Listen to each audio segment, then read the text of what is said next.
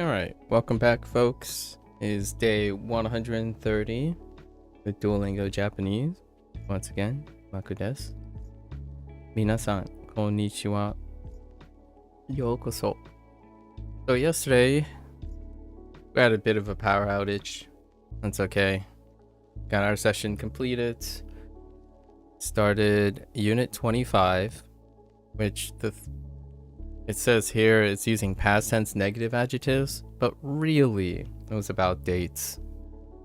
Or it's a reintroduction of the date, a lot of the date vocabulary, and a little bit of the negative work experience kind of stuff. So we were being negative Nancy's yesterday. And as per usual, when we first enter a new unit, we're going to try to recall as much vocabulary as we can based on the sound and what I think the hiragana and the kanji are. So let's get right to it. Did have quite a bit of output challenges yesterday, as well as lots of random things. They're not necessarily grouped together, but in the big scope of dating, they're kind of grouped together. So we'll see how well I organize the information. So unit 25.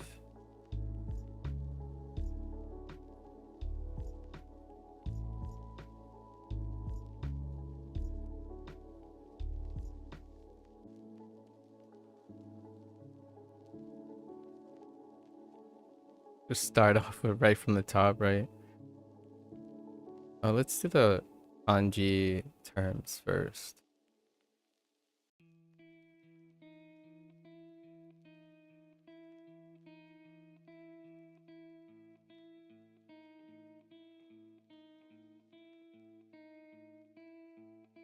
Konkai.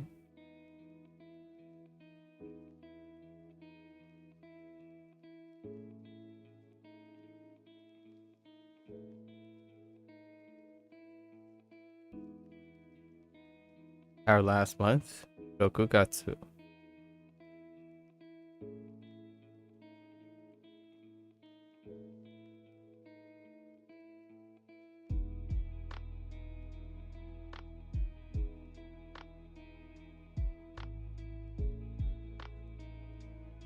Nanoka. We skipped day 6. I mean, we skipped the 6th day. No idea. Nanoka. Okay.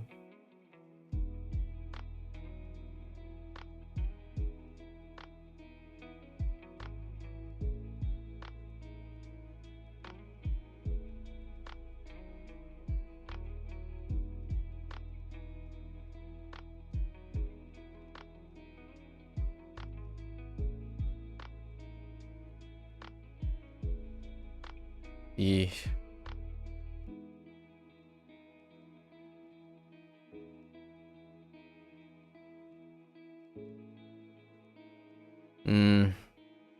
Right to left.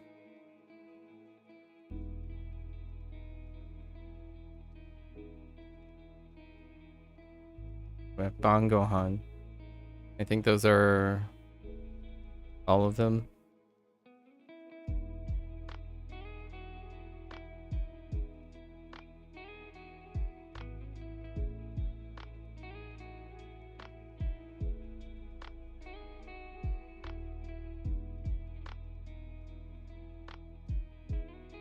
Okay.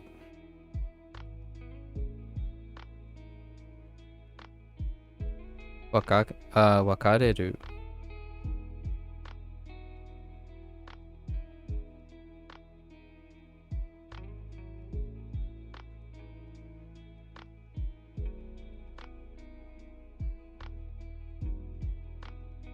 Kenka suru.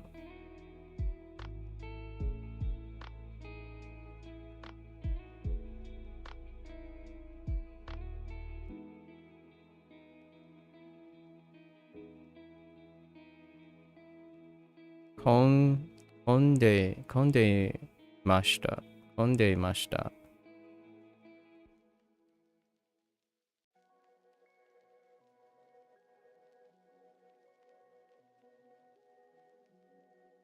Netsu. Netsu. Yuka. Yuka.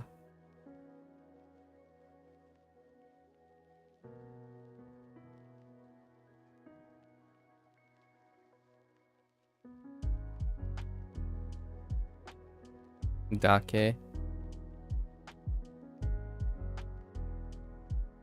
Dayaku. Ito.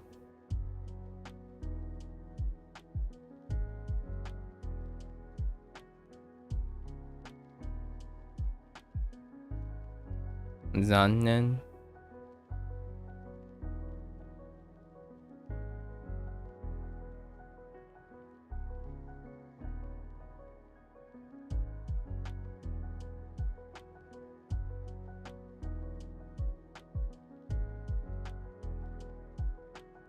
Oba Keashiki. Oba Keashiki.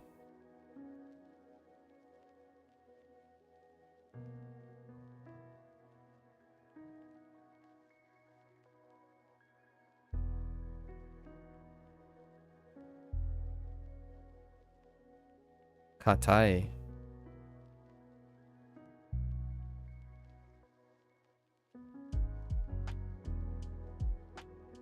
Apuri.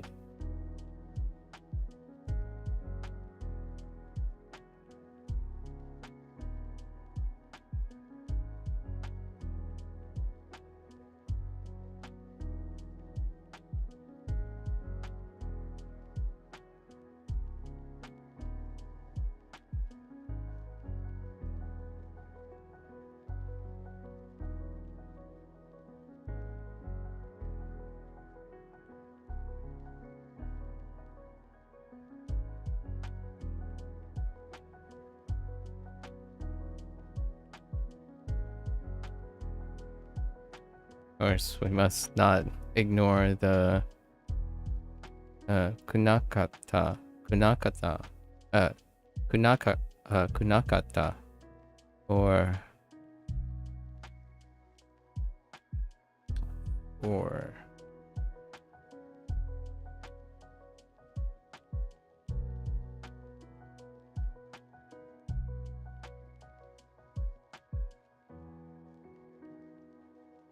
e adjectives. Past tense negative adjectives. Janakata. Janakata was used once or twice for guessing that may be one way to do past tense non-adjectives.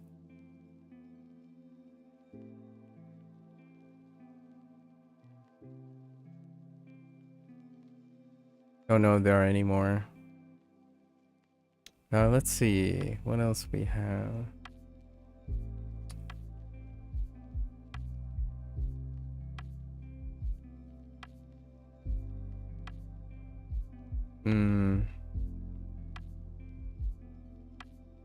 Sheen.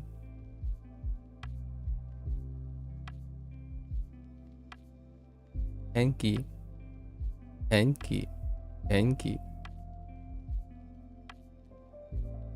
Because we're thinking of the Eigakan.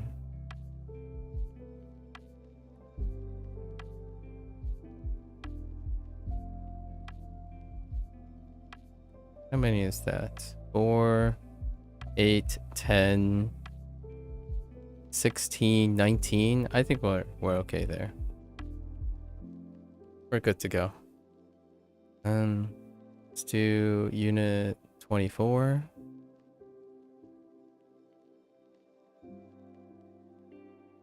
Unit 24 was describing childhood, largely school stuff.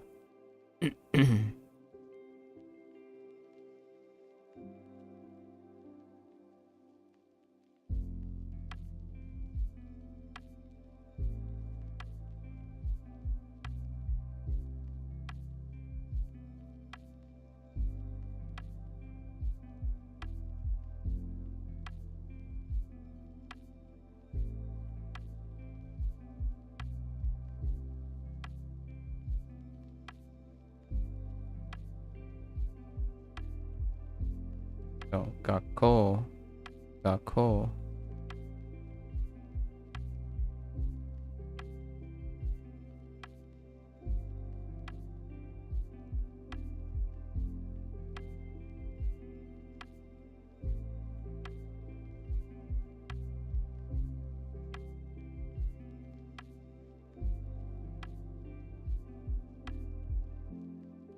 Yochien.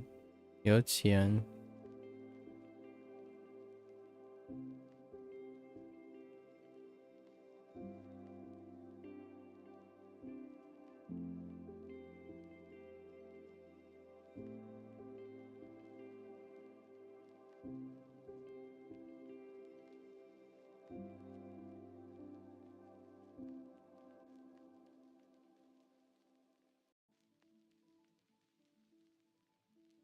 Shogakse.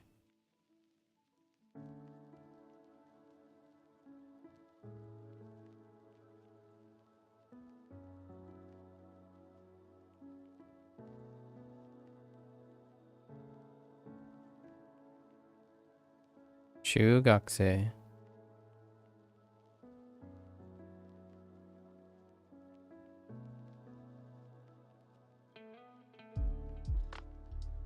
Wait, that's fine.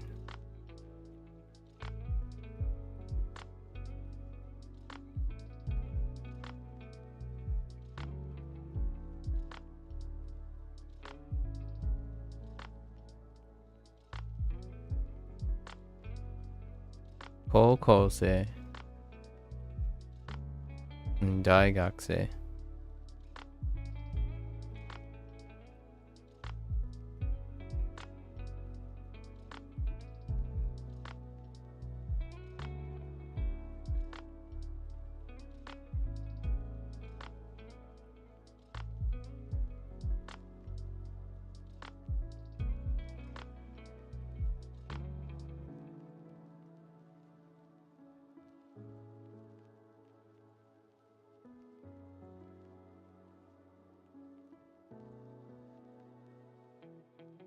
Oh.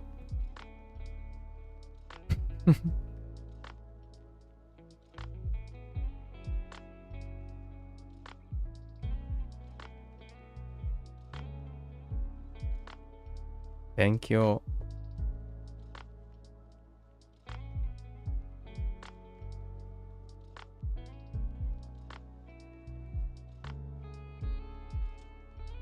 Haiku.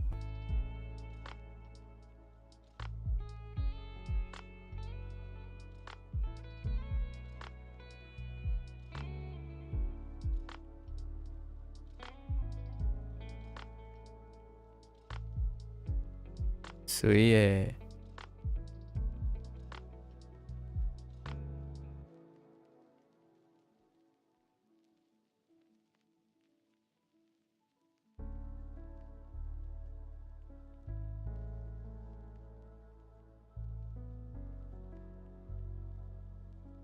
Mangaka.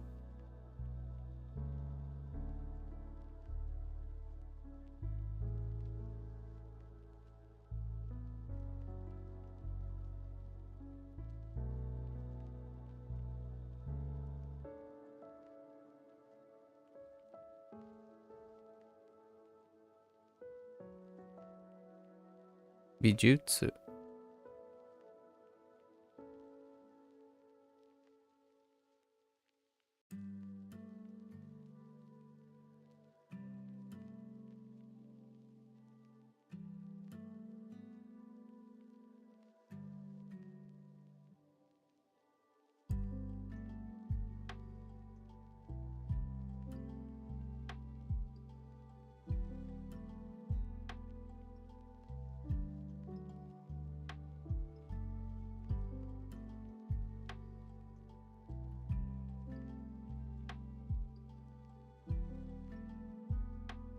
Ooh. What happened there?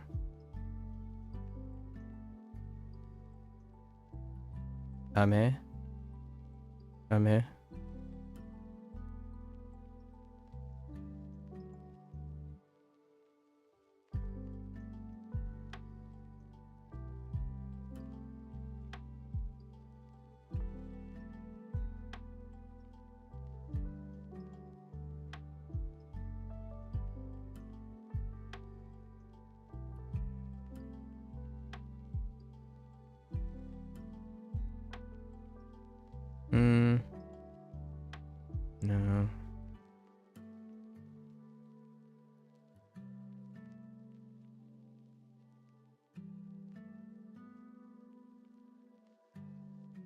Narau. Narau.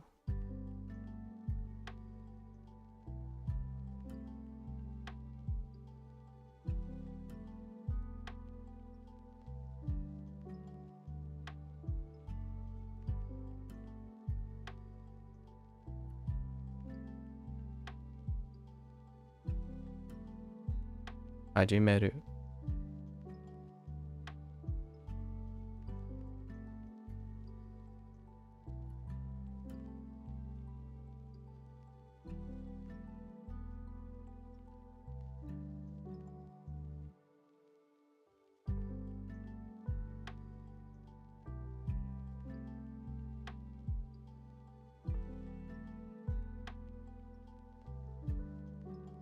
Eifuku.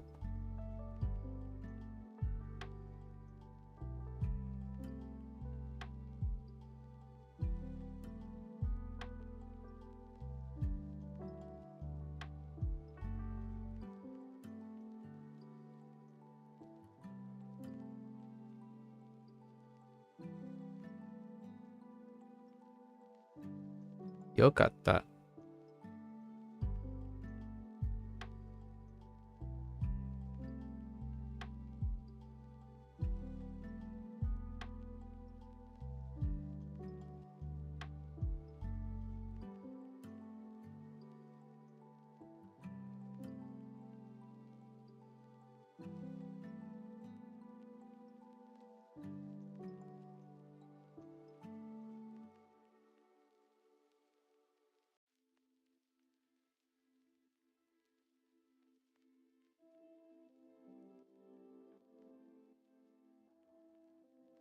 I'm doing pretty well, Virus.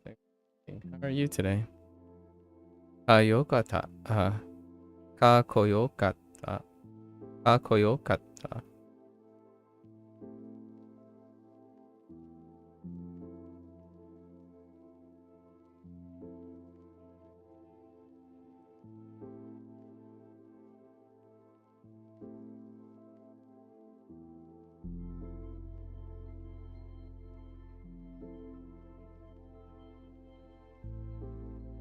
Ibishi.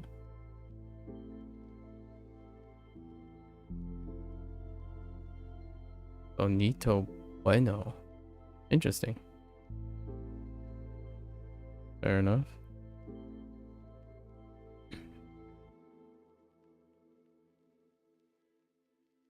Not a single katakana. I feel like there was a katakana in Unit 24.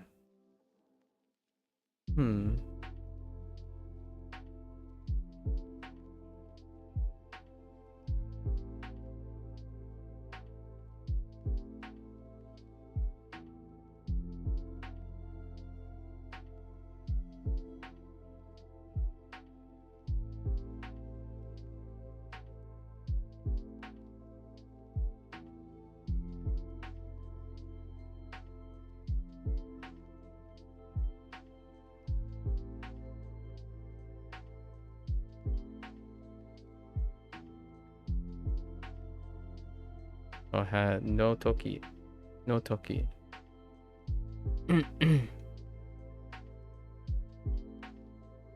Etsuki Dankeschön.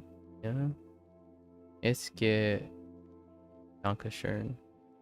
Okay. Sounds good.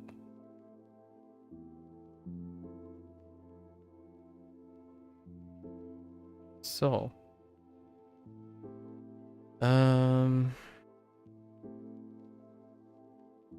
Is that why it was so readily remembered? Because everything was in hiragana? Kanji?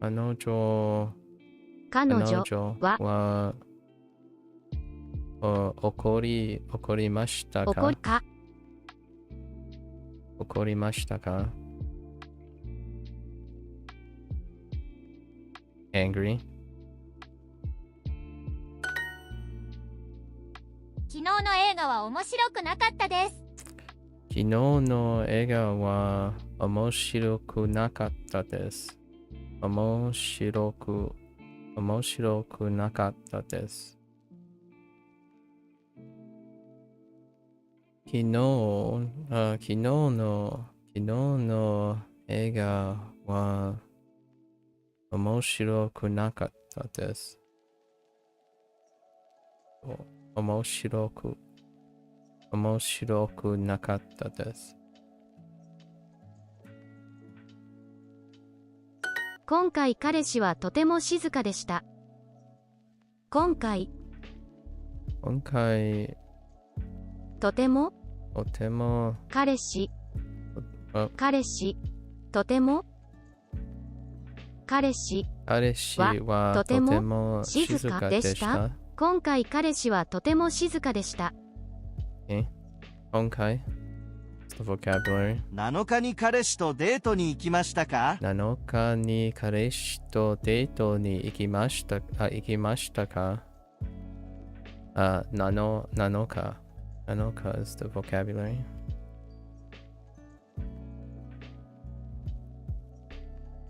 行きましたか？デート彼氏と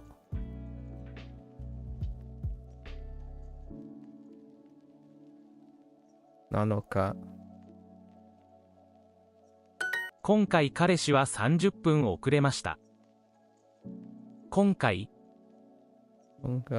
彼氏は30分遅れました。遅れました。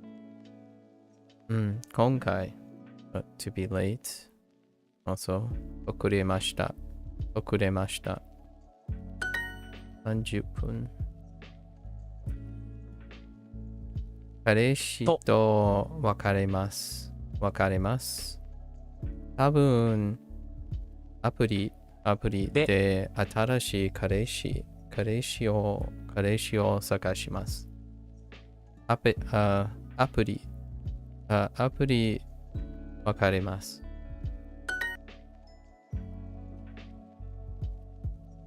昨日彼女と別れます。アプリで新しい彼女を見つけます。アプリ別れます。先週のデートは楽しくなかったです。楽しくなかったです。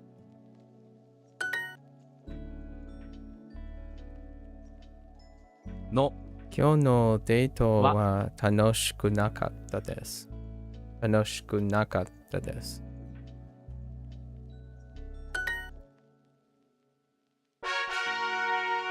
Alright. We can just click on the kanji button here.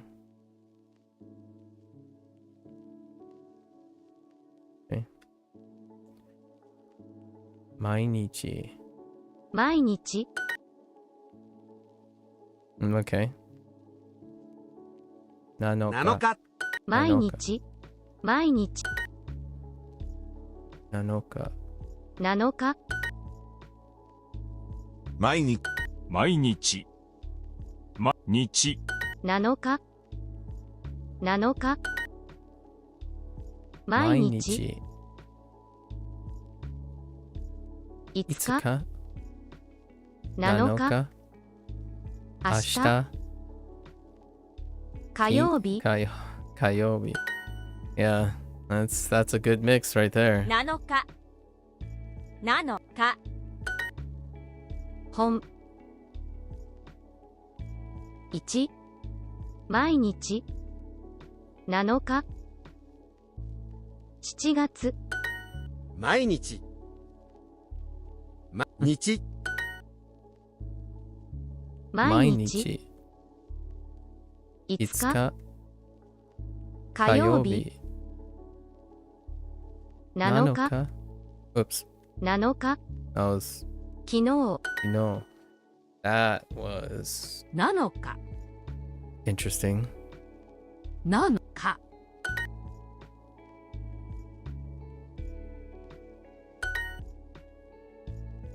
朝ごはん毎日7日車2年生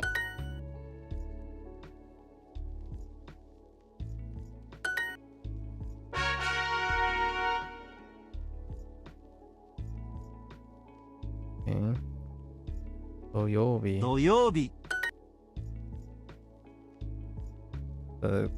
7日 You're gonna choose random days. Sure.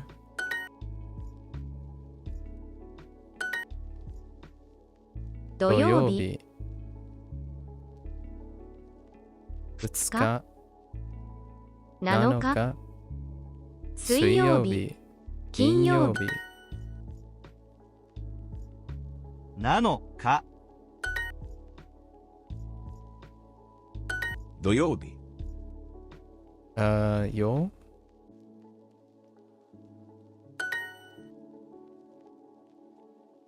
土曜日。7日。 It's actually a lot flatter than I thought. 毎日金曜日火曜日土曜日7日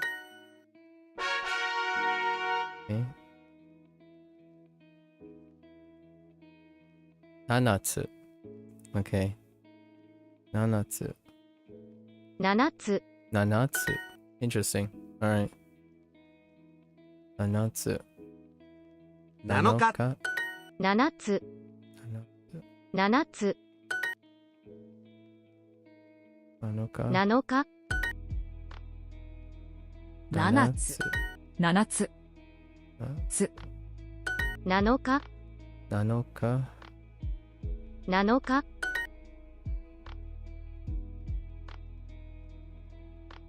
2つ7つ水曜日3つ7日7日か7つ1万4日1日7日 I mean, it's actually kind of okay with my 7つ context.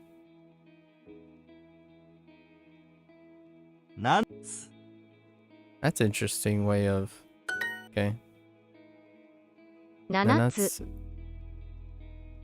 4つ7日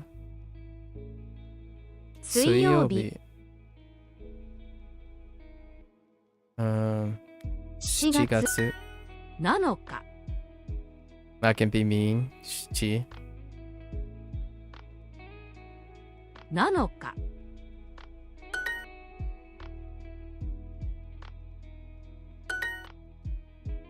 800 7日休み1つ7つ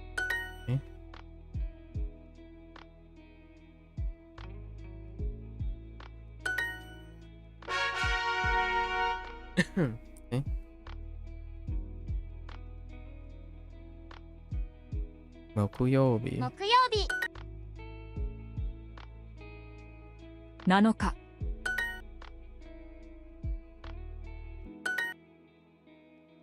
何曜日毎日7日木曜日日曜日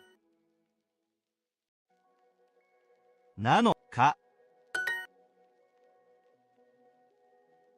木曜日。木。曜日7日 Just drew an L. Yeah, that's fine. 土曜日7日木曜日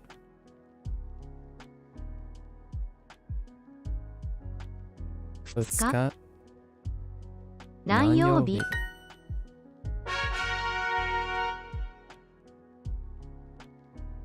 今週末。今週末今週末。今回、今回 fair enough. 今週末今週末今回今週末今今週末今週末末。今回今回今今年年。今週末今週今日 Dang. 週末 Sure. 今回今回 Tricky. 今回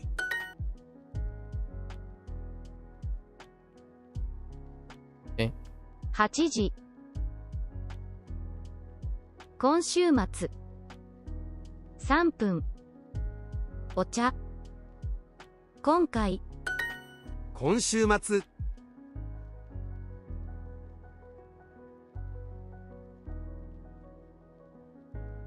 週末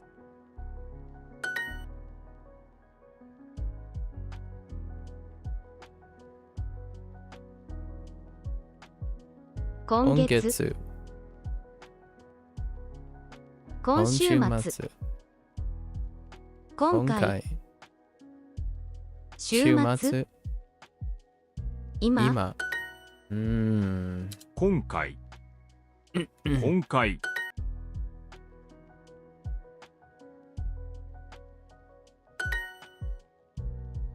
新聞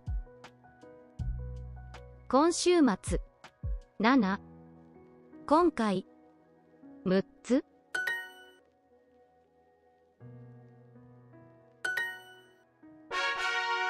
Alright.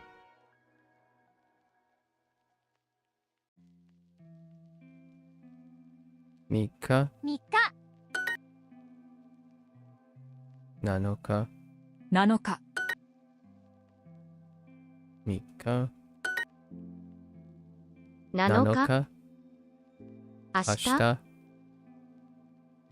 3日日毎毎日日昨日昨日 Yeah, those are some good ones right there. なのか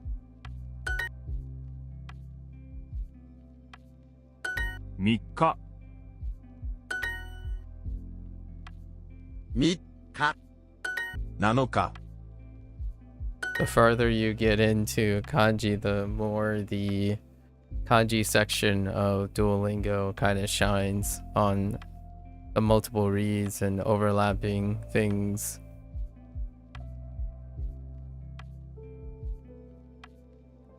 明明日日7 7日日3日3日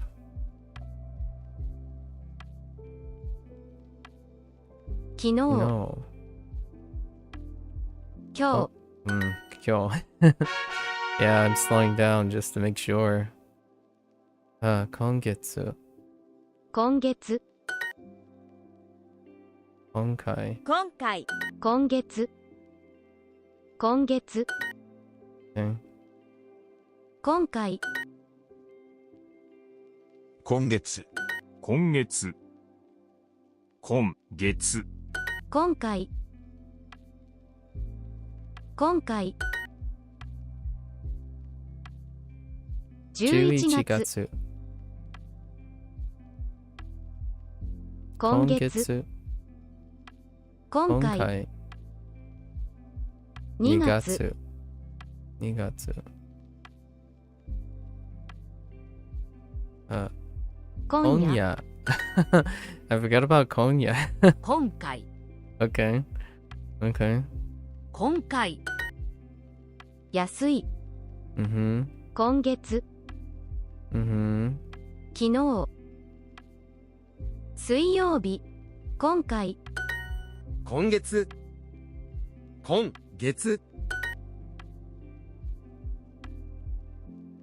Man, if they expand this to 10 matches, that would really escalate the difficulty. Even adding a 6th choice, maybe even a 7th. 今月 Kongetsu. The way I'm doing it, I go from right to left as opposed to left to right. 3月 3月.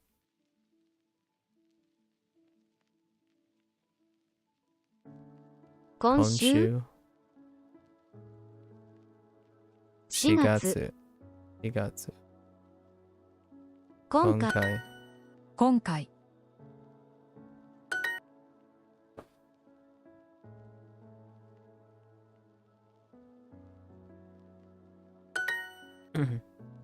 7つ4人今回今月9時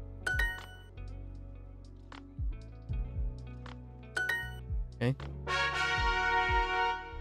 Alright.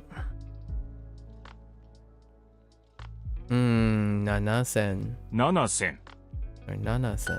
That's interesting. 7日7000.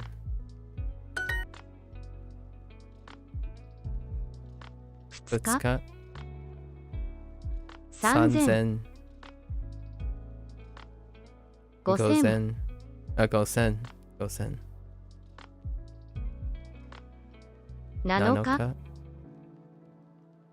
7000 7000。 なの7か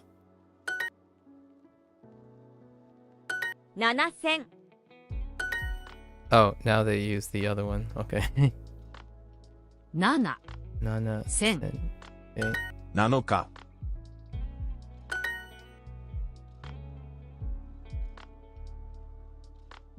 7000 7000。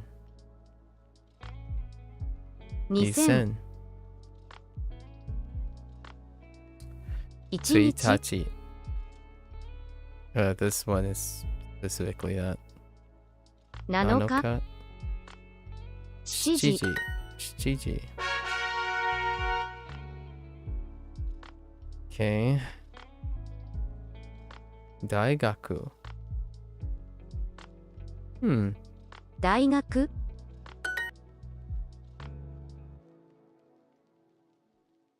学校。学校大学学校。大学学校学校。大学。大学大学学大学学校学校 Oh, I drew the left radical of gakko incorrectly in my recall. Yep. Just noticed. 2回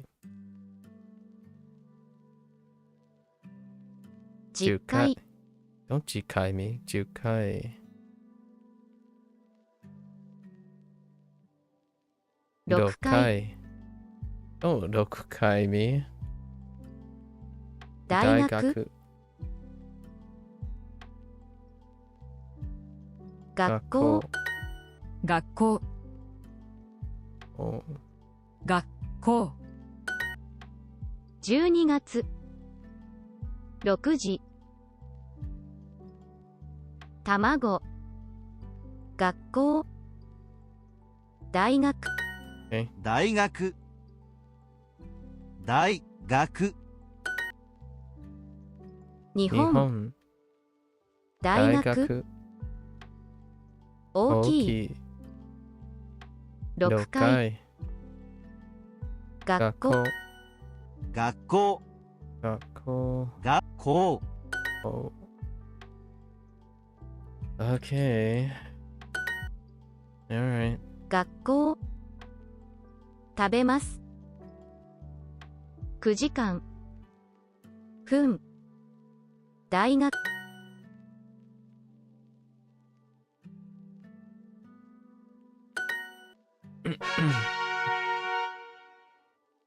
Oh. 7つ、 7日。 7日、 7つ。 7つ。 7 7月。月。土曜日。7日。日。 4つ。 4つ。Wrong counter. 7日。 7つ、 7つ。 7日、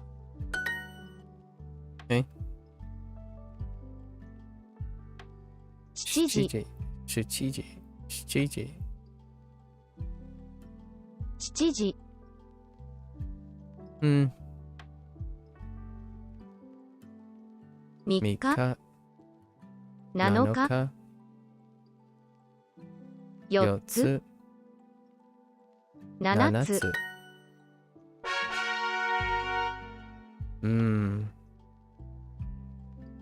Alright, personalized practice. 私も去年高校を卒業しました。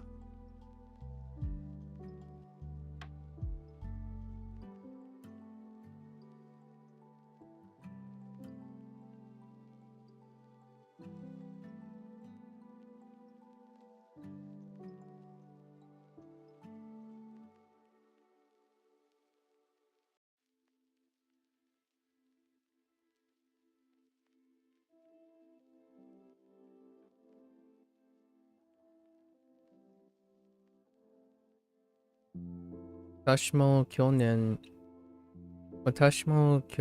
高校を卒業しました。卒業しました。graduated 高校去年私も卒業しました。高校を去年。エリカさん、何時に家を出ますか？エリカさん、何時に部屋を出ますか？出ますか？出る。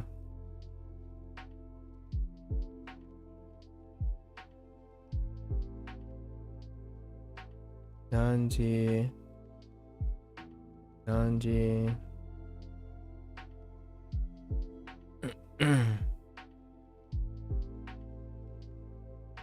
出ますか？部屋を家を何時に家を出ますか？もうすぐ新宿に着きます。 Thanks, Yahibo. もうすぐ新宿に着きます。This is the transit one. もうすぐ着きます。もうすぐ新宿にもうすぐ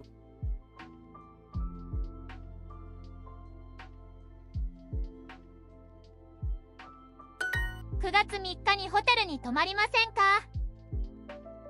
9月, what did you say? 9月3日にホテルに泊まりませんか？ 9月3日にホテルに泊まりませんか？ Oh, right. 9月3日、9月3日にホテルに取りませんか？泊まり、might have mispronounced that. 泊まりませんか？泊まりません。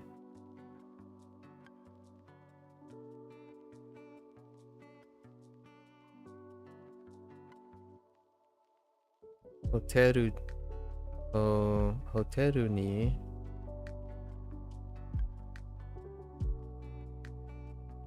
9月3日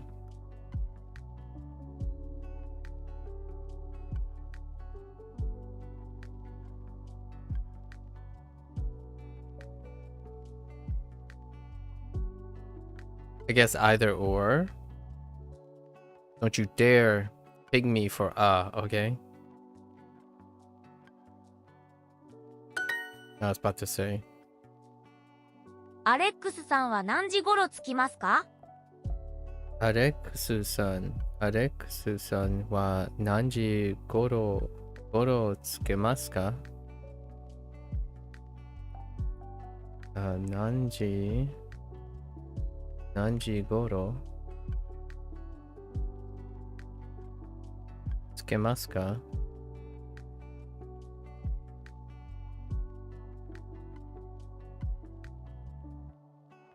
アレックスさん。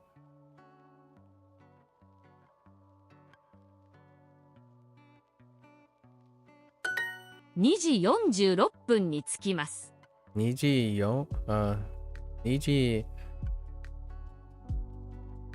4、2時46分に着きます。着きます。着きます。2時4、46分に上野公園の近くのホテルに泊まりませんか？上野公園の近くのホテルに泊まりませんか？ Okay. 泊まりませんか？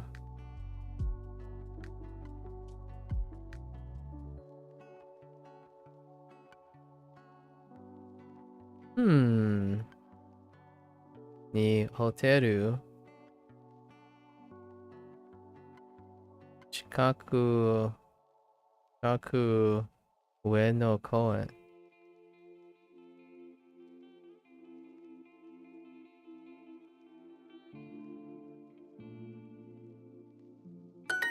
この建物は4時に閉まります。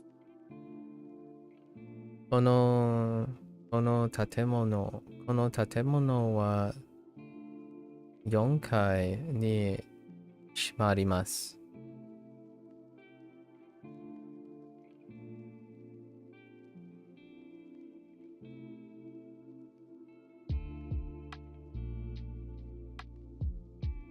What?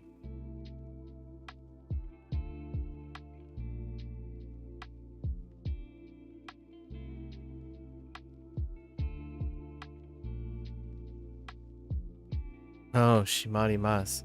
Ooh, that's a 10%er. 閉まります。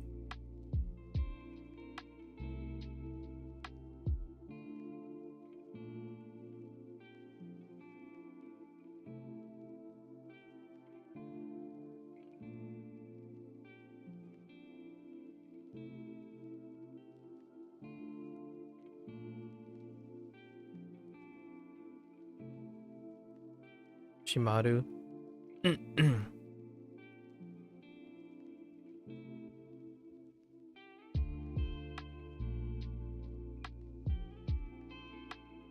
この建物は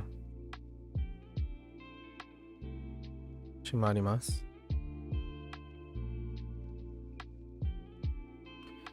44時に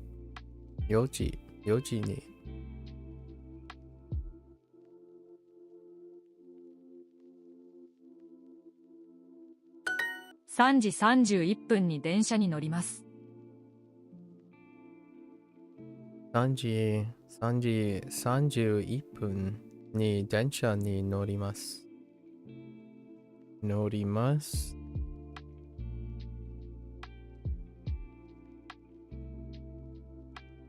電車に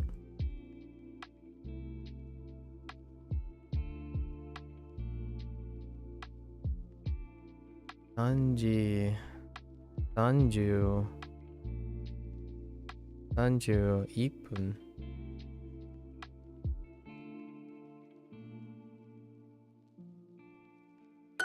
2時半に家を出ます。2時半に家を出ます。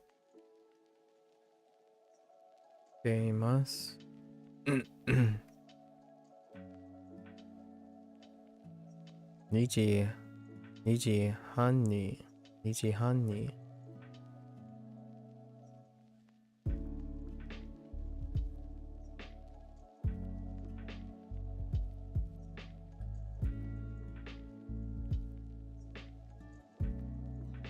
あ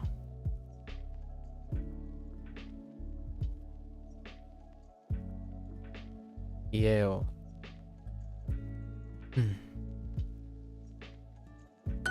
多分8時の快速電車に乗ります。多分8時の快速電車に乗ります。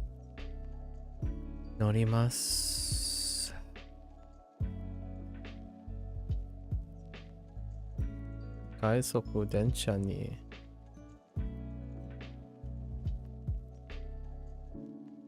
多分8時の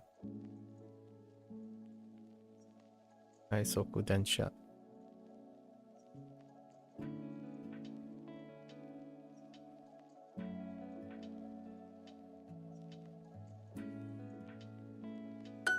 いつ高校を卒業しましたか？いつ高校を卒業しましたか？卒業いつ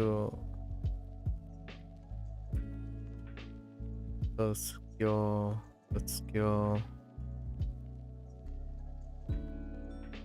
ましたか？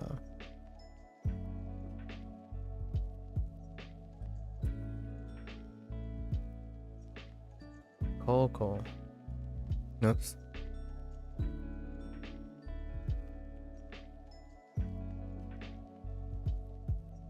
Technically from, but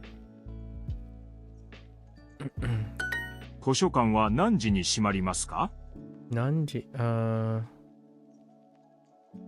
図書館は何時に閉まりますか？閉まりますか？図書館何時に図書館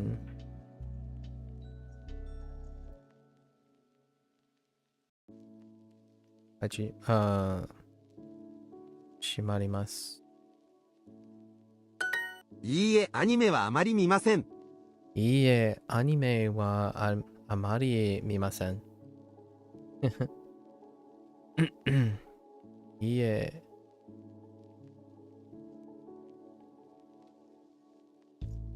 見ませんか？見ません。はい。あまり見ません。アニメ。恋愛映画はあまり見ません。恋愛映画はあまり見ません。見ません。あまり見ません。見ない。見ない映画。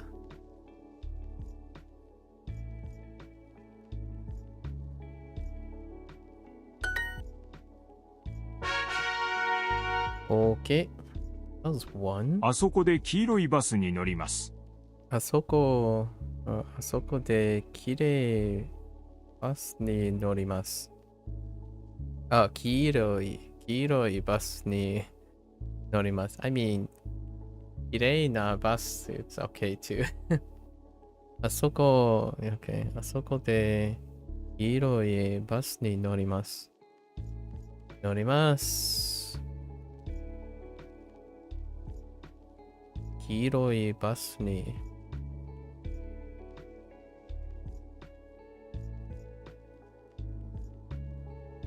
あそこで。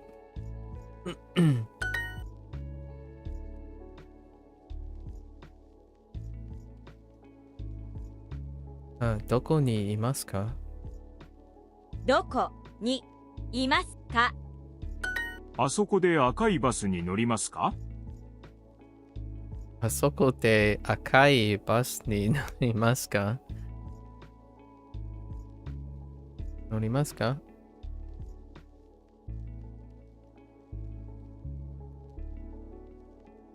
赤いバスに。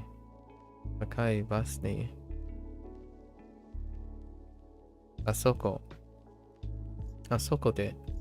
まだうちにいますか？まだうちにいますか？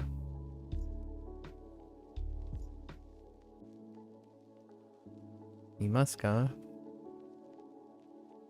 まだ。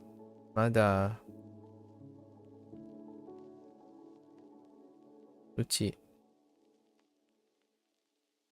あそこでどのバスに乗りますか？あそこでどのバスに乗りますか？ Oh, these are kind of varied. Most of these phrases don't overlap with the first set of personalized practice. どのバス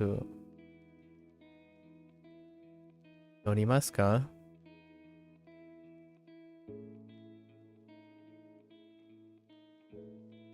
あそこで。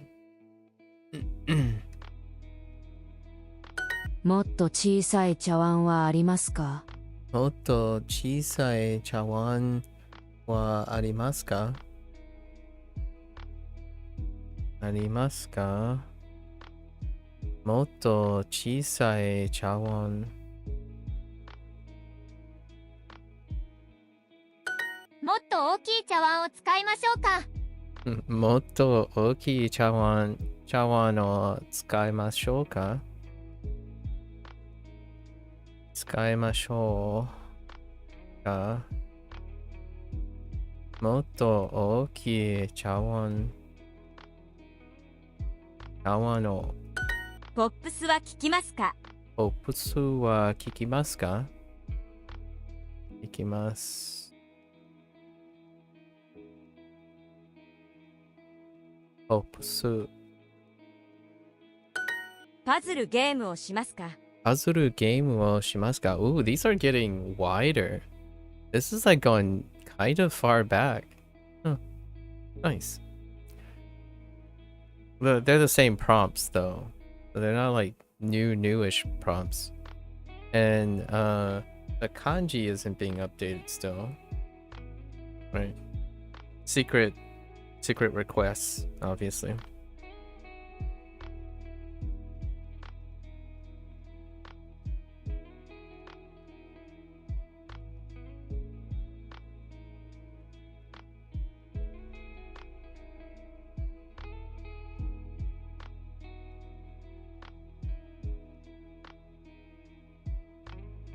My personal request for Duolingo personalized practice is that the personalized practice that is associated with the current unit is retroactively updating all the kanji that you know up to that current unit. So if you're doing an old personalized practice, that's perfectly fine. But as it's going, it would be awesome to see that they consistently update the kanji that's already in your pool for the personalized practice. That's the giveaway that personalized practice may still be using the prompts from the unit itself, because those units may have words that you already have the kanji for, but they're in hiragana.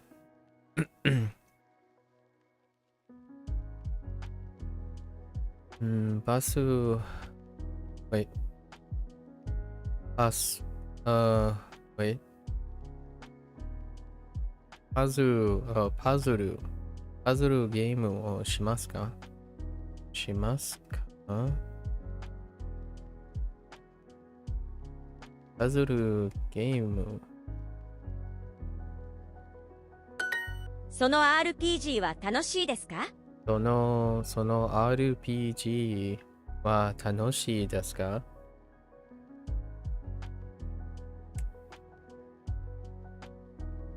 その RPG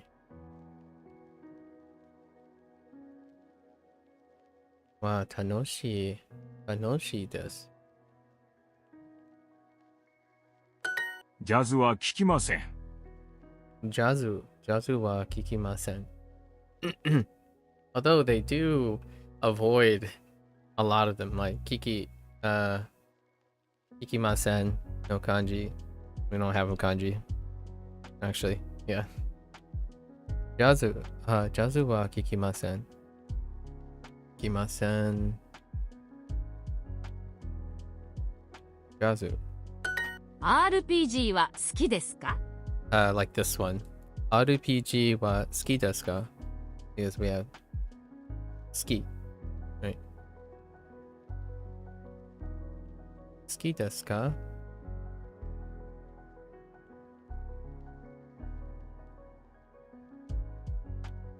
RPG 毎日パズルゲームをします。毎日パズルゲームをします。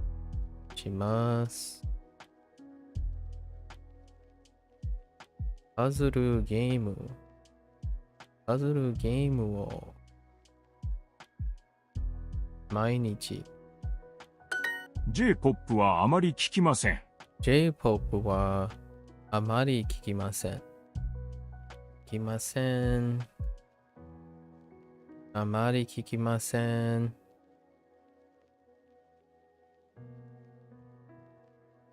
J-POP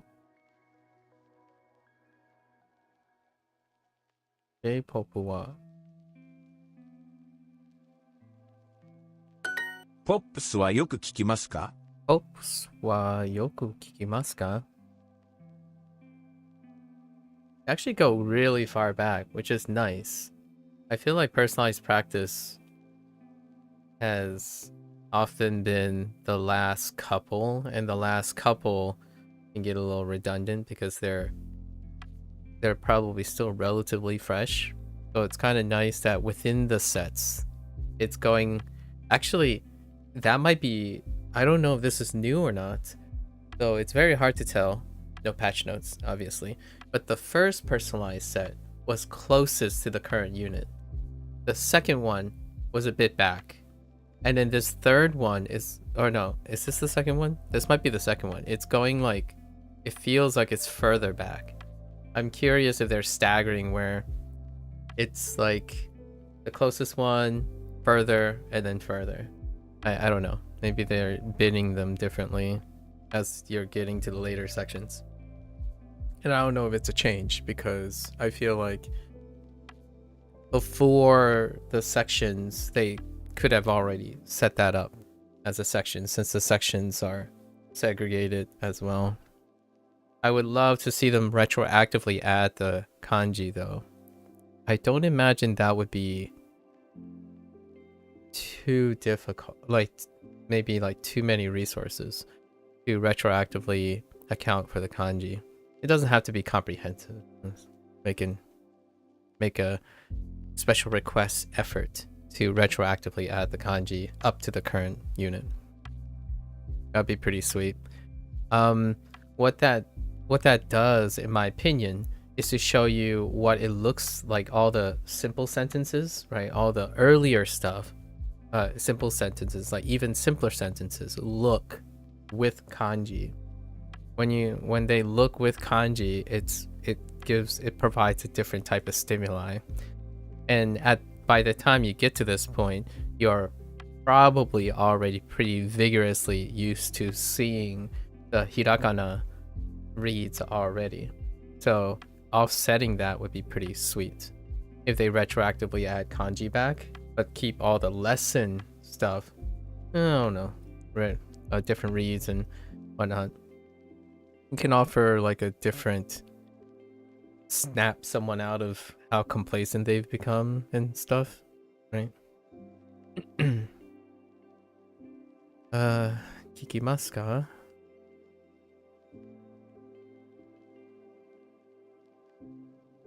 Opusu. Yoku. Yoku kikimasu ka?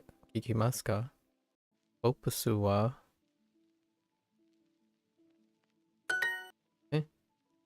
Get more with Super Duolingo. Go ad-free and skip the interruptions to focus on your learning. Unlock unlimited hearts and make as many mistakes as you need.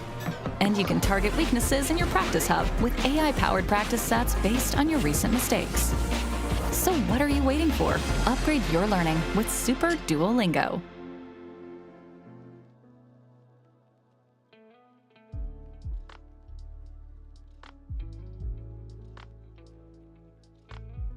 Yeah, that's just the second set. Curious. They're gonna go even further back. Oh no.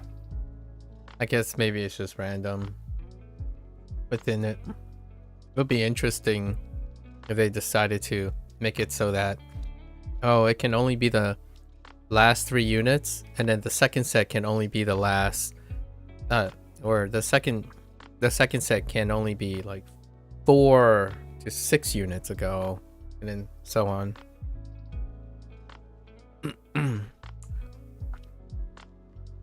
会社の人は全然楽しくないです。Well, actually, this is a different unit too. Huh. Interesting. 会社の人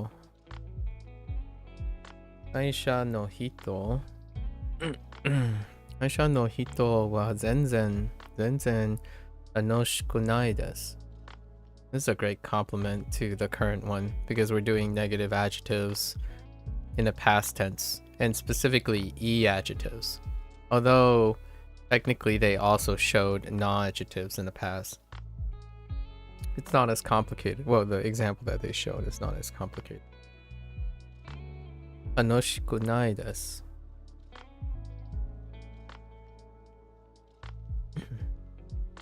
Oh, and this is the present tense, sorry. Yeah, gotta mention this is the present tense. 楽しくないです。全然。3番ホームに行きましょう。3番ホームに行きましょう。行きましょ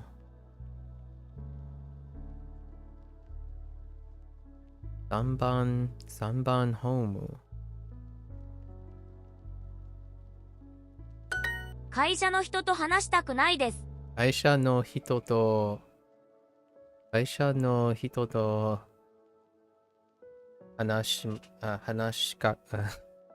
たくないです。会社の人と話したくないです。話したくないです。This is the Thai form, but in the negation.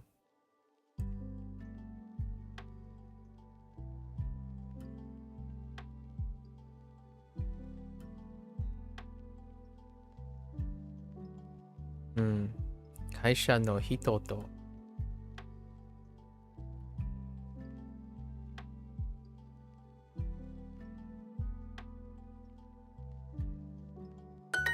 砂糖も少し使いましょう。Sato. Oh, okay. Lots of different ones. Sato. Sato. Sato shikoshi tsukaimashou. Interesting. So there's that unit. Okay, the company unit expressing negative things about the company, and it's also combined with the cooking with someone unit. Interesting. Trying to keep track of how far and what type, what the range of the units are, and what type maybe they're associating, whatnot. I would love to see another request. Another personal request would be the personalized practice. When you get to the later sections, the personalized practice would have some sort of binning association. So like if you land on a chapter that a unit that deals with, I don't know, transit, perhaps the personalized practice then is set to associate all the transit units together. That would naturally make it a lot more intuitive. And what I mean by that is there are enough by the time you get to section 3, like mid-20s, that a personalized practice can be completely themed. But it can be completely themed as personalized practice. So instead of having one unit's worth of stuff, which that's how you learn most of the stuff in Duolingo, the personalized practice would be, oh, okay, this personalized practice by random chance or predetermined, they could predetermine it. And then it would make personalized practice feel still like not a single unit. It'll feel different. It'll intuitively get the person to associate multiple units that are connected, prepare them for the future units, and at the same time, it will not increase the amount of content they have to make. It would be another way to practice, because personally, for lack of a better word, my personal practice is that you take all the units that are related together and you practice those, right? That's how naturally, in my opinion, most people associate vocabulary later on. Even when they go outside and, I don't know, move to Japan and talk to someone, conversation is roped around themes, right? When you stay on a topic, you have to be able to naturally come up with all the things associated. And personalized practice at the moment sort of feels like that. They pick like 3 units. They might not necessarily be related to each other. However, that's excusable early on because there aren't enough vocabulary. There aren't enough units that are overlapping. I really like this unit because it was challenging in the sense that it's about negative past adjectives, but they combined 5 units, and I think there were 5 previous negative units, as in units that expressed negative things. So they combined all of them, and it feels really, really great. I actually think Duolingo hits its stride much, almost a little bit too late for a lot of people. But when you get to the later stuff, it really does feel like they're associating all the things. And personalized practice could end up being that way too, so that it makes it feel different. Early personalized practice, it felt like it lands on a unit, and maybe it lands on 2 units, and those 2 units are completely unrelated. So you either know them or you don't, and they're all the same prompts. So you don't, it's already assumed that Duolingo is using all the same prompts in the same pool. That costs resources to keep loading more and more prompts. Because if you're going to do it for one course, you're probably going to do it for all the other courses. That exponentially increases the pool of prompts that's required for the mechanic to work. But personalized practice, associating different units, all the units together, they're already kind of doing that in the lessons. So making a mini version of that and personalized practice would make personalized practice incredibly effective, in my opinion, a lot more effective. Where now they don't know it yet, you know, people might not know it, you know, it's contextless, right? However, if you group words that occur together very frequently, you don't have to be intellectually aware of it. Sometimes intuition takes over. Like, oh yeah, that's right. Huh. You know, when you think of Densha, you also think of Shinkansen, right? Shinkansen. And you might think of Homu. And then Kaidan. All the Guchis. Kitakuchi, right? Nishikuchi. They all come from different units. All the vocabularies are scattered in different units, and in the lessons they're bringing them back together. I think one of the very I want to say underrated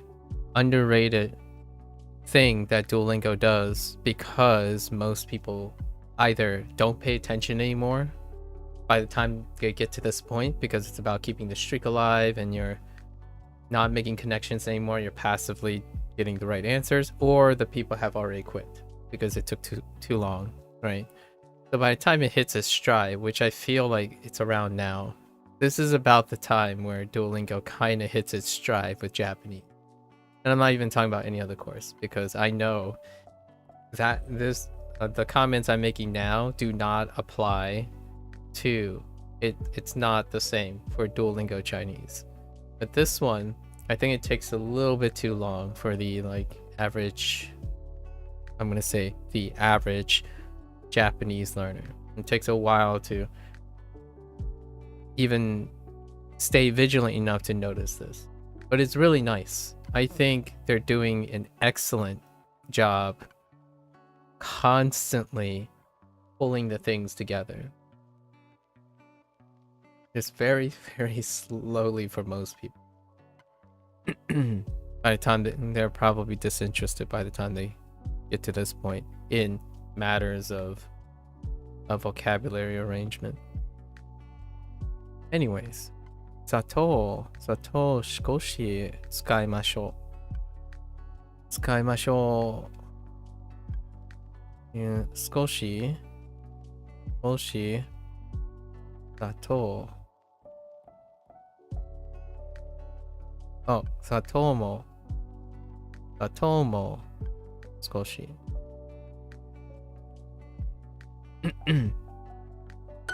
会社の人は全然面白くないです。会社の人は全然面白くないです。面白くないです。And then 面白くなかったです。It's a good primer if I practice 面白くない and then transition to 面白くなかったです or 面白くなかった面白くなかった面白くない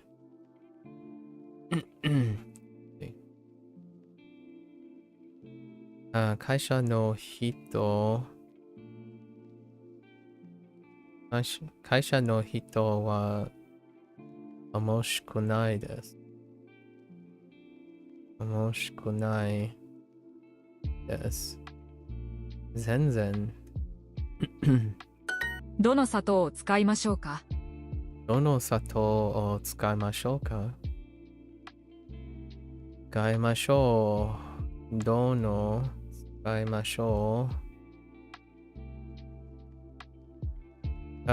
どの使いましょう。どの砂糖を使いましょう。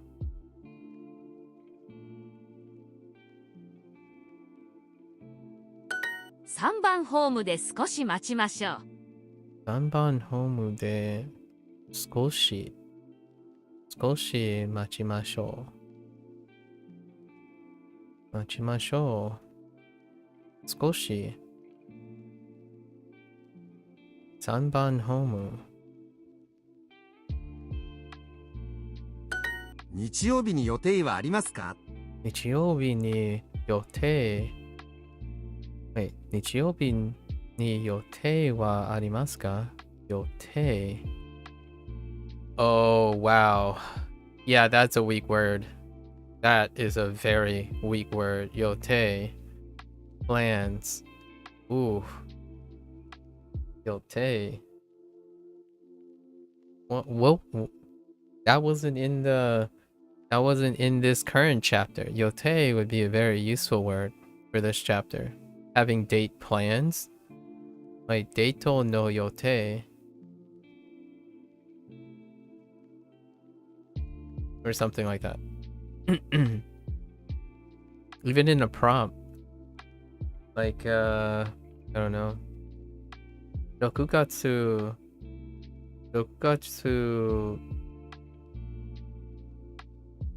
I'm trying to use the vocabulary in this unit. Rokugatsu Nanoka. Nanoka ni deito ga arimashita. Arimasu. Oh, I guess it's in the past tense, so they wouldn't have used this. And then you could ask like yote wa nani, right? Nani desu ka? Nan desu ka? Sorry. Yote wa nan desu ka? Something like, what are your plans for the date that is on June 7th or something, right? You can still ask what were your plans, even if it's in the past tense. That would be kind of unnatural and I suppose pigeonholing. I feel that sometimes when learners hyper focus on what is natural, I feel they forget that SRS is unnatural by nature. So when it's already going to be unnatural, in my opinion, using it to its fullest extent by exercising vocabulary and mix and matching, that still levies the SRS, in my opinion. Lots of SRS things are going to be unnatural by circumstance because you're not actually having human to human conversations, right?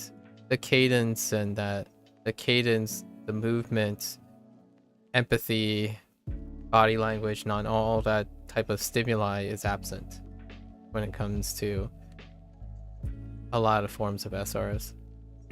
Anyways. 日曜日に予定はありますか？ありますか？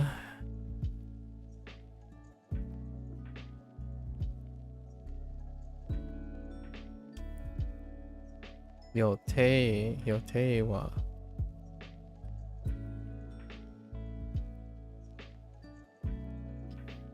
日曜日。毎日同僚と話したくないです。毎日同僚と話したくないです。話したくない。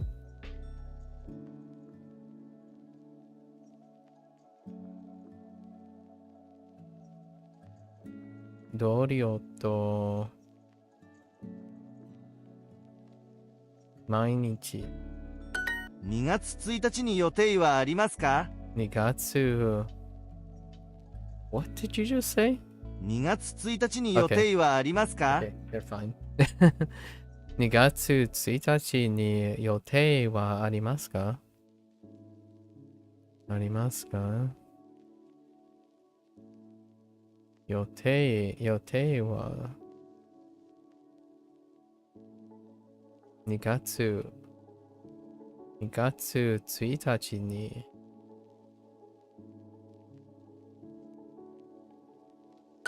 同僚とあまり話したくないです。同僚とあまり話したくないです。話したくないです。話したくないです。あまり話したくないです。同僚と土曜日も遅くまで仕事します。土曜日も遅くまで仕事します。仕事します。遅くまで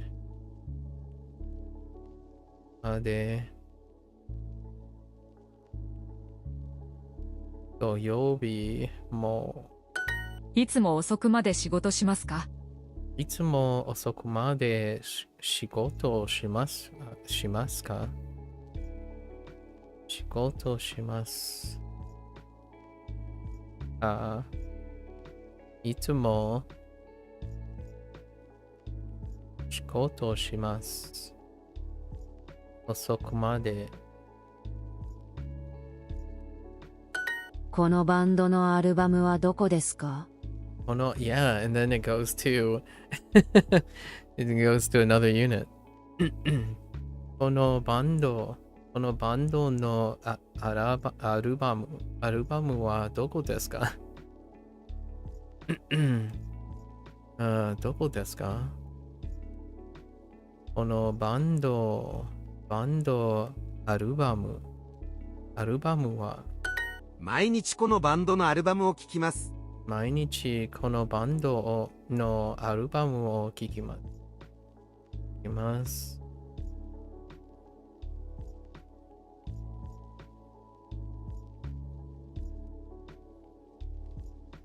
このバンドアルバム毎日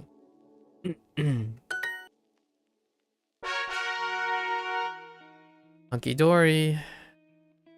Okay. Got kanji. Sure. 大学学校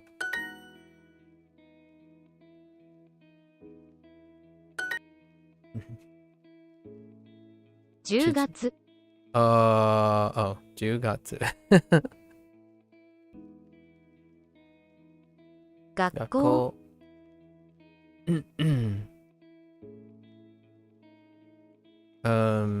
午後 Ooh, that's a good one actually. Okay.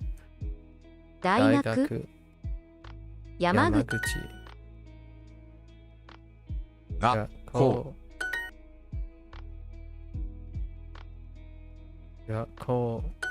大学大学学校学校 Yeah, I screwed up the left radical today. 電車大学入り口学校1月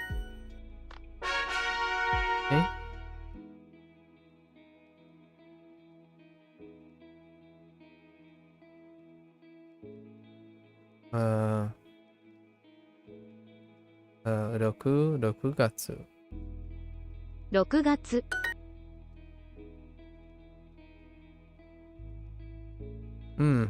600 6月6月600 600 6月6月6月月600 600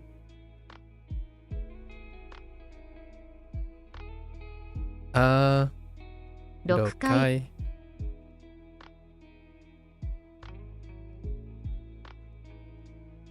来月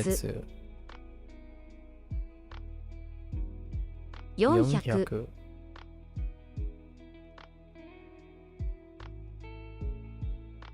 6月600 100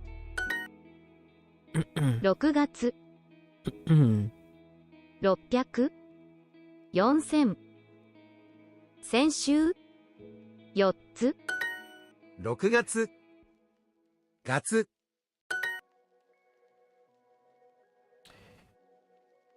900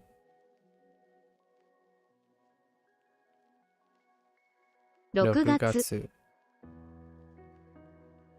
来月600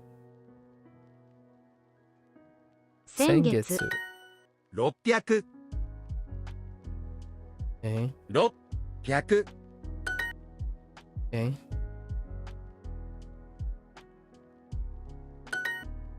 Sensing the strain now with all the counters. 6月600 4日間父東京 Chi-Chi. Oh, I see why they put Chi-Chi in there. Okay. Maybe.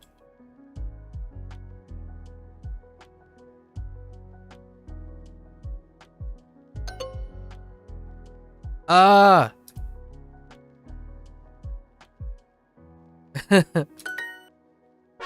Second typo. Uncalled for. Okay. Roku. Sure. 6月 Makes sense. 6月11月6回6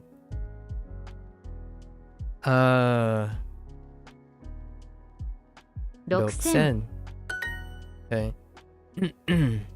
6月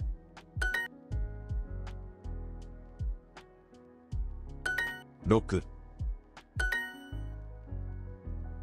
6 6月 Oh, you're just gonna, okay. You're just gonna make it a, okay. I always like to slant it a little.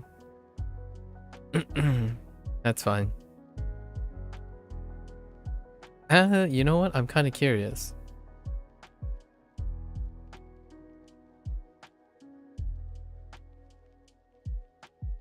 Oh, it's not slanted at all.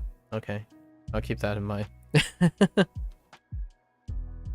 kind of like slanting it. However, it's not slanted at all. Alright. 6000 6回4月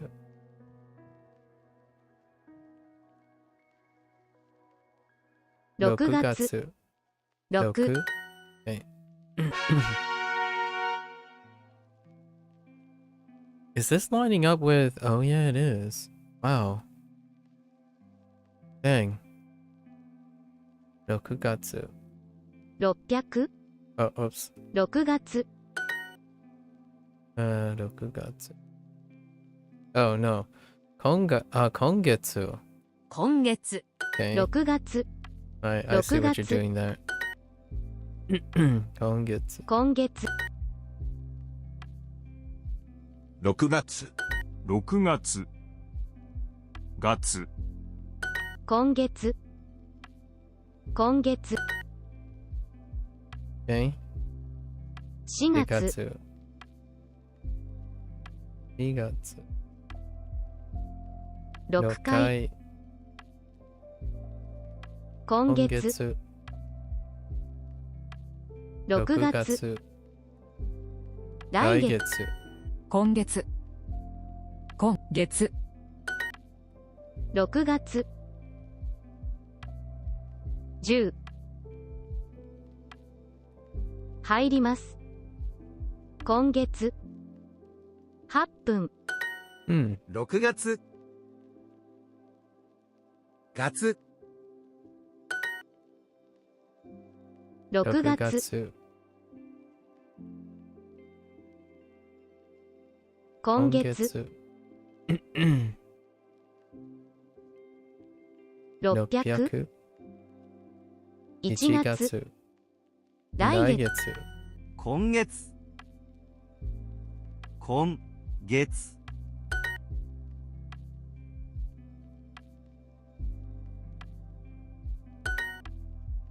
左左今月 Okay. 700中6月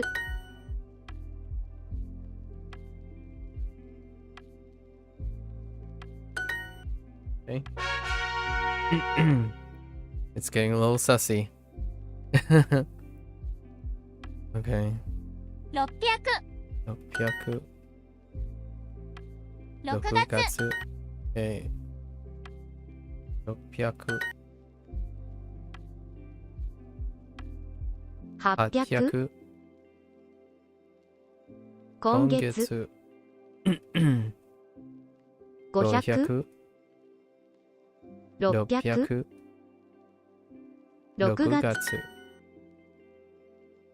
6月月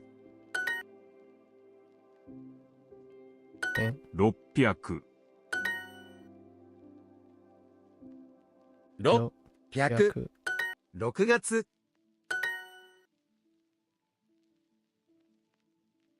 6 6分 分 That's a good one. 6分1月600 6月700 Get more with Super Duolingo. Go ad-free and skip the interruptions to focus on your learning. Unlock unlimited hearts and make as many mistakes as you need. And you can target weaknesses in your practice hub with AI-powered practice sets based on your recent mistakes. So what are you waiting for? Upgrade your learning with Super Duolingo. Okay.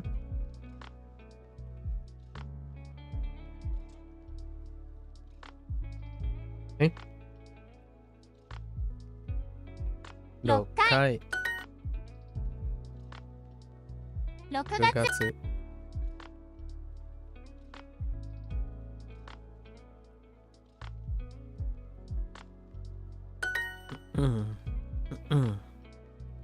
Excuse me. 6月6回2回2月何回6月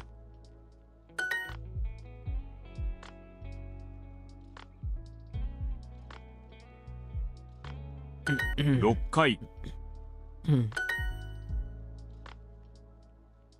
6回6回6月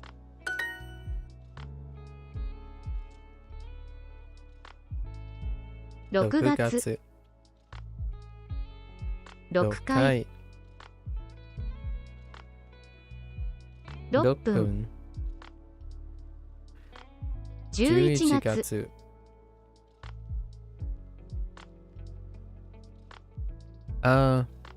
6時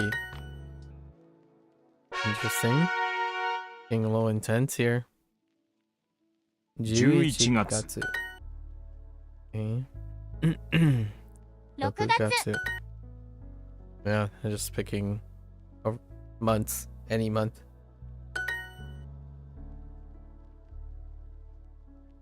10 10回回今今月月6 6月月来月11 11月月6月11月いい11 11月月6月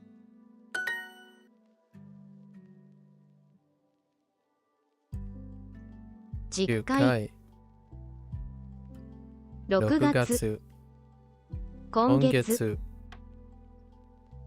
9 9月月。 11 11月月。So they require you now to complete all the repeating kanji sections. Oh, that's interesting. This unit has repeating kanji sections, but the previous one had repeating kanji section too. Oh, they're combined. Oh, wait. Because that's what's confusing to me. They had a lots of, oh no, but they don't have the units here. Yeah, it's missing here. But they do have it down here. It's like kind of missing. They did have like daigaku. You know, daigaku exercises. Which daigaku exercises should be up here. So maybe there was like a little mishap when they were reorganizing things. Because I was expecting this to have at least daigaku, chugakse, shogakse, right? Like kokogakse, anything with the gakse. But then again, their vocabulary, that's interesting. Anyways. Going back. It's getting really complicated to organize things, I can imagine, I suppose. 今月 今月。 6月 6月、sure. 6 6月月。 5 5月月。 1 1月月。 8 8月月。今月月。 6月。今月 Oh, wow, it's really angled. This month. 今今月6月 I may have two separate fonts right now. Like two separate font styles for kanji. 11月 8 8月月。今今月月。 6 6月月。来月来月。え？朝ごはん。朝ごはん Yeah. Oh, was it this unit? Oh, it's this unit though. This one's this unit. 晩ご飯 Bangohan was introduced, so Asagohan naturally. And there's probably one exercise on Hirugohan. Naturally. ご飯 Gohan. 食べ物 Tabemono as well, yeah. Now they're linked by theme. Mayasa. 毎朝 Yeah, yeah. 朝ごはん Asagohan. 晩ごはん Okay. 晩ご飯 Bangohan. 朝ごはん Asa. Asa. 朝ごはん晩ご飯 Han. Okay.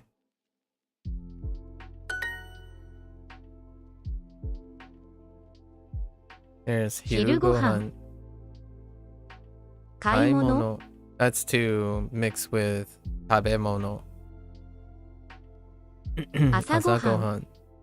晩ごはん Bangohan. 食べ物 Hirugohan. No, just Gohan. ご Okay. 飯 Bangohan. 晩ご飯 Okay. 昼ごはん Hirugohan. 買い物 Kaimono. ご飯 Gohan. 晩ごはん Bangohan. 朝ごはん Asagohan. 晩ご飯ご飯。飯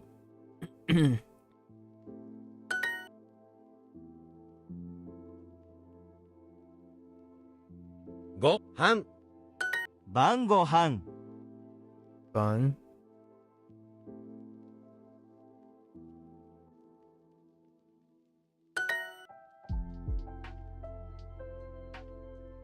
お茶。お茶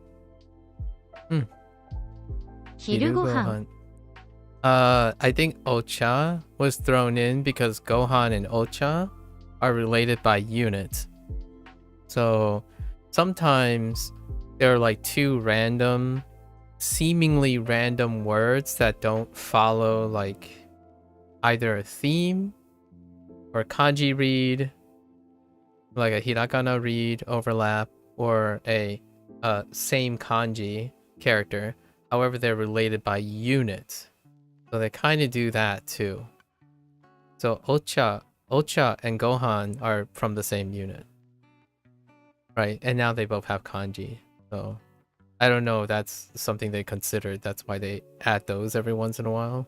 Hiru Gohan. 食べ物。ご飯。晩ご飯。The more you know, right? Okay, so I have 2 hearts and 4 lessons to go before we switch gears. Gotta stay vigilant here.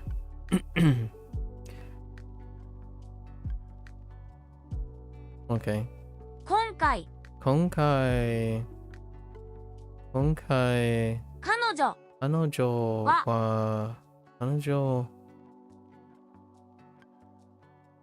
彼女は怒りますか？怒りましたか？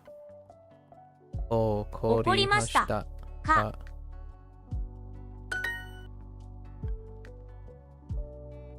お化け屋敷に行きました。そして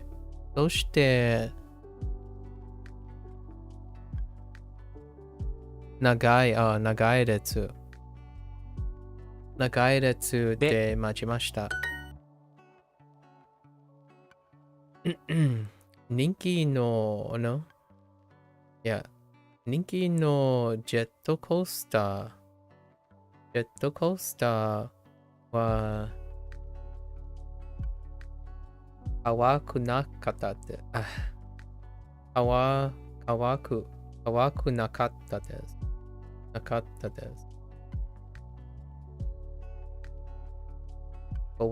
yeah. Kawaku. Oh, did I say kawa? Kawaku nakatta desu.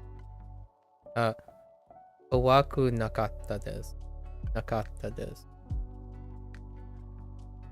We gotta stop going up. Like naka. Instead of nakatta. Kawaku nakatta desu. Okay. So, 人気のジェットコースターは怖くなかった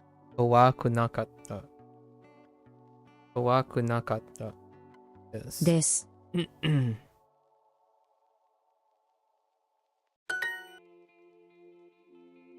彼氏の料理は最悪でした。最悪。It's the vocab. Okay. ジェットコースターは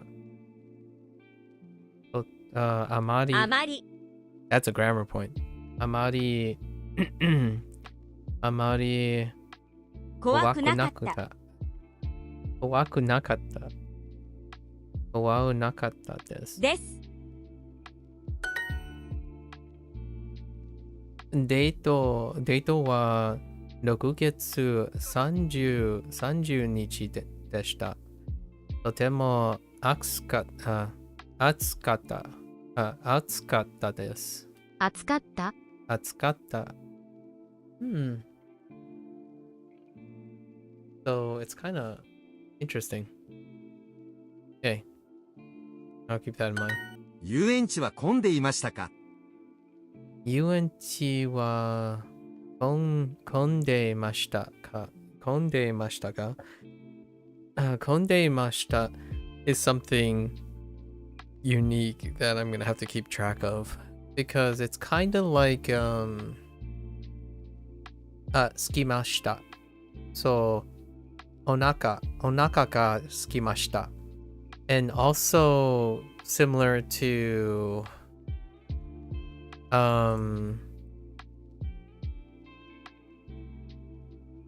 what was it? つけれる。No, 疲れる。Right? 疲れました。疲れました。Where I don't find it very particularly used in any other kind of tense other than the casual past tense and the formal, the polite past tense. We'll see. We'll see. はい。混んでいました。列で2時間待ちました。午前9時にもう混んでいました。午前9時にもうOoh. Wait. No. もう混んでいました。Oh, I thought of another word I might have forgotten. If it comes up. So, 混んでいました。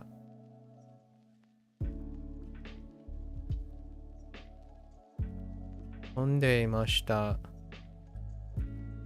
9時。もう混んでいました。9時に、午前9時に。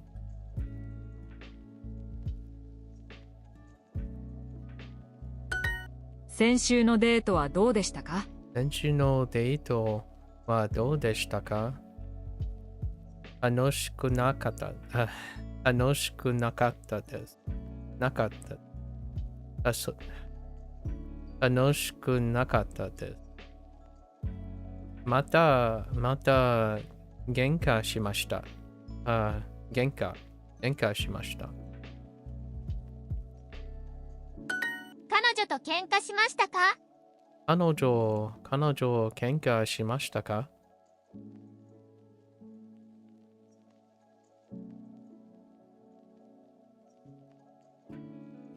喧嘩しました。彼女と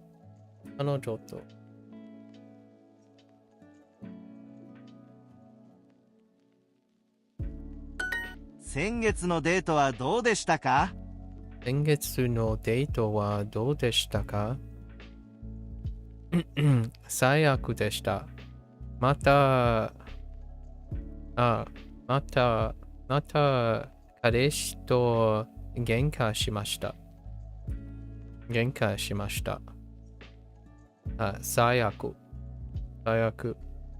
列で2時間待ちました。列で2時間待ちました。列待ちました。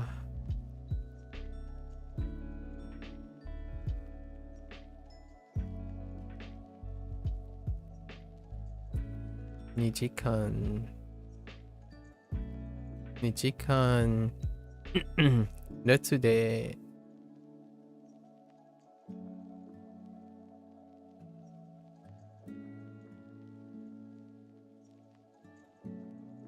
5月7日5月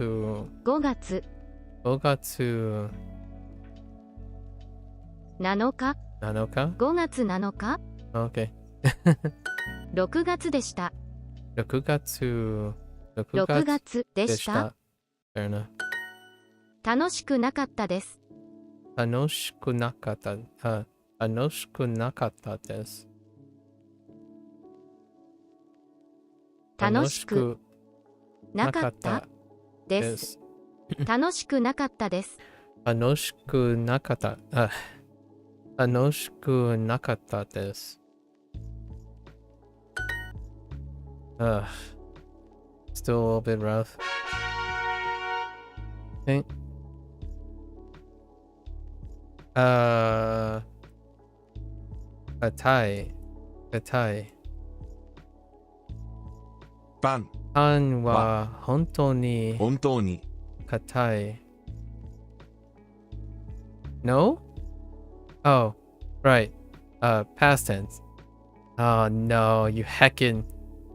硬かったです。硬かった。硬かったです。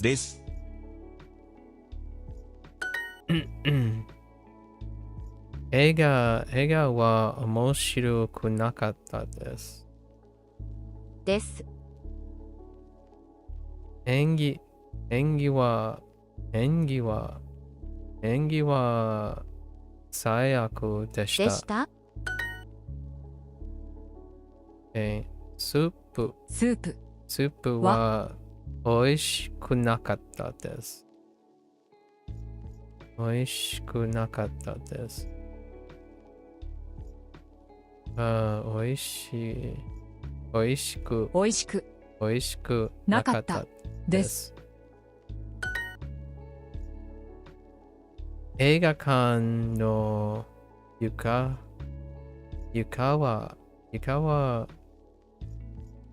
綺麗じゃなかったです。綺麗じゃなかった。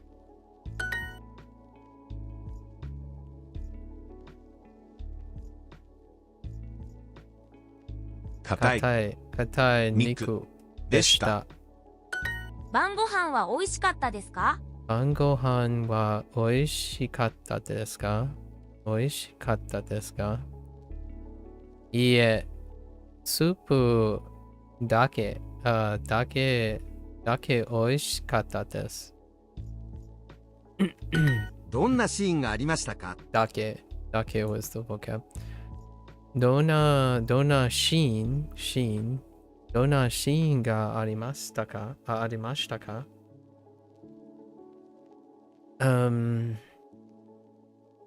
どんなシーンがありましたか？どんなシーンありましたか？昨日の映画はどうでしたか？昨日の映画はどうでしたか？全然面白くなかったです。面白くなかったです。全然面白くなかったです。床にゴミがたくさんありました。床にゴミがたくさんありました。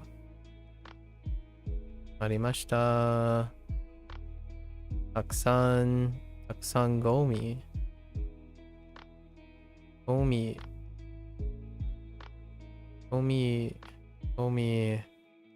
床に。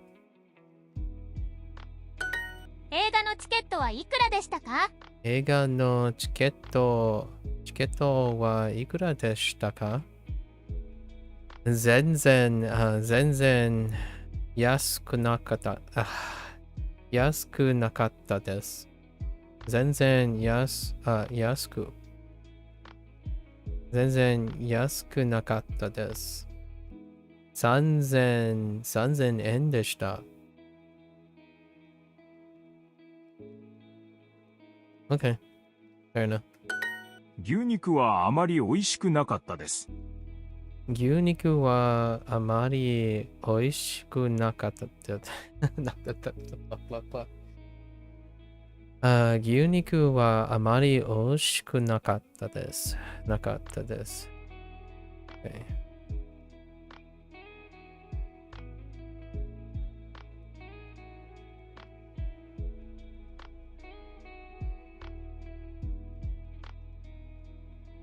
I like how really and very are next to each other. I swear.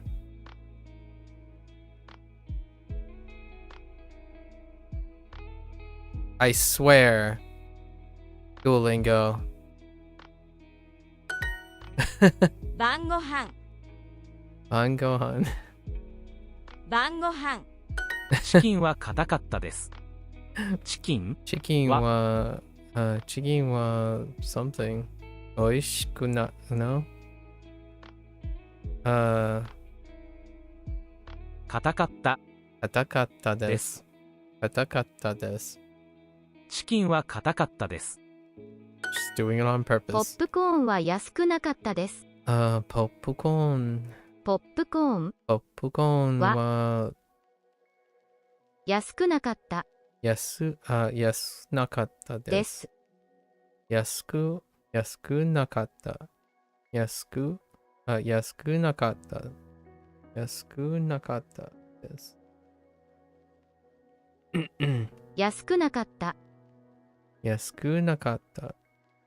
メインは魚でした。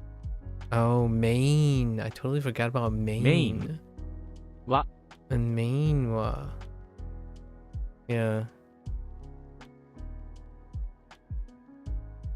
メインは魚でした。結構結構 That's 10%.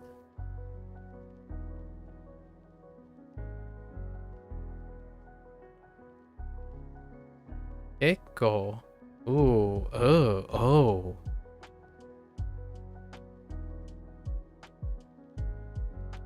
Echo. Okay.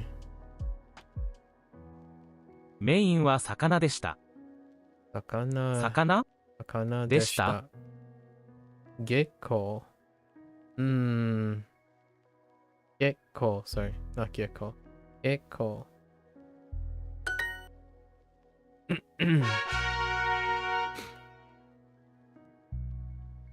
Okay.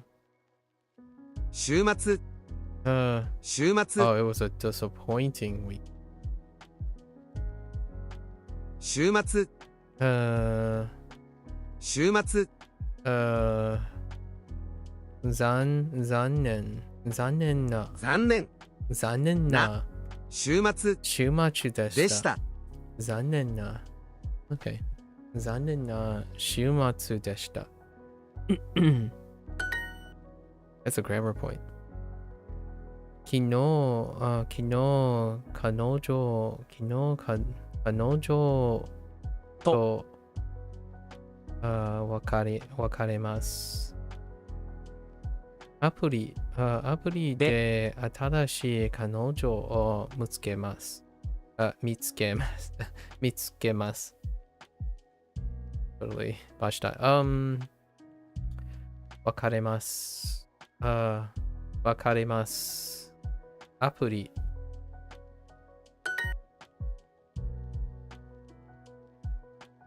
Oh, I forgot this completely. Problems.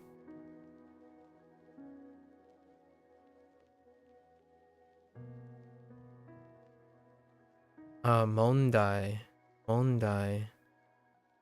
他 Okay, 他の問題も他の問題もありました。問題問題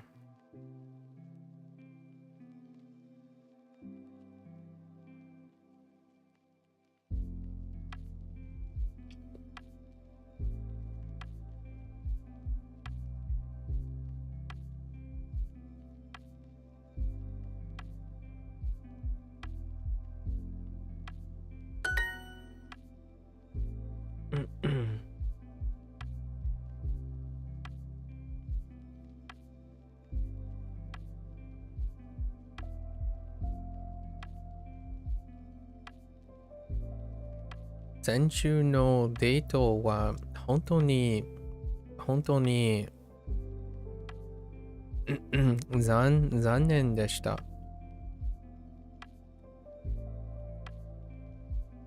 別の彼女を探します。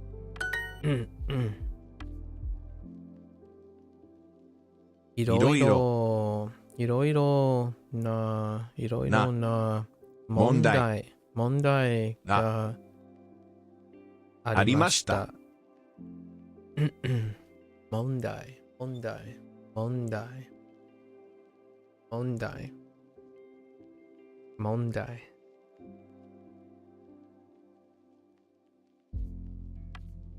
題。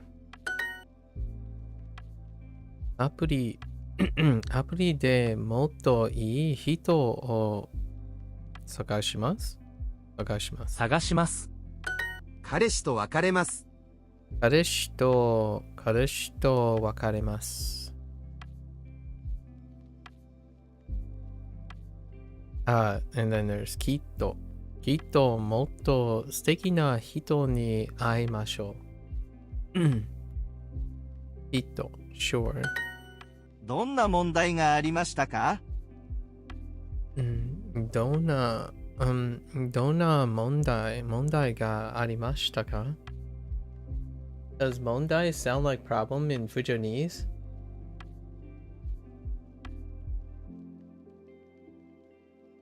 No. die. Oh, I mean, kind of. Die. It has die in it. That's on the reverse.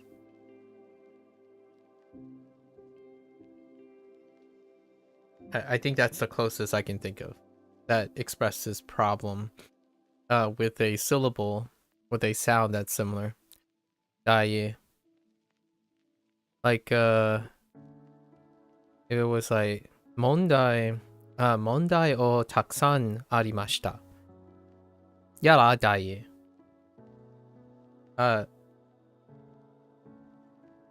Like 問題をたくさん or たくさんの問題やらない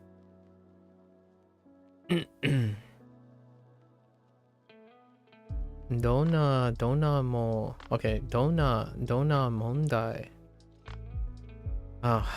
it's gonna be tough. I don't use negative words very often. 問題 is 問題 oh Moonhai? I don't, Moonhai? Moon? Ooh, yeah, Moonhai. I don't know what the tone is, but Moonhai in Cantonese, so it's easy for me. Oh.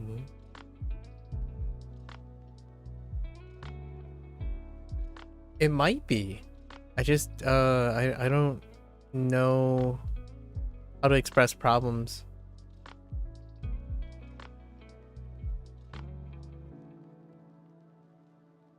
I'm trying to think if there's a word that I can think of that's close to that.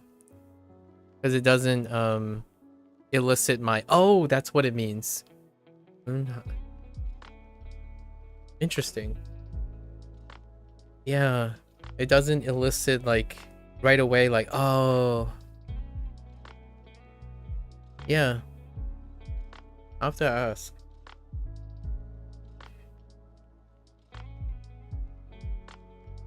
Interesting. Moonhai. Mondai. I get it. I see it. Kind of a near rhyme. Okay. Well, I'll remember that instead. Actually, I need to hear what it sounds like.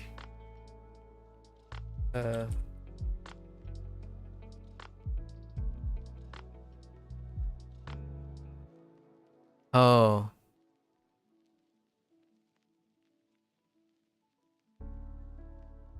What the heck?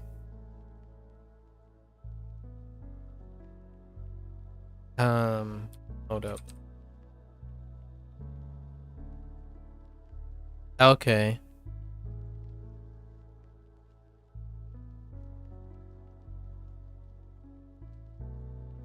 Interesting.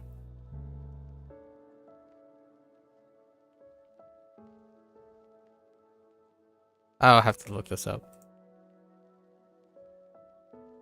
Oh, in Taishanese? Yeah. I was curious, what it is in, let's see. What does it sound like in Mandarin? Oh, yeah, that's not... 问题 Yeah, 问题. 没问题. Yeah. I hear 没问题 a lot. So that's Mandarin, by the way. So yeah, 问题 is 问题 is what I would remember when it comes to Mandarin, because I hear 没问题 a lot of times. Like, oh yeah, it's no problem. Like 没问题, right? It's a shame there's no pinyin for. Let's see if I can get. We're gonna take a gamble.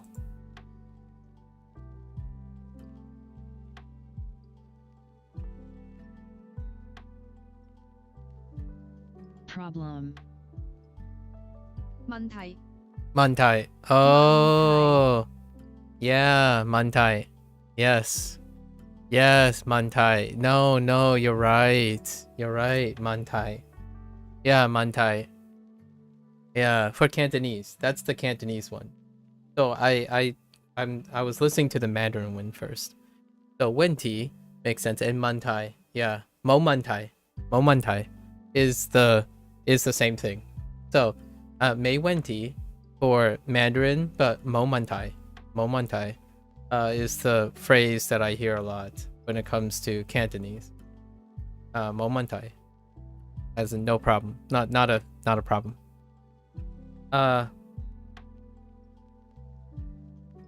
Modai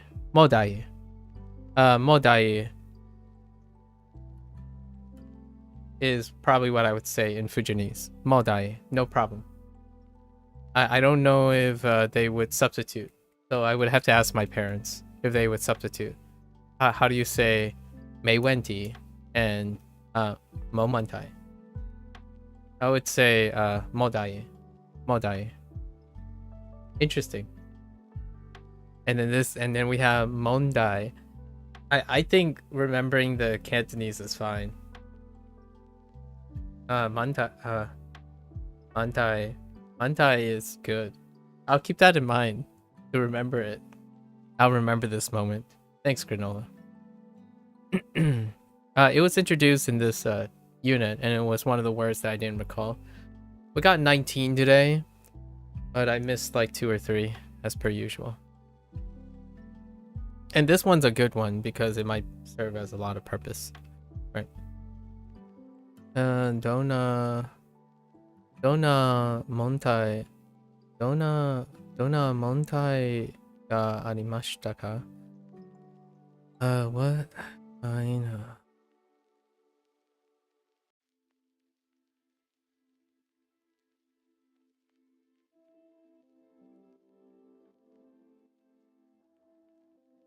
Wait, yeah.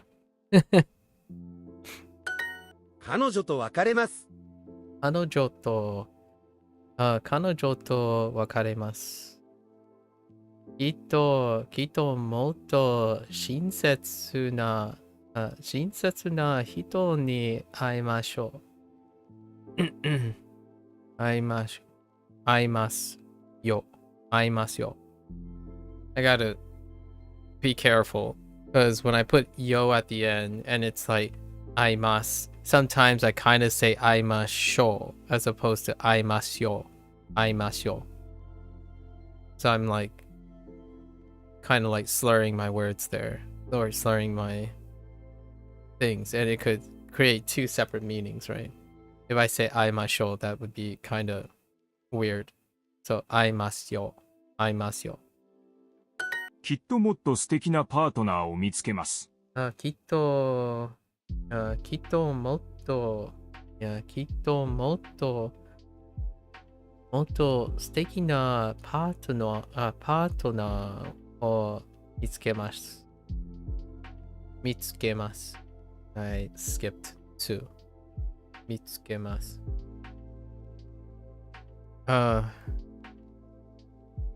I'm sure I'll find a lovelier partner. 素敵なパートナー。彼女と別れます。彼女と変われます。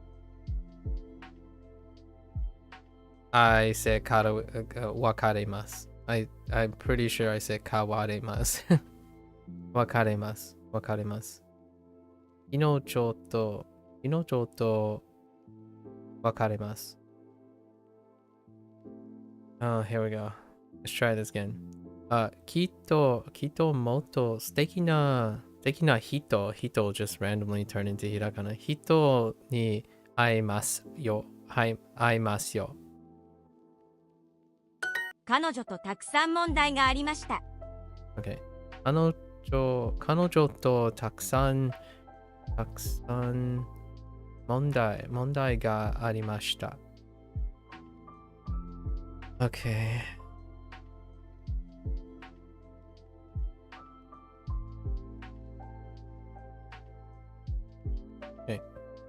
アプリはちょっと。アプリはちょっと。fair enough. 残念でした。残念でした。残念でした。残念でした。もうすぐ彼氏と別れます。もうすぐ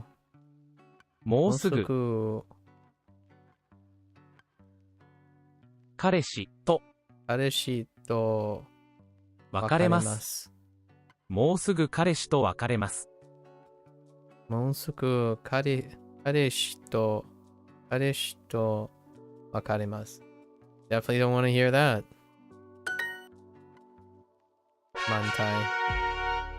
Mantai. I can't forget it now. Mantai. I wonder how they got from Wenti to Mantai. Huh.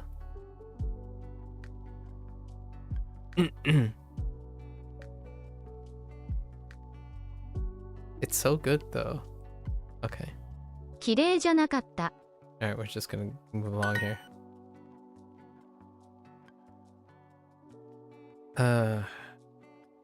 Okay, we need a month. 4月7日に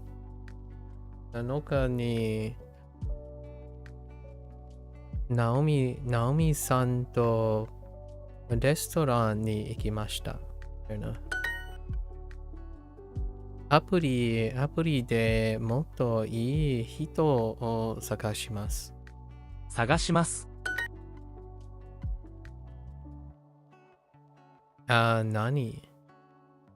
何だけ美味しかったです。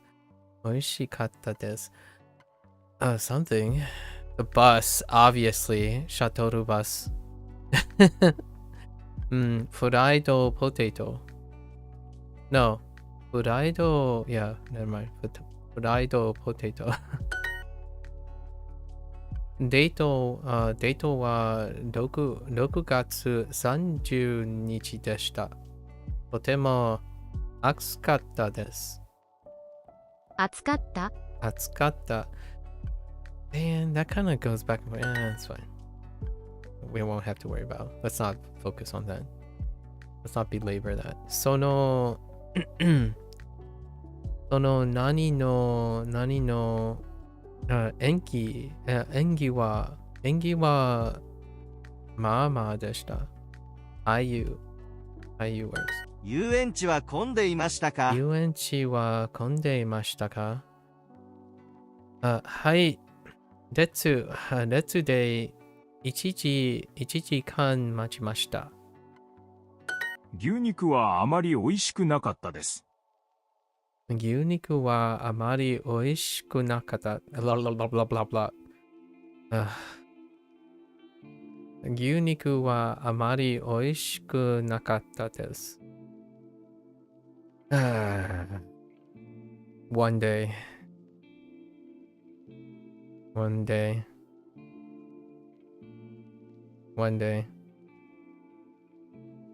彼女と別れます。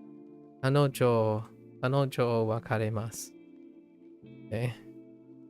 We're fine. We're fine. 先月のデートは本当に最悪でした。先月のデートは本当に最悪でした。先月のデートは本当に最悪でした。It's the worst. Oh, snap. Oh, no. 昨日のデートはどうでした here. か？ I don't want to extend this any longer than it has to. Let's not make mistakes like that again. 昨日のデートはどうでしたか？楽しくなかったです。彼氏と喧嘩しました。喧嘩。デートは全然楽しくなかったです。デートは全然楽しくなかったです。なかったです。楽しく、デートは全然楽しくなかったです。楽しくなかった。Okay.「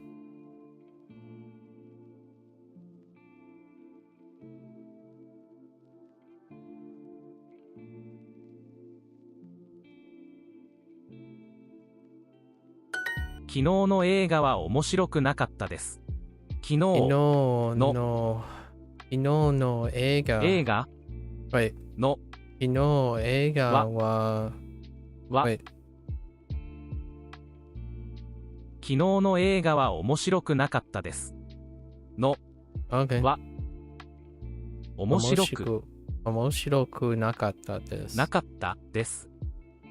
昨日の映画は面白くなかったです。面白くなかったです。面白なかったです。今回彼氏は30分遅れました。今回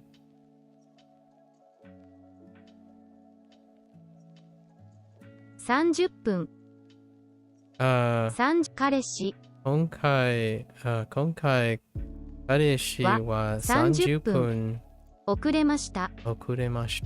今回彼氏は30分遅れました。いつ彼氏と別れますか？いつ彼氏いつ彼氏と別れました。別れますか？いつ彼氏と別れますか？いつ彼氏と別れますか？別れますか？先月のデートは本当に最悪でした。Okay. 先月の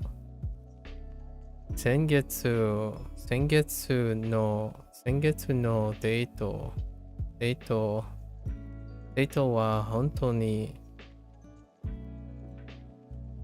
当に最悪でした。Okay. Hooray! Wasn't too bad, 2.5 hours. Alright.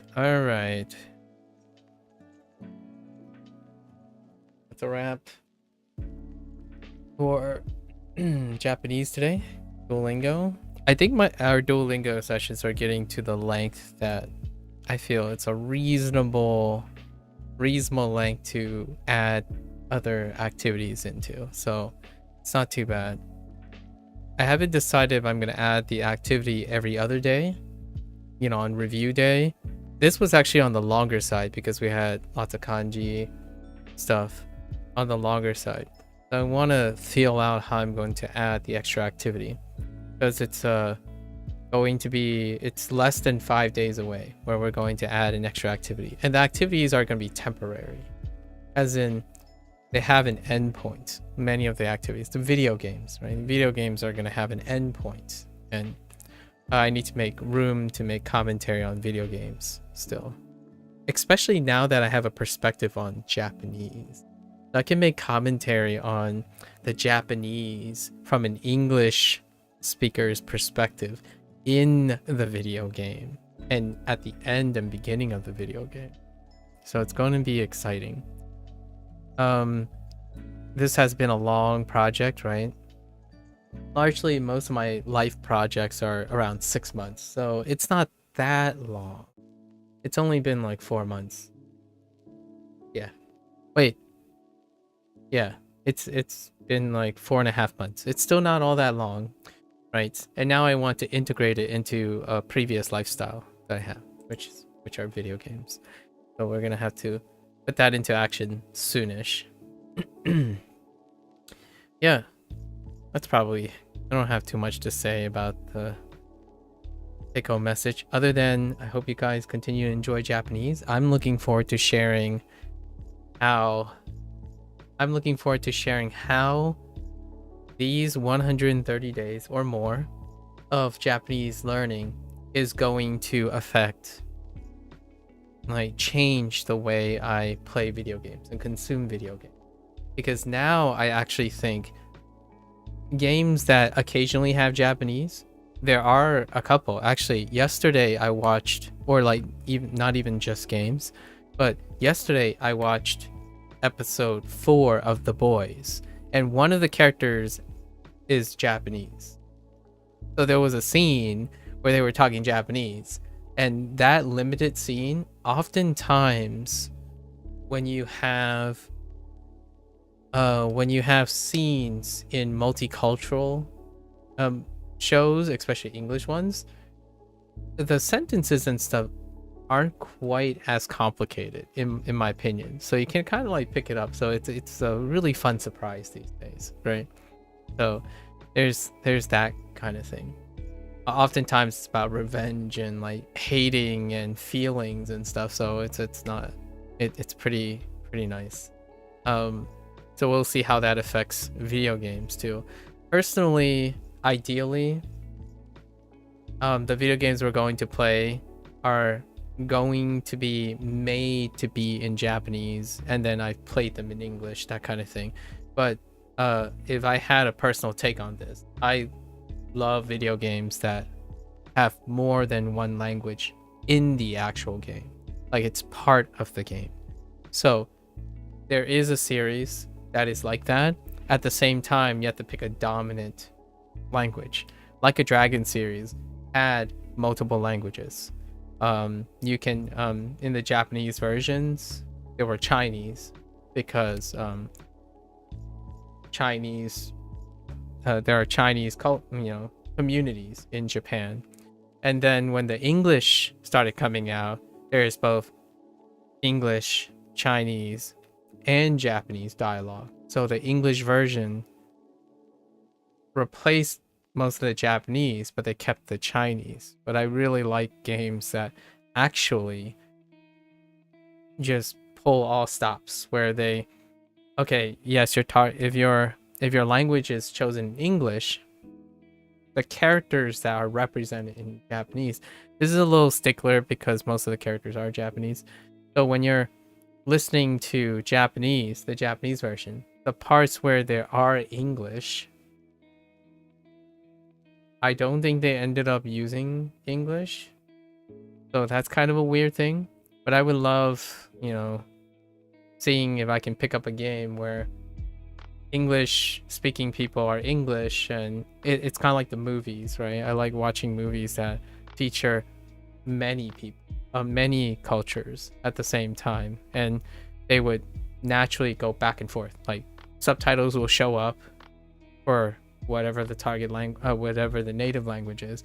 However, those characters themselves speak the language that the characters are. So that kind of stuff is far rarer to find. And in video games, you do like the suspension of disbelief, basically. It's like, oh yeah, these are Japanese characters. They're speaking English, but you have to imagine them speaking Japanese. Or then when you do the Japanese part, okay, most of the characters are Japanese, so they're speaking Japanese. However, suddenly there's this, foreigner, right, who is speaking a foreign language, but they're speaking perfect Japanese. That's kind of like one of those things. Like, it perpetuates what I feel is the social norm of most things. When people think exclusively in a language, as opposed to my social norm, which nowadays, I don't want to get too political about this. Lots of people think too extreme about this, but my social norm is that I'm around an environment that is more than one language most of the time, and it's still the rarer environment. I totally understand that. So naturally, video games, movies, and books don't naturally tend to be written with mixed language in mind. I'm looking forward to seeing if I can pick up any of those. Right. Anyways, that's probably something to look forward to. I hope everyone else continue to find new things to do. When you're learning a new language, I think one of the most interesting motivations when you're learning a new language is try to find as many creative ways, right? Creative ways to use your new language. You can do anything in your new language, right? Your target language. Isn't that awesome? I wouldn't do it exclusively though. I know this is going to be a contentious point and a hot take, maybe a hot take, or people will disagree with me, but I want to bring them together. So like everything I do in English, I'm going to try to find how to do them in Japanese. But it's not because I want to stop doing them in English. It's because I can do both. So in the future, I would love to play games regardless if it's English first or Japanese first. I would love to be able to play them in both the languages. And if they have dual audio, even better.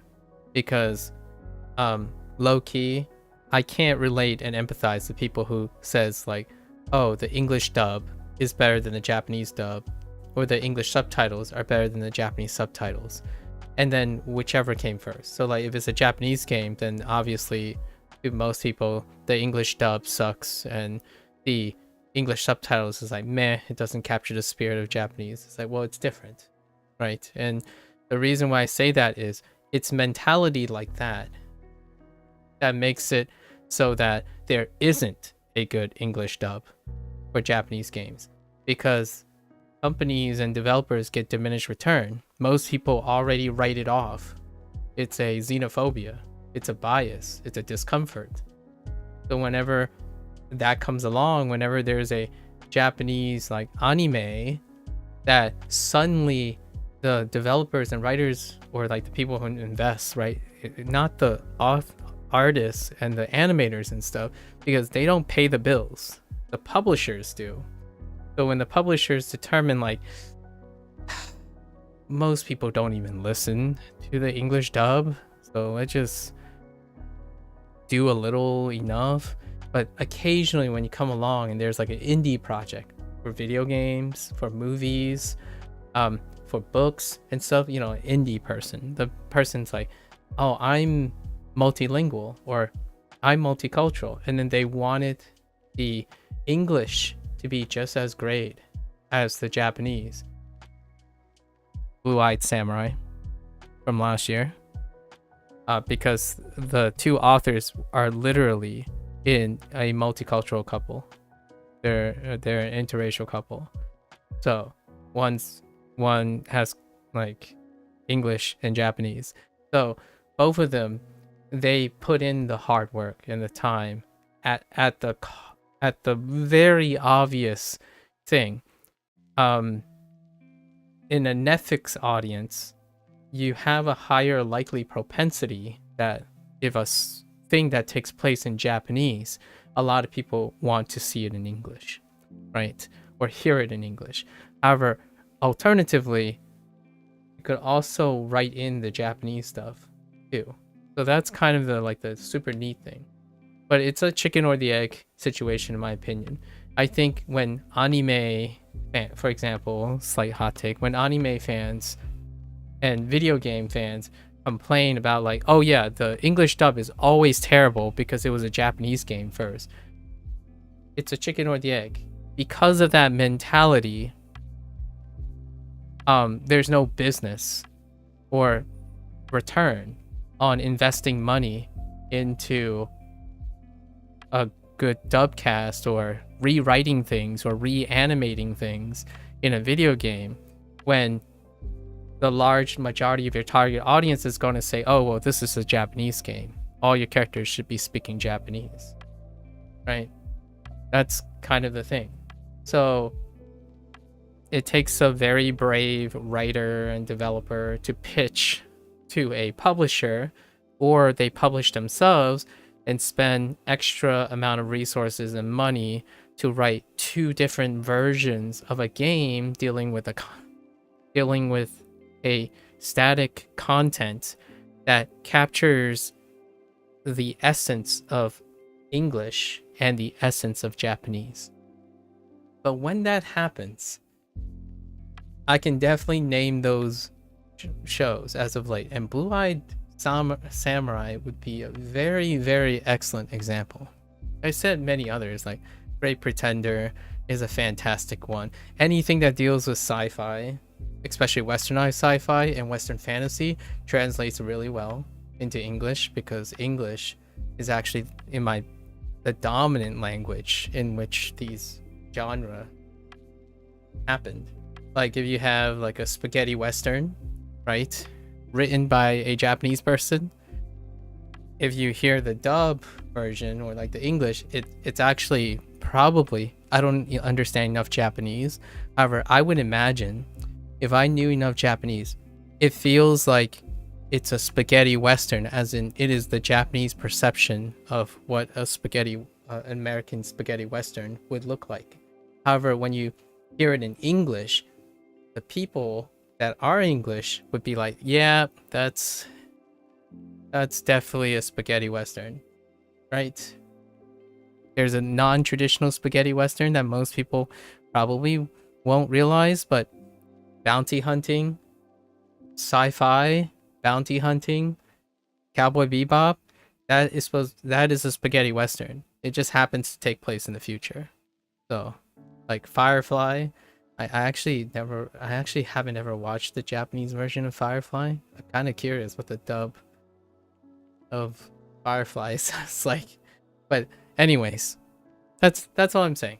Like, there's room to either encourage, in my opinion, as a person who loves language learning and exploring other languages now, I suppose, and have some first-hand experience, I would love that end users would be the first people to incentivize developers, writers, especially publishers, that, hey, we do love hearing what our beloved games are in English and in Japanese. As in, pull the stops, write the characters, and allow your English voice actors, right, for example, to flex their muscle with English, not how to be Japanese while speaking English, for example, right? It would be cool to have like a fictional world of fictional sci-fi. Sci-fi works really well because you can imagine a world where people would speak different languages and act differently, because all the worlds, maybe you can make a setting where all the nations and stuff kind of blended together now, as opposed to being exclusive, so then it doesn't break people's immersion. Like, oh, that's weird, why would a Japanese person be speaking Japanese to an English speaker, that kind of thing, right? Universal translator, if you will, that kind of thing. Star Trek gets away with universal translator, that kind of stuff. Or Star Wars does the, other shows do the, oh yeah, you just eat this magical thing and then it just automatically translates, so now everyone speaks the same language, right? In those situations, the context of the show and stuff can totally be dubbed more than once. Because now you accept the fact that everyone speaks, quote unquote, with their same idiosyncrasy, like their behaviors and stuff and mannerisms. Only now the language is universal, right? So those are cool situations. I think video games can present those so much. There's so much leniency because of how animation works now, like rigging and animation. Sometimes it's kind of almost, it's kind of bittersweet when you see a really great dub of a game and half the time, you know, you're playing the game, Like a Dragon's one of them. You're playing the game and I would be playing the English version. Then I'd be playing the Japanese version. And I can't wait to play the Chinese version. The last recent game, Like a Dragon Infinite Wealth, is the only current game in the entire series that have 3 audio tracks for all the characters. It's not exclusive to Japanese. It's not exclusive to English. Every time I play and choose a language, there's often that one person who comes by and say, "Why are you playing the game in English?" And then suddenly, like, you know, "Why are you playing the game in English? The Japanese is better." And then when I'm playing Japanese, is, "Why aren't you playing in English?" Like that, it happens all the time. I'm like, why not both? Why not all of them? I can't wait to address that firsthand, at least experience that firsthand with different lenses. Yeah, go out there. Right? Go out there, use your language, use your target language as much as you can. I think interacting with other Japanese people is great. It's a gold standard, but it's honestly, it's not the only thing you can do.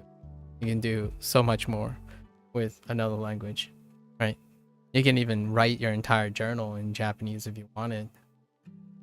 One day you could have a journal that every other day you write in Japanese, every other day you write in English. It's gonna be part of your life. At least I like to hope that when people are learning a language, they want it to be part of their life. I think it's incredibly narrow-minded that a language has to be spoken and taught and experienced only worthwhile with other people who have grown up with that language. I think that's really, really myopic. It's incredibly narrow-minded. That's a good idea. Write a journal in Spanish or German for you. Yeah, that's what you do. I'm already doing that. Hello there, you. Yeah, I do that every day. That's kind of the thing. You're trying to change as much part of your life to make the language part of your life. Like all of your life, including your regular language, like your common language. Like, I don't think of Fujianese as a separate part of my life. Like, oh yeah, I should only speak Fujianese when I'm with my parents. No, I think of all the languages as much as I can. I go back and forth, you know? You can't... It's hard to be comfortable with something that needs to be part of your life if you keep making separate conditions to use the language, your target language, in your life. So, like, lots of people do the thing where, oh yeah, I'm just going to input, and I'm not going to output until I get to Japan. Like, okay, well... And then what happens when you leave Japan? It's like, well, I'm gonna do it, you know, I'm gonna live in Japan. But you don't have to live in Japan to want to do it. At least that's my opinion. We're not talking about right or wrong ways of doing things, because most people like to focus on right or wrong things. No one's gonna stop you from engaging in your language and making it part of your life, right? I certainly am not one who says, someone says like ni hao ma to me like that would make me think like, wait a minute, they said it like they owned that. That's awesome. Instead of being scared and shy and it's like, oh, I'm sorry, I haven't ever done this before. Like that kind of thing. That shows to me that that person, in my opinion, has roped off a piece of their life and they only use their language in that life. That's pretty much the opposite of quote unquote being fluent in anything, right? And I still get that comment where someone would come up and say, "Oh, whoa, you just spent 90% of your time speaking English." Yeah, the 90% you hear me here. What do you think I'm doing for the next 90%? Or the other 90%? Like, you gotta stop using percentages. Because I think of more than one language pretty much every single moment of my life. Like right now, I'm thinking about how to say this in Fujianese, right? I can do it whenever I want because it's normal. So the closer you get, in my opinion, to normal, I don't think you have to concern yourself with fluency or when it clicks. Because if you're gonna continue using it, you're not gonna even notice, in my opinion. I don't think I ever notice whenever I'm talking to my parents. Like we just talked about I can't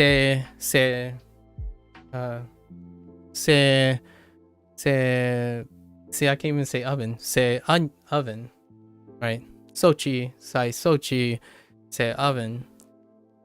Like you just do it. Just go for it. It doesn't even matter if you are substituting words, at least in my opinion. But go out there, engage in your language. That's what I want to do as a final message for today. Japanese is pretty OP if it becomes part of your life. In my opinion, it sounds great, doesn't it? It's a great way to contrast between English and then suddenly I want to start speaking like I just randomly want to switch between like start the sentence in Japanese and then go through English and then end in Fujianese one day, like nonchalantly, and then see what happens, you know. Just see what kind of reaction I have, you know. Getting kay papa gongwa, then I suddenly just talk in English and then we end with like, you know, jane. It'll be fun in the future. I'm gonna try my best. I think to me that's why it's fun and awesome to have multiple languages. I don't think keeping language separate appreciates the different types of flexibility you have when you can be talking to my mommy guy baba sai hujiwa and suddenly I'm talking to you guys in English and I'm still trying to like form, you know, sentences while I'm nihongo o benkyou shimasu, right?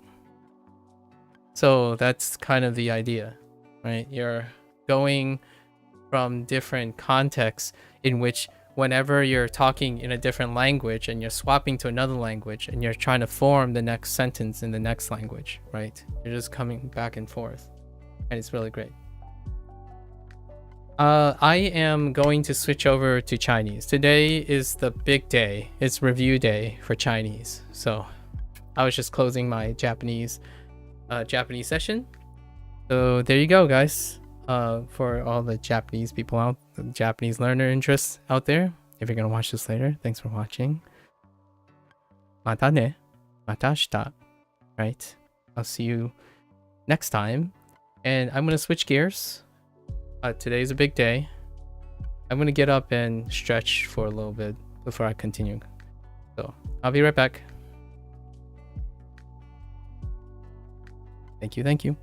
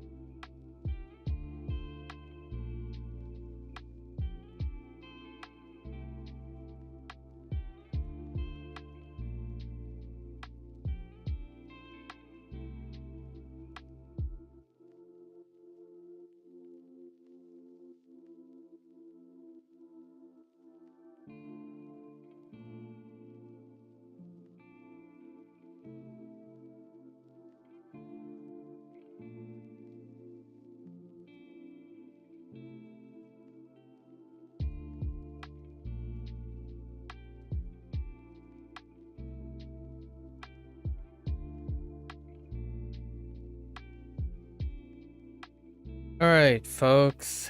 Welcome back. Welcome back.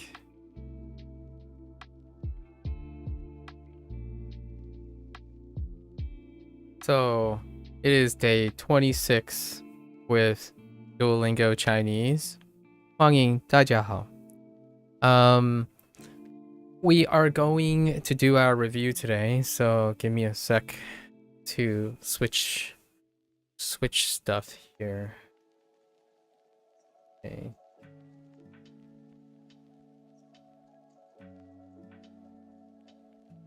Do I do like a unit every day? I do a unit every 2 days, with some exceptions. Virus. I do a unit. Yeah. I do a unit in each every 2 days. And then it kind of slightly changes as it gets closer to every 25 days. The end of every 25 days. Where is this? Because I need to prepare for the review, which I'm going to start now.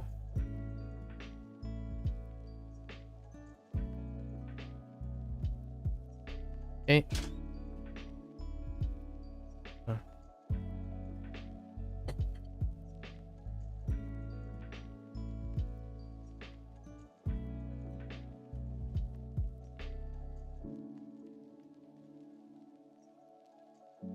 Switch my stuff here.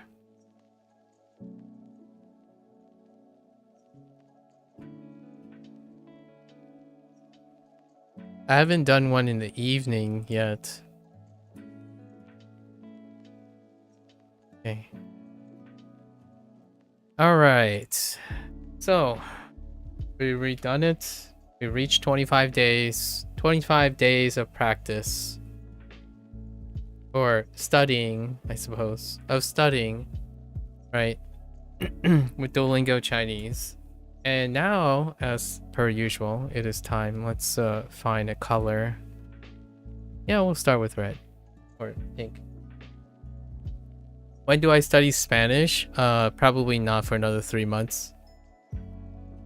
Spanish is going to be my last language for this like duo thing, and I actually have learned Spanish before. I've spent over 3 years. It's been over 10 years though, but I have actually studied Spanish for 3 years, so that would be a different take altogether. So probably after 125 days of Mandarin at some point. So this is day 25. So as per usual, our day 25 stuff. Studied how? I studied 1 year in high school and 2 years in college.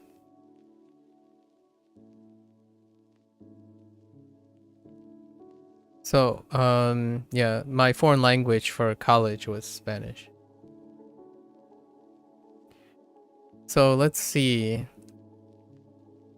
So tentative talks. I call these segments tentative talks. Tentative talks. Right now we're talking about Duolingo Chinese. And this is our 25 days. 25 days. These 25 days is... We have section 1, 10 units in section 1. And then recently plus section 2. Section 2, 2 units.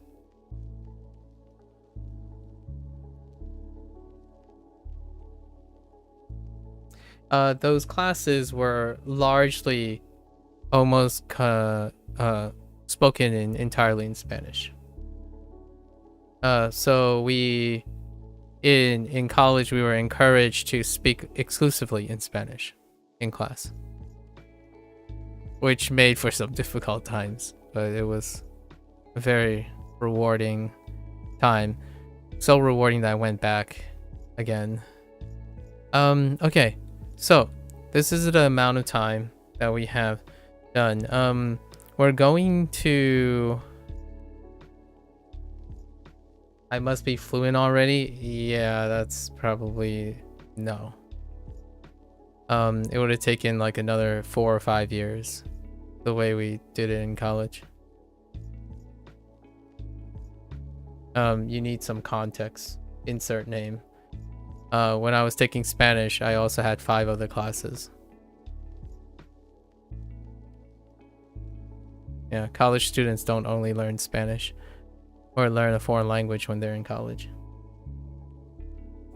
I was a biochemistry molecular biology major. Let's see. Today is day 59 of Spanish for you, and you don't know what day for German. And I'm done with German. You're done with German, as in the courses? Day 60? Alright, keep it going, Virus. So what we're gonna do is today, how we're gonna review Chinese is Hanzi, right? Hanzi, it's Hanzi exclusive. So we're gonna do writing. And then we're gonna do what I'm gonna call a web. A web? It's gonna be like a... I don't know what... I need to give it a interesting name. Like a... Association web. And it's gonna be into English. Actually, it's gonna be into... I haven't really decided. I think it's gonna be first into Pinyin. Right? It's gonna be into Pinyin, and then it's gonna be into English. That's what we're gonna do. And that's gonna constitute the majority of the time. So we're gonna say like 3 hours. It's probably gonna take me 3 hours. Maybe less. To do this part. The last time I tallied, it's about... the target is about 182 characters. 182 characters. I don't actually know the vocabulary number. We're gonna aim for... we're gonna aim for about this much. So let's just say 180 vocab. If we can. If we can find 180 vocab. But that'll take 3 hours. That's gonna be our review of the chapter. I'll demonstrate it in a bit. Then we're gonna probably do compare and contrast. I can't spell contrast. Compare and contrast with Japanese, like our Japanese method or whatever. And then state like things that I've done differently or similar. Specifically focusing on something differently with the Chinese, right? The Chinese course. And maybe at the end, some lightning round things. Maybe some trends that I notice, or comments, trends, and future. If I can think of some things that I'm changing in the future. For the time being, I don't really have any clear things that I'm going to change. It's too early to tell. But it will probably be involved in manage Hanzi, right? Because it's getting a little out of control. So here are some disclaimers as per usual. Disclaimers. This is not advice. This is also not prioritizing accuracy. Right. It's not accuracy per se. And what I mean by accuracy is corrections. This is about recall. So as unaided as possible. Alright, how much I remember, how I remember it, what am I currently remembering. That's why it's not accuracy dependent. And it's not about immediate correction. This is output, right? It's recall, output centric.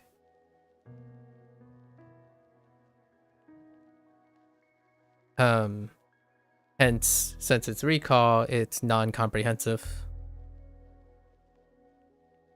Not to be confused with non-comprehensible. It's not comprehensive.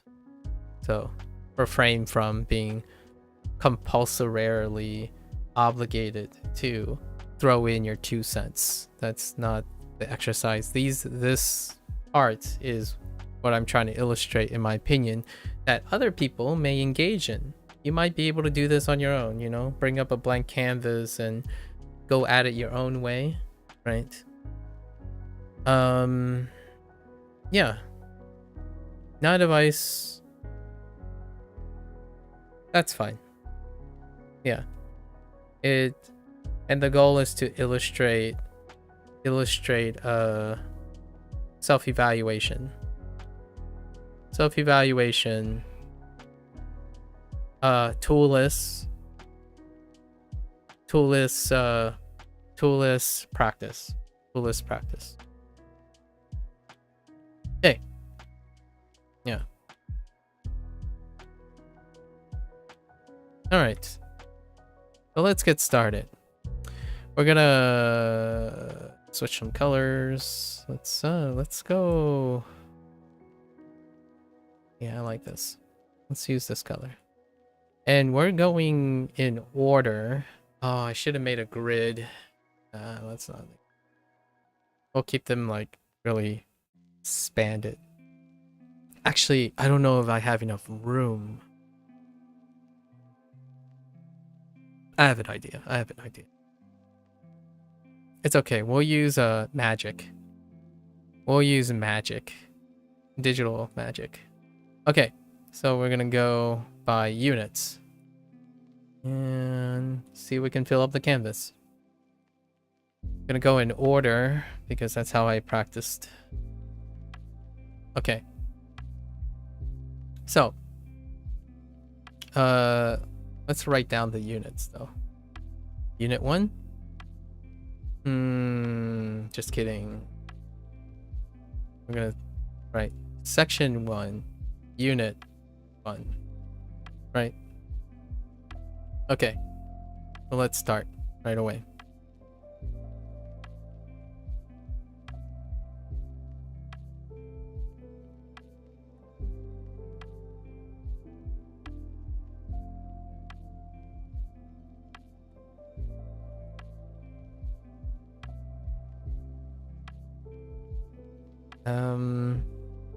Okay.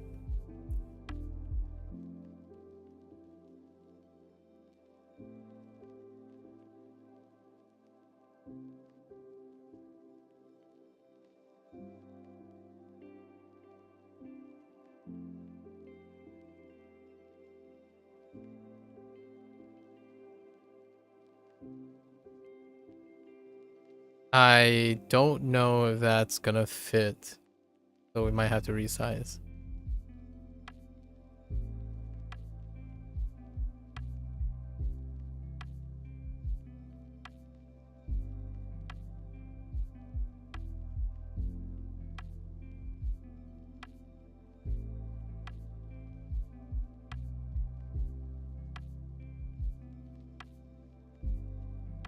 I'm just checking for overall size.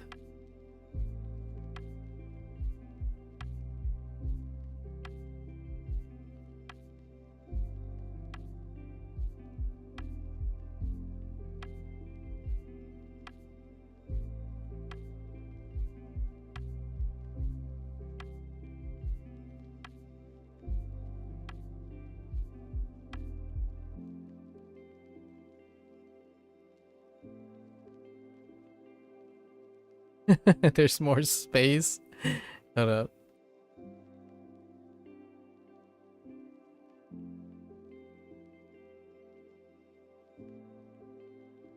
Okay.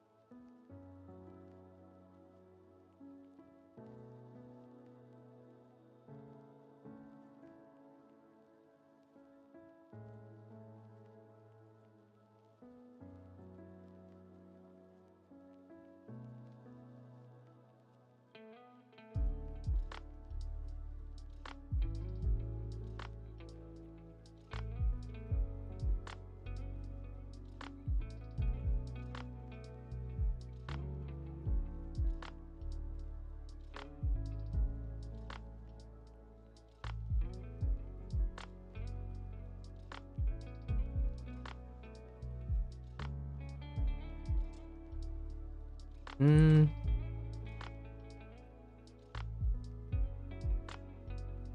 me know.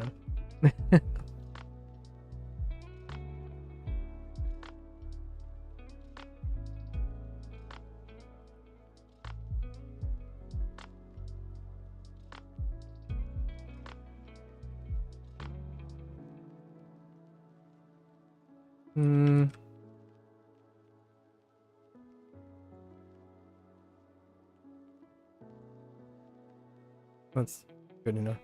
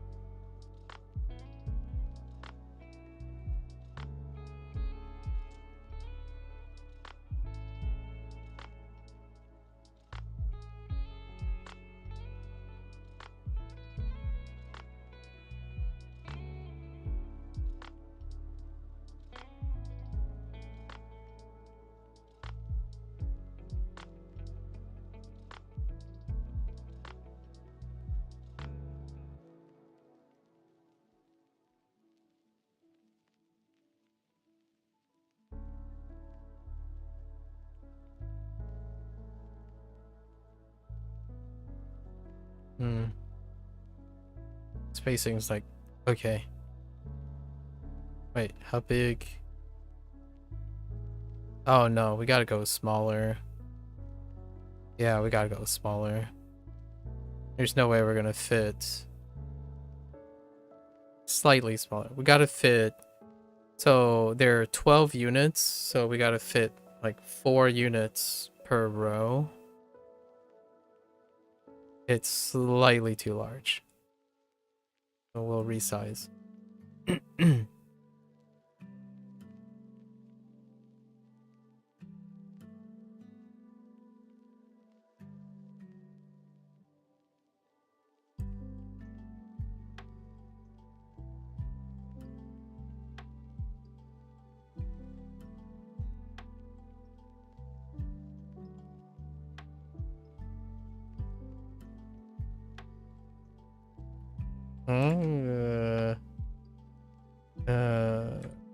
Let's try that again.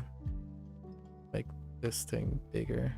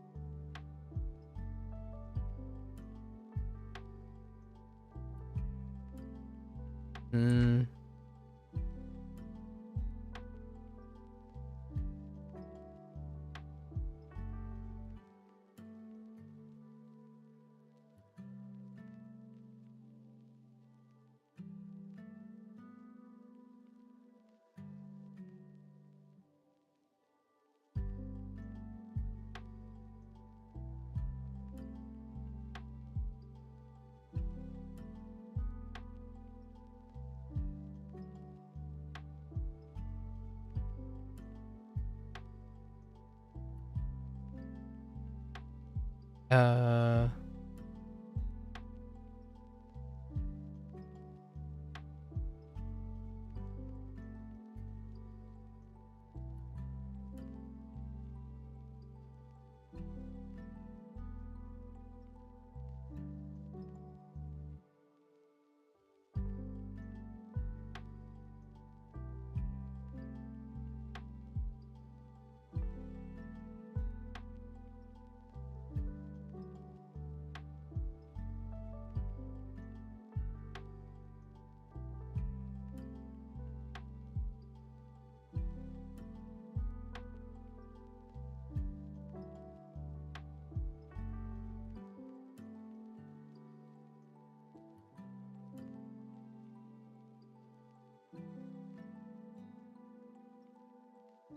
Okay. That's unit 1. Pretty sure. Let's move these. Let's move these to, without resizing. Let's move these like really close to the edge. Not gonna fit. Oh, but the vertical distance is too much as well. Yeah, so we gotta. Oh.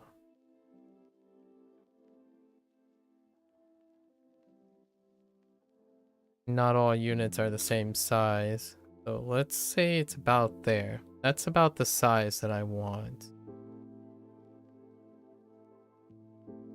Okay. Just gonna go from left to right.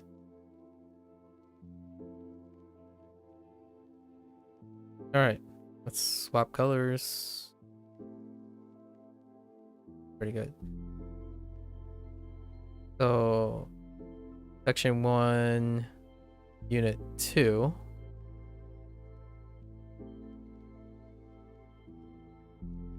Should have wrote the topic. Nah, I can just remind myself what the topic is. It's nationality for this one. I can use the left side as a gauge.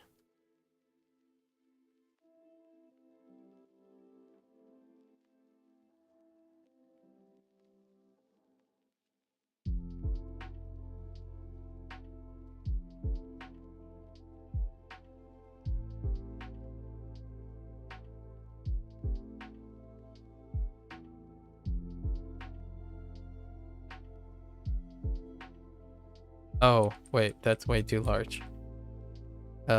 Smaller. Gotta think smaller.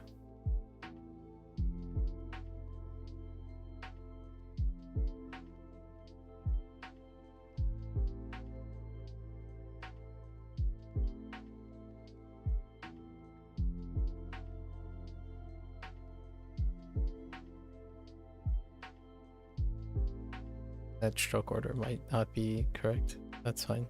It's between these two.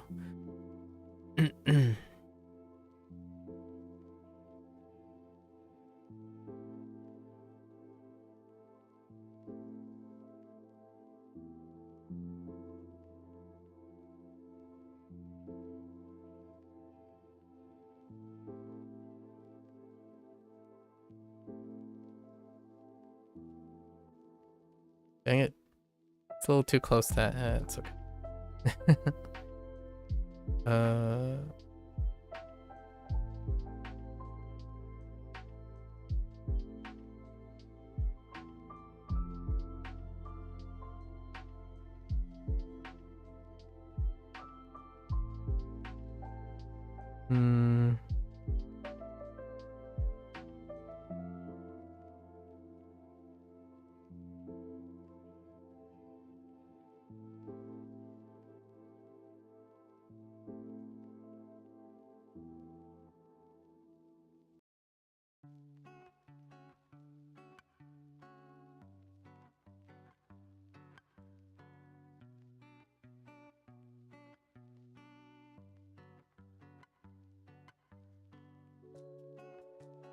That's too far down. Let's try again.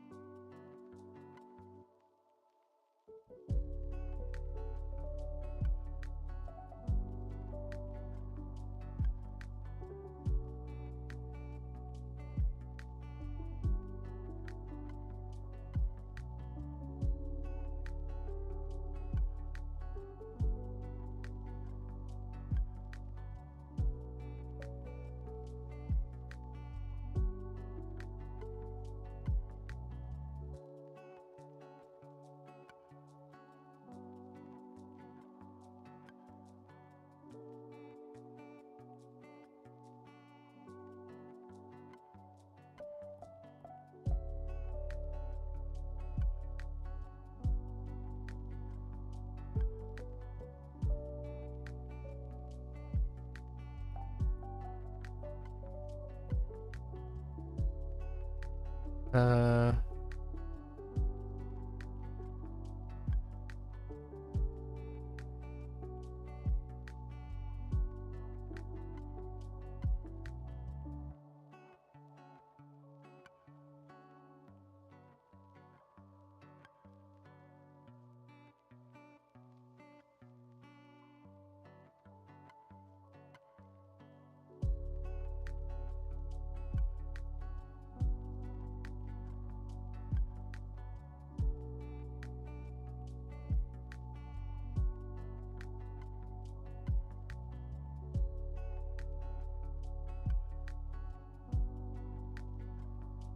Okay.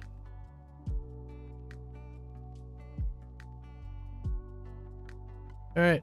Let's swap up the color. Let's see.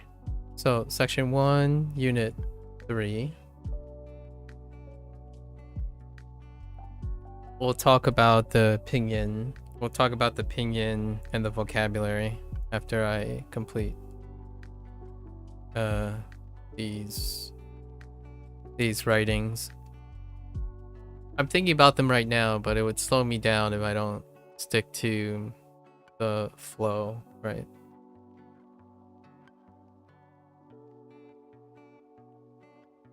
Okay. Section 3 is professions. Professions.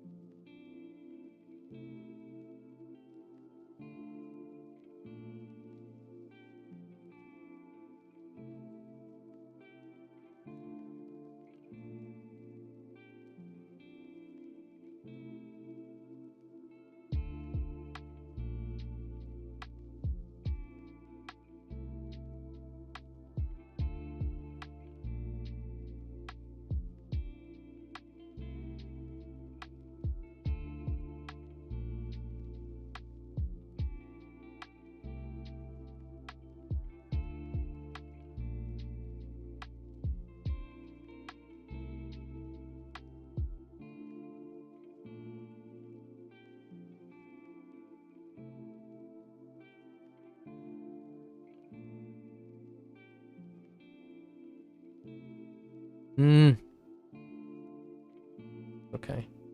I'll take it.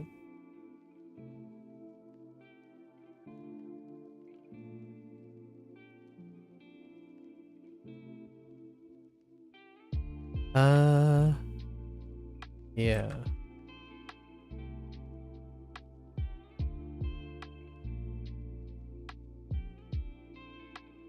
Huh.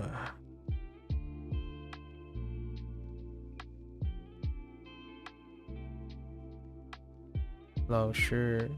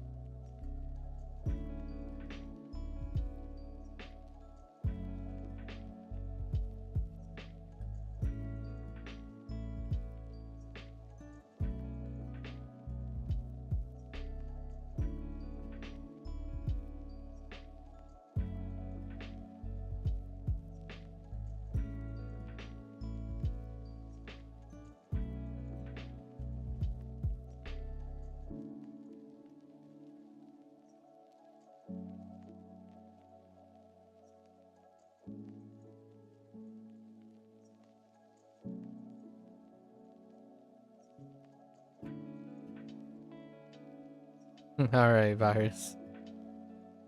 Keep at it. Keep at it, virus. Keep going. Keep working. Count those days.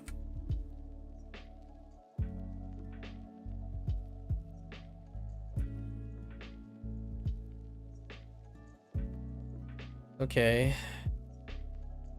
I like the amount of space that we have right now, so it's not too bad. That's Unit 3. So switch up. So Section 1, Unit 4. Unit 4 is Preferences. Oh, some of these subjects kind of suck, actually. Preference.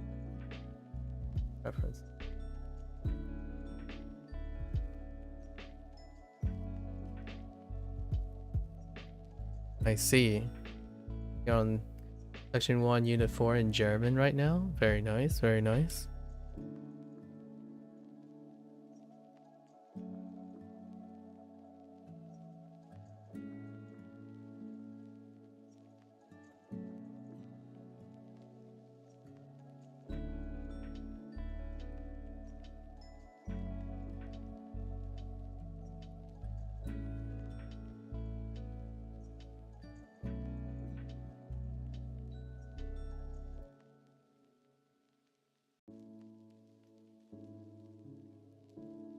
I don't know what I'm gonna do with this character.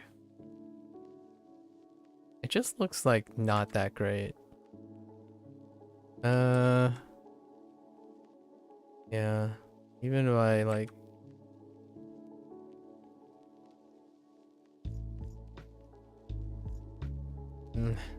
it's fine. The strokes are correct. The size doesn't come to me very well, so it's fine.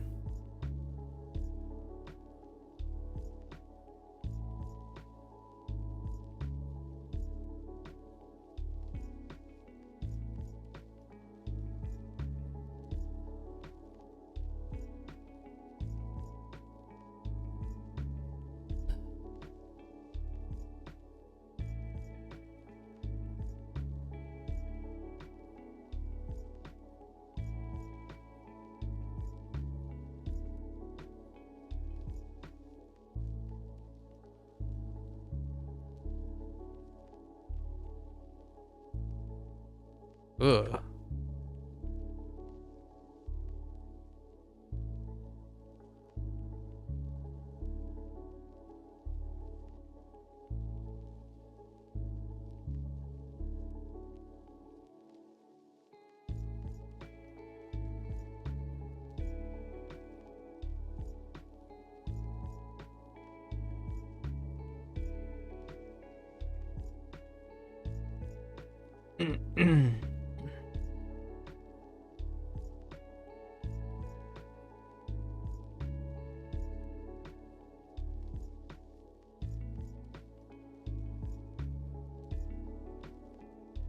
Okay.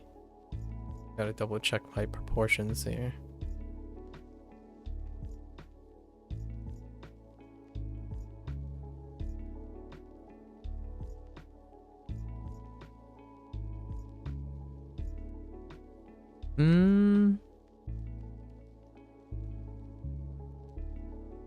That's fine.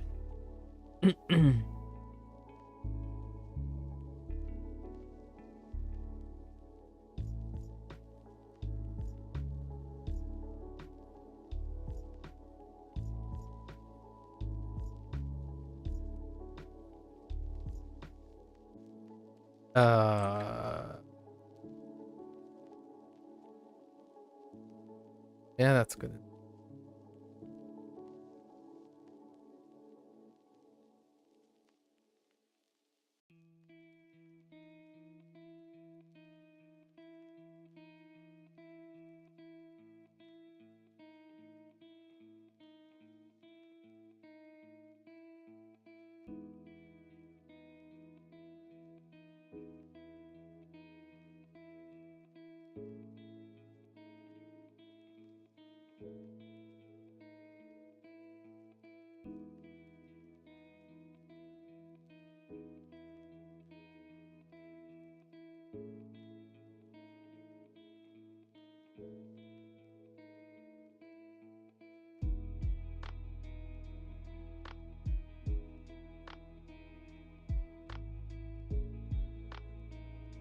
That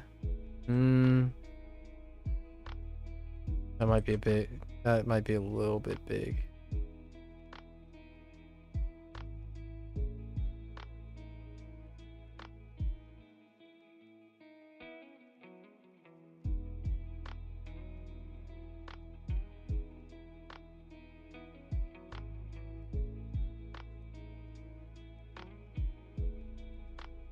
Okay.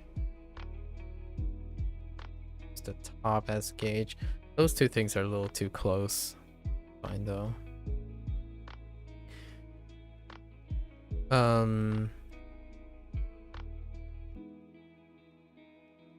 音乐，音乐。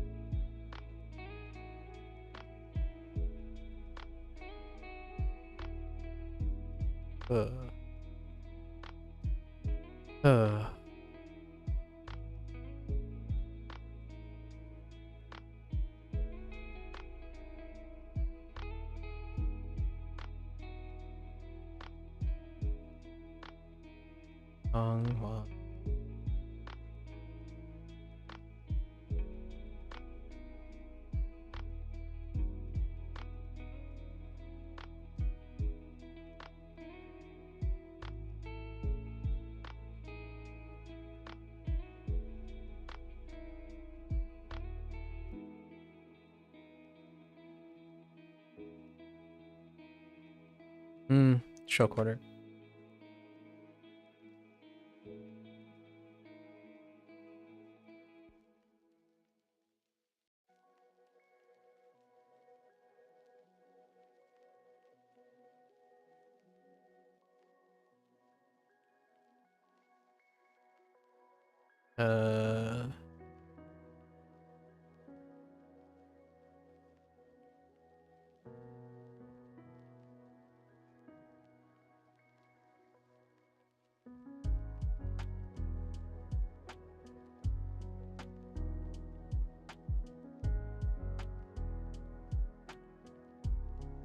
Okay.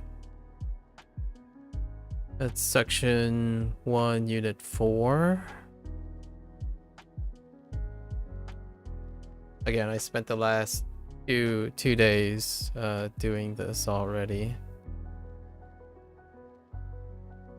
In like a kind of like a Frankenstein manner.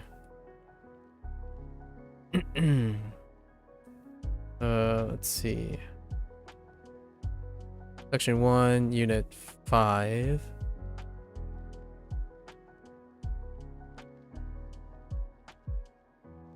Gotta look at the focus on the size here.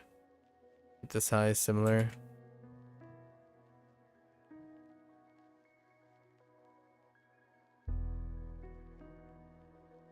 Section unit 5 is family member.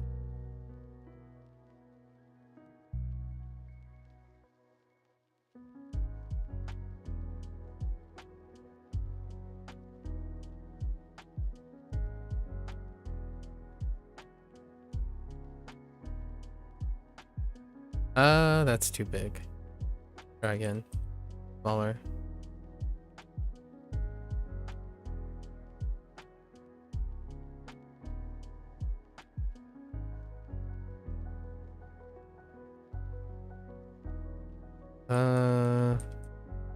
Too wide, maybe?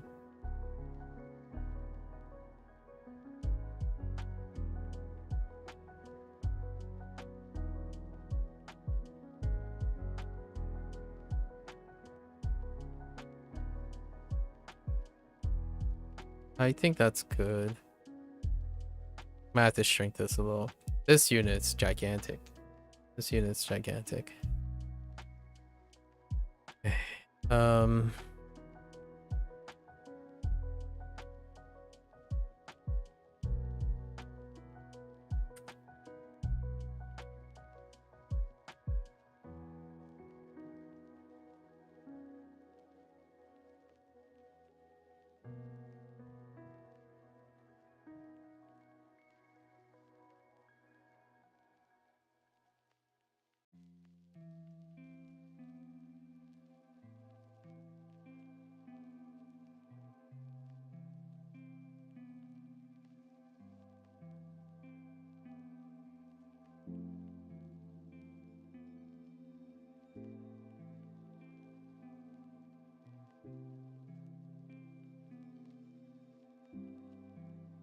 Oops.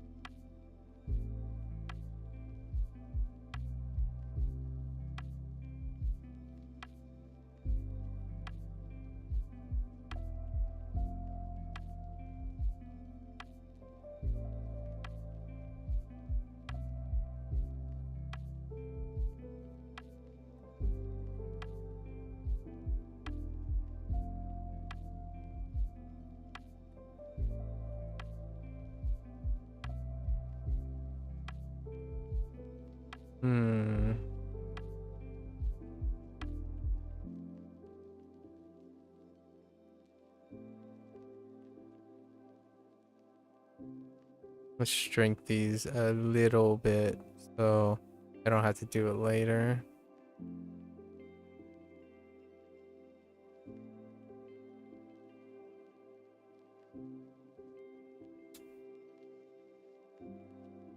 Okay.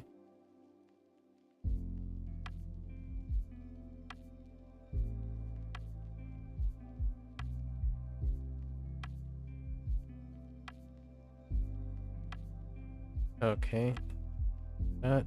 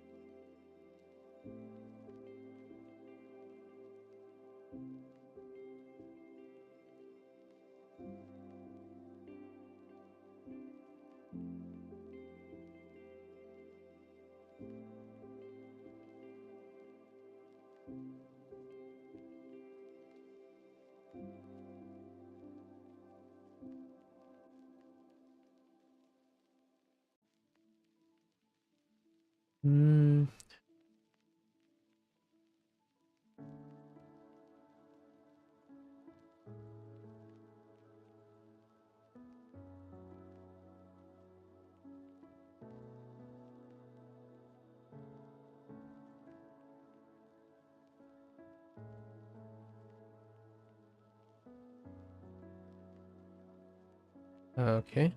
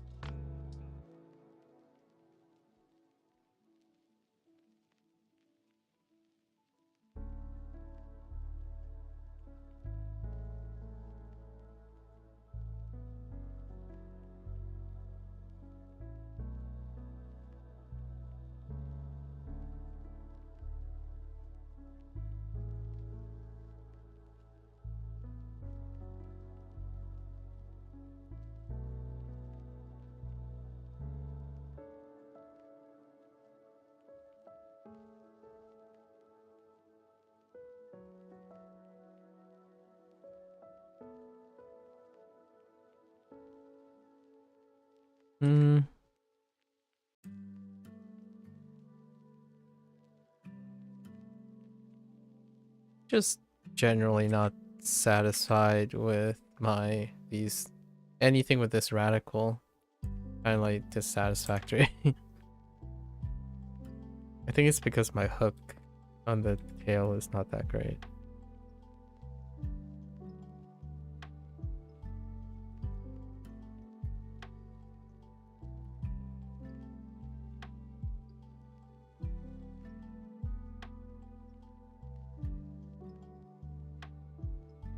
That one's not that great either. Okay.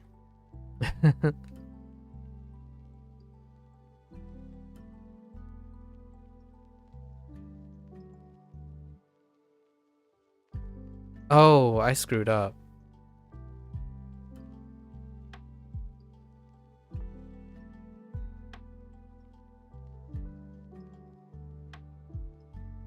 It's more or less the same though. Or like I remember both. I just wanted to edit it. So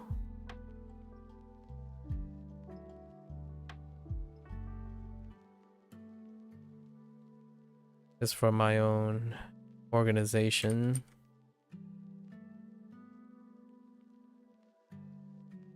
That's kind of gross looking, huh?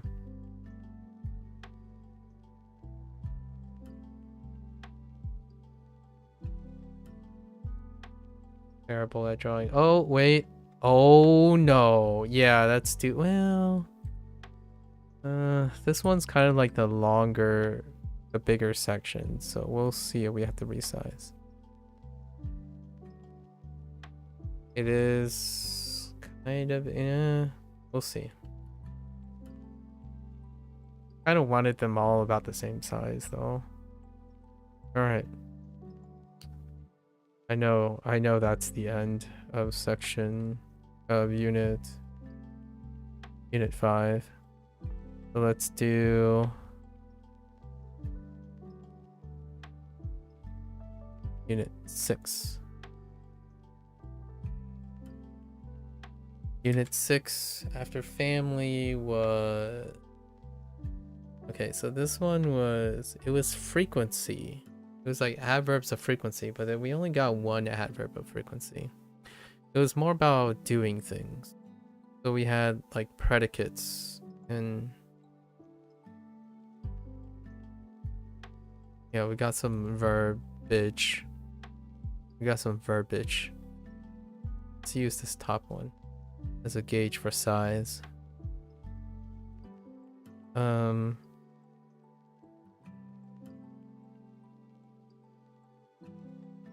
Snack break.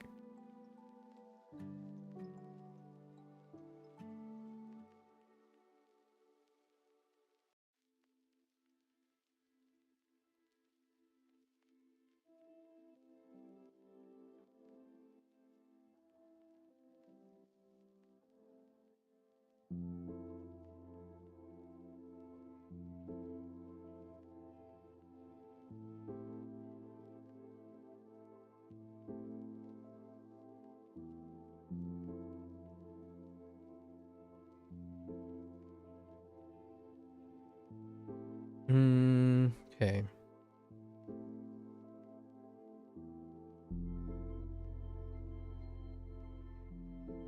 Snack break is secretly buying time.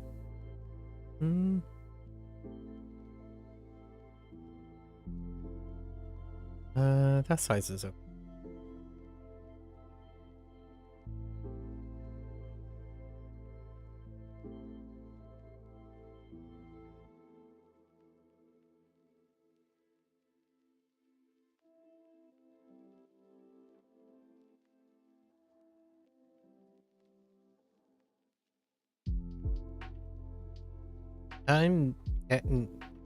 You know, it's gonna be difficult for me to know if these are slanted or straight down anymore.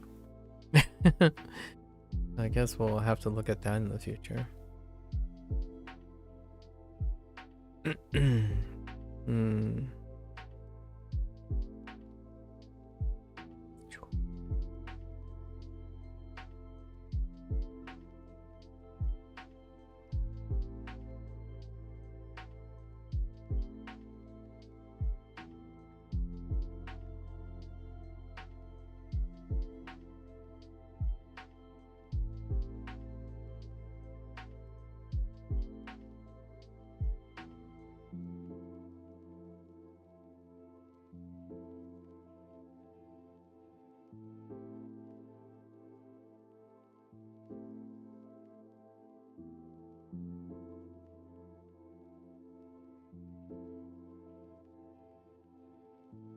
Ugh.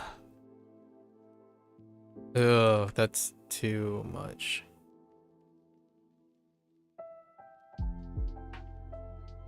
That could be better.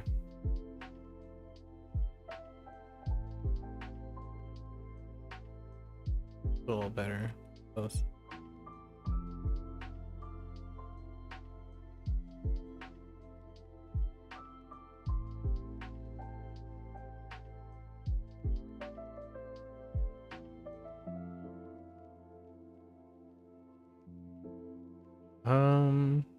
Yeah.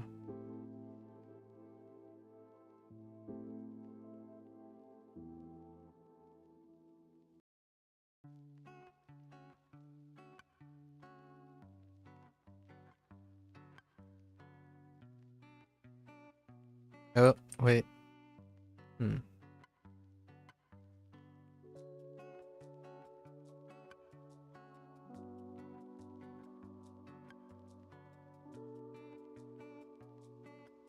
Okay.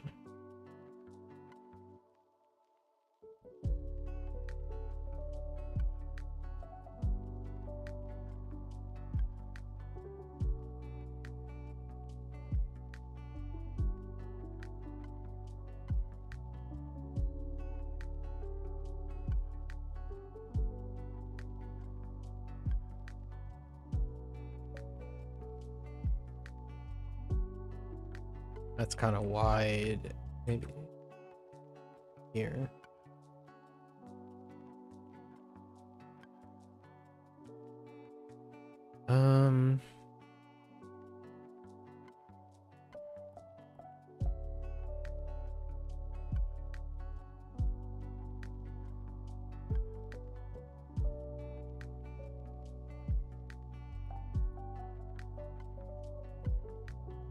Hey, Taxka.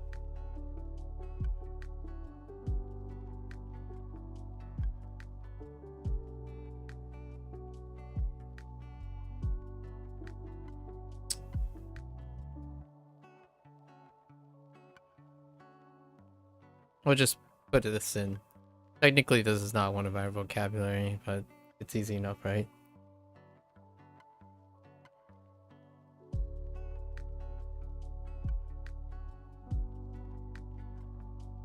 What am I doing? I'm reviewing my Chinese.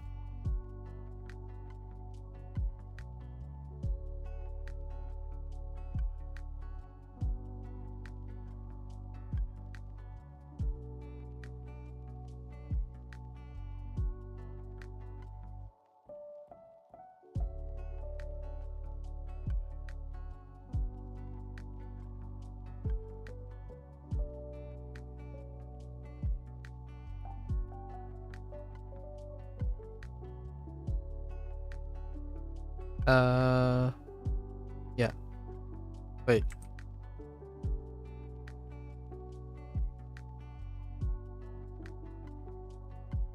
Yes.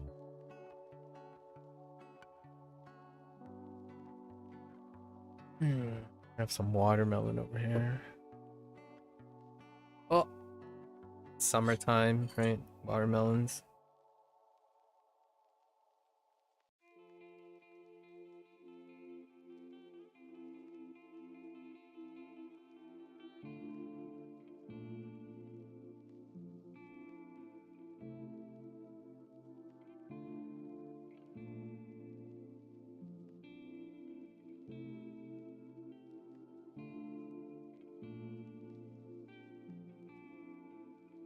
Okay.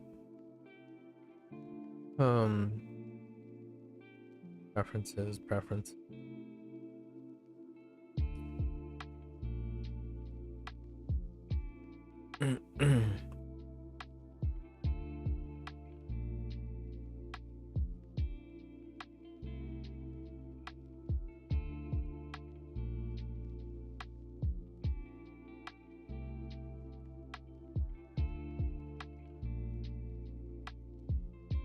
Oops.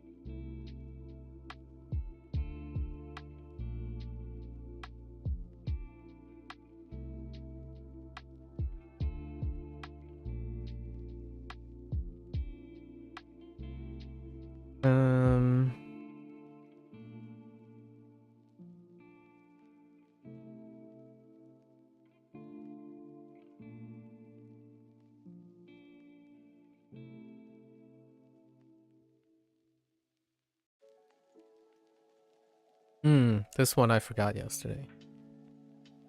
I make sure I remembered.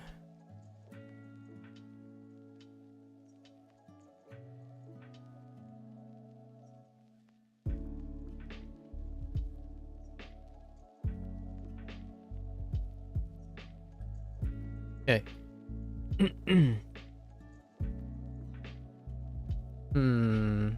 Okay. Let's place it right here. Alright. Do another color shift.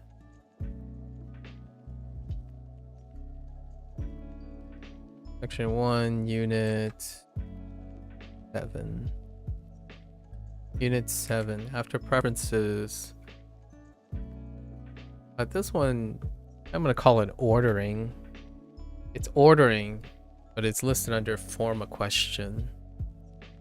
It's more like ordering.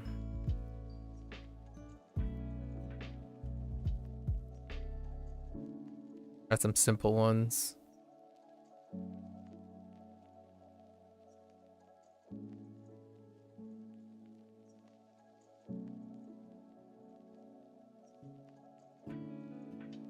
Should separate it a little bit more. I thought,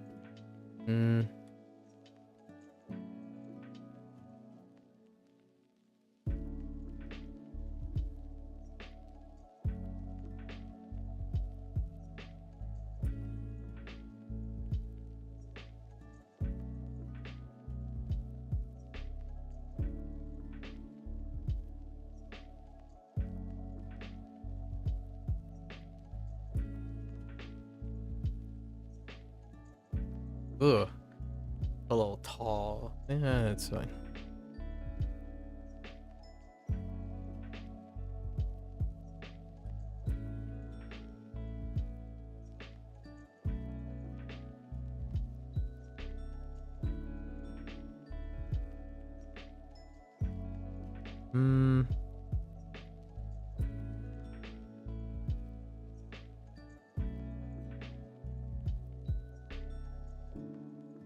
Yeah.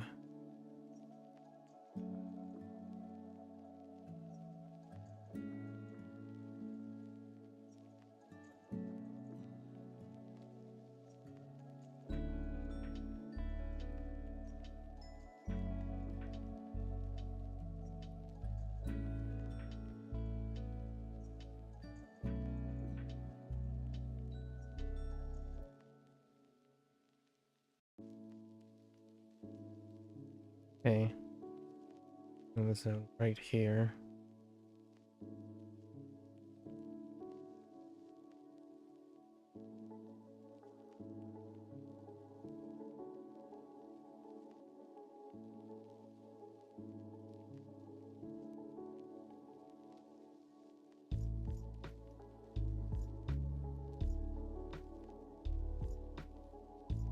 Okay. Slightly bigger.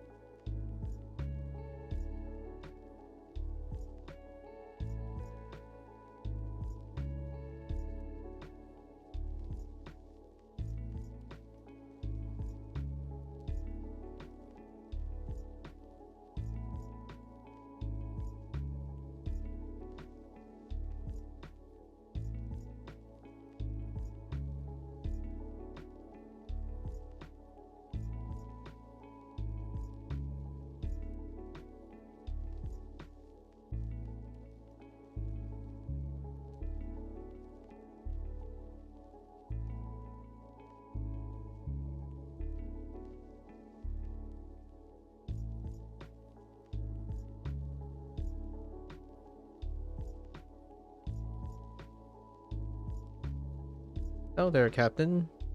Ashi. Hello there.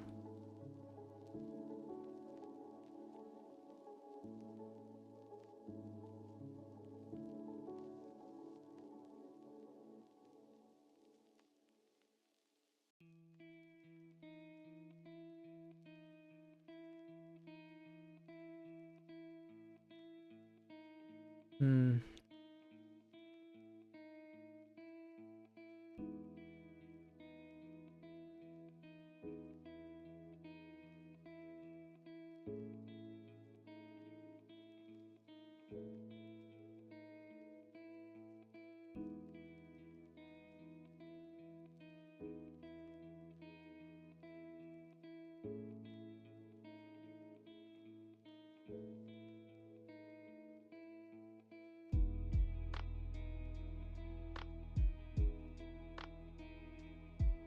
Okay. I think that's all for section 1, unit 8, unit 7.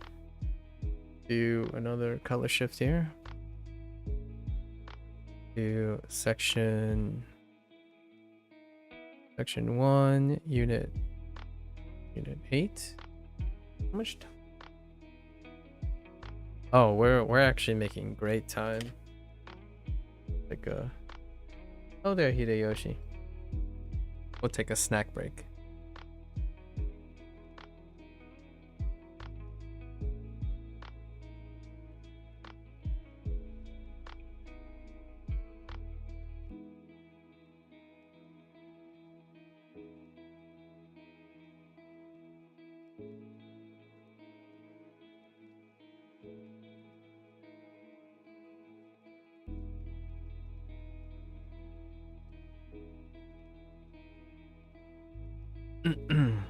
Okay.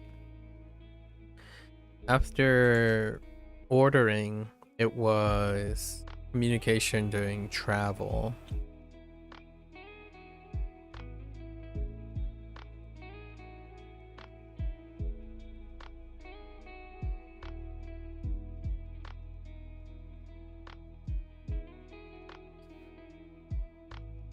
Okay.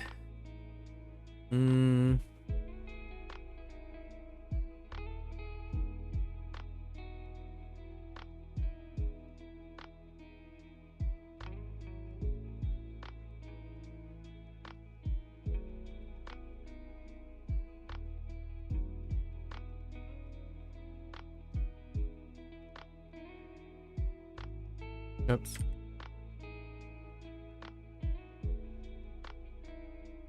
That's a little big.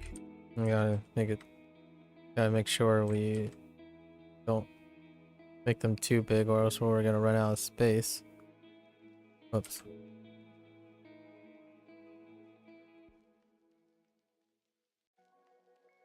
That could be better. That's okay.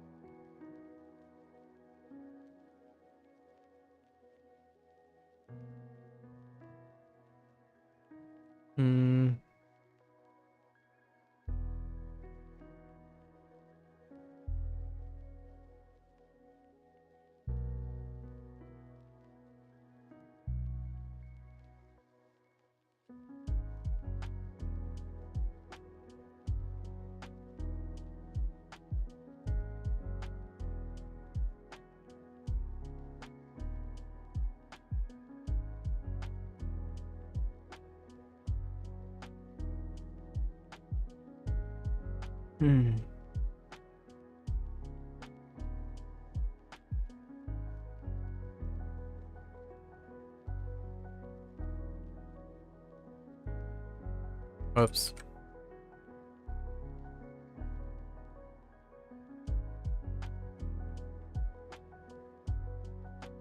Okay.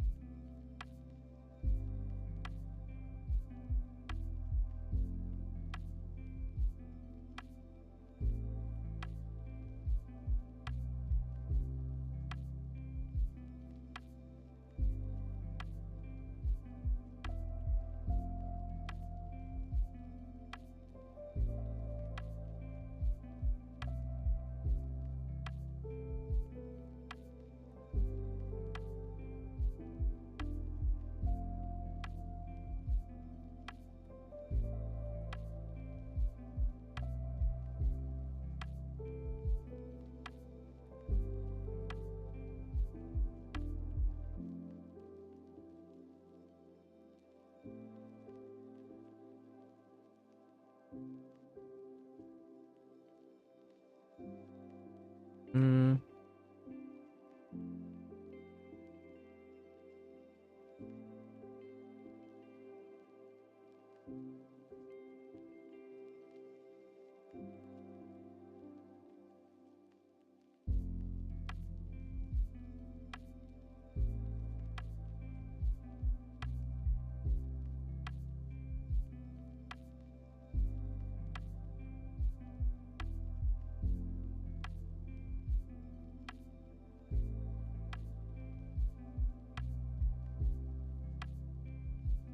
Hmm.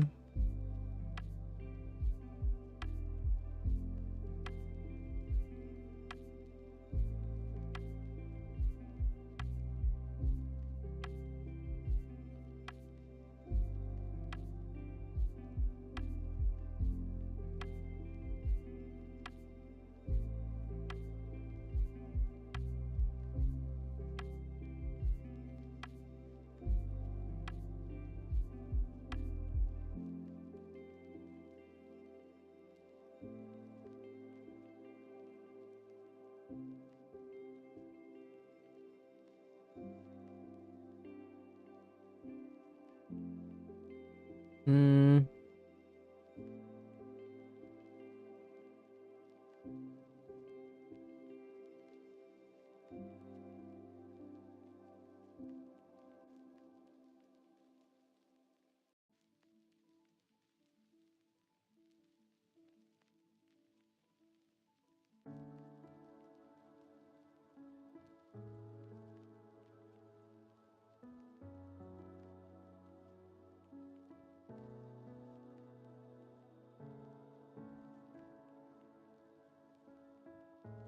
This one I forgot yesterday too.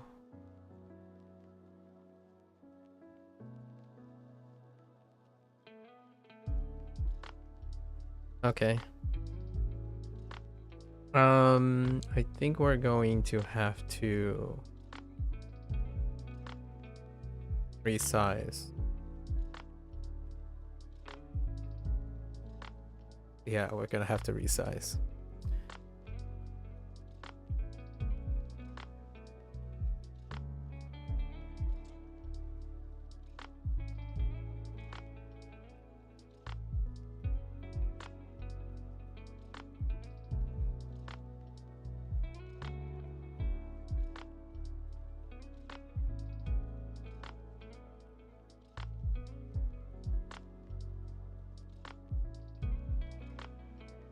Is that enough space?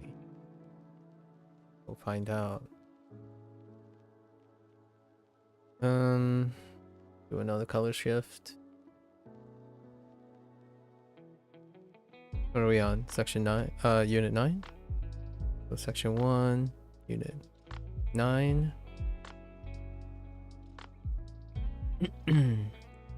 After traveling, we get our measure word.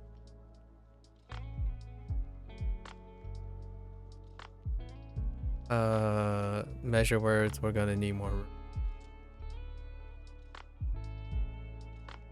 Yeah, we're definitely gonna need more room.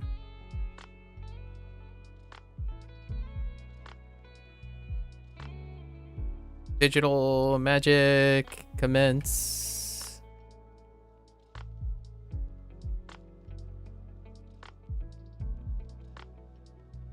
Okay.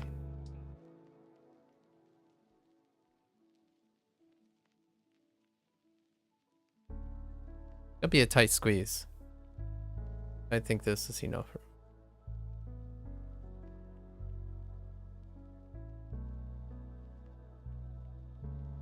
Should have made grids. I think I needed some grid paper. Okay.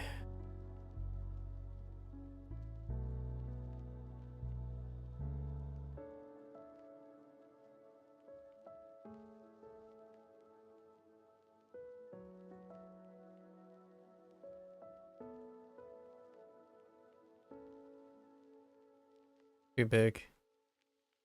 Smaller.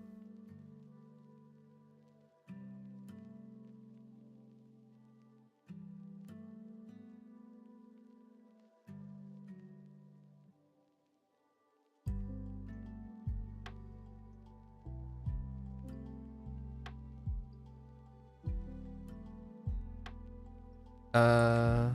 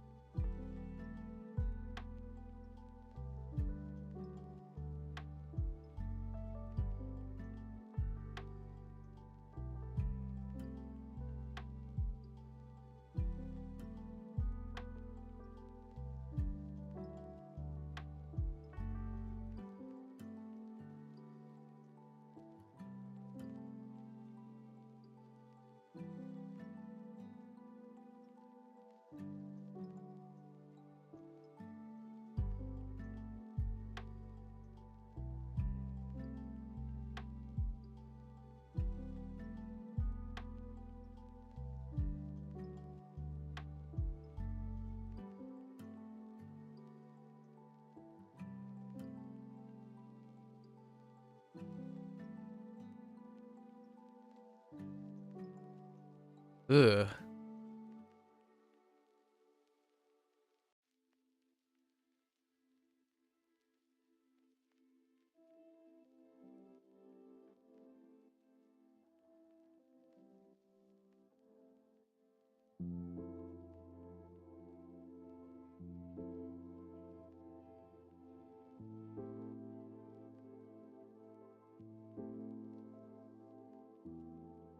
Okay, those are smaller. That's okay.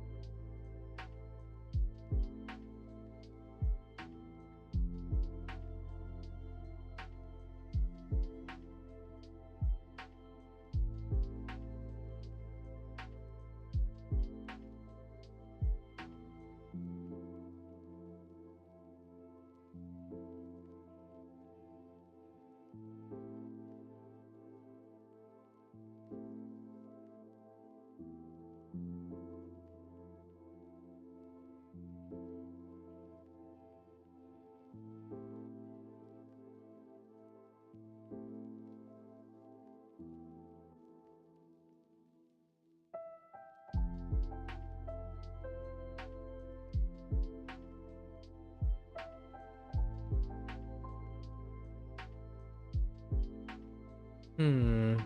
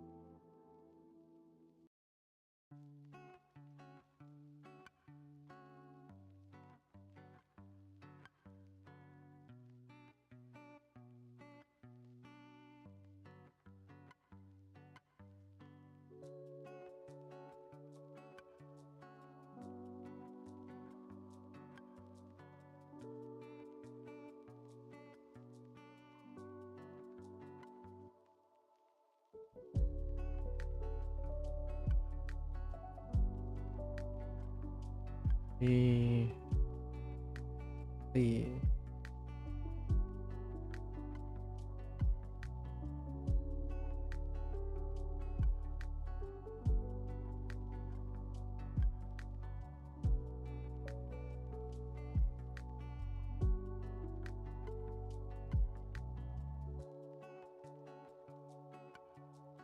Okay. All right.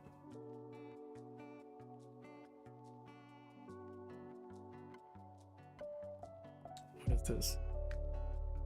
Section 10. We're almost there. Almost there. We're on the home stretch now, though.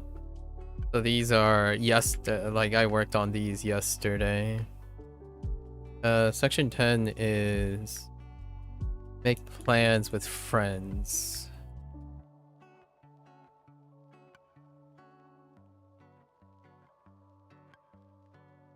Started with let's take a snack break.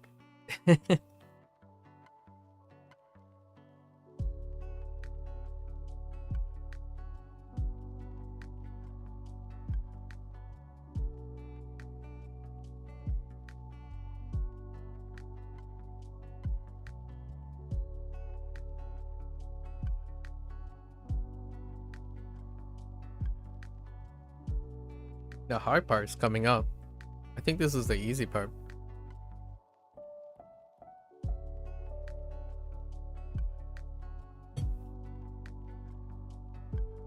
Hard part is other stuff.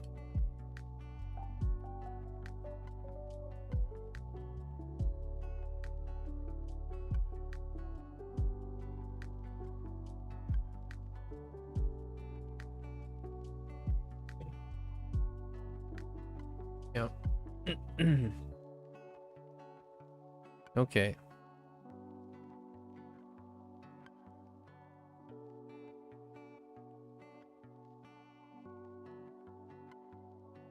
This is supposed to be the meditative part. Yeah. No.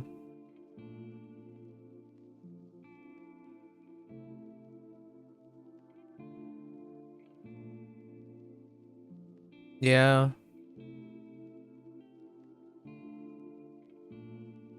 Yeah. Yeah.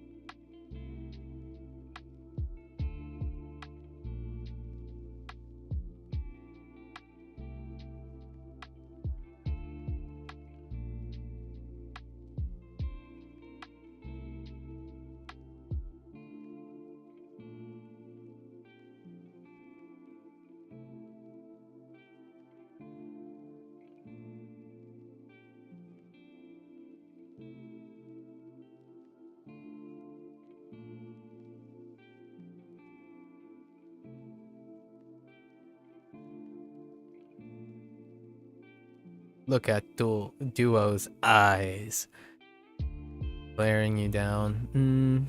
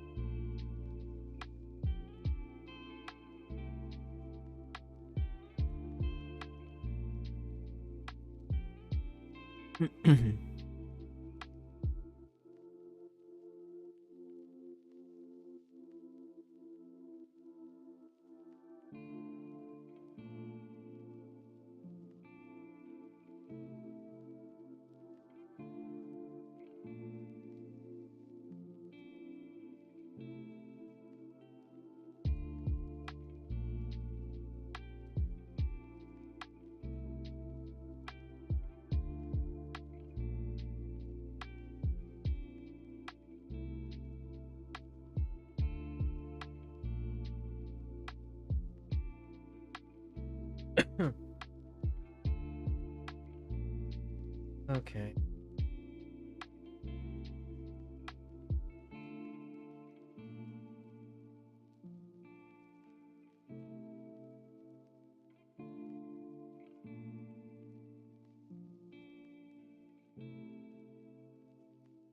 Hello there, Jamie. How's it going? Going pretty alright. We're in the middle of writing our Hanzi.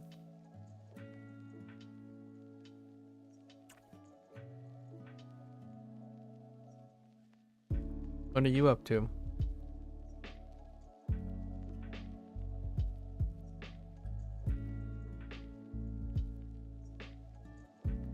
And taking snack breaks.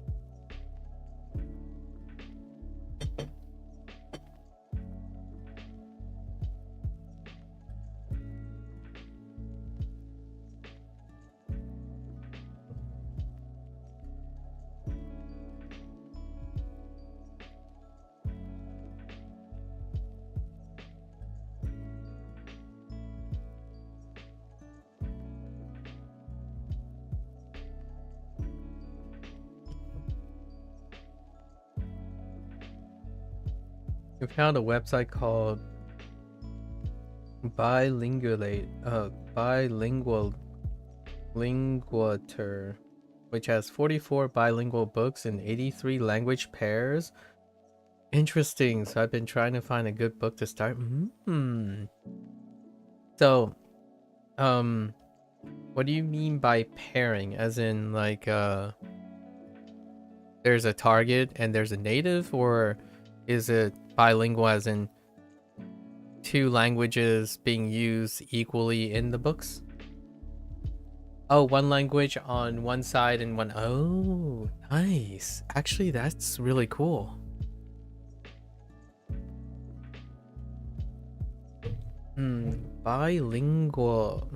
Bilinguator, you say? Give me a second. I am gonna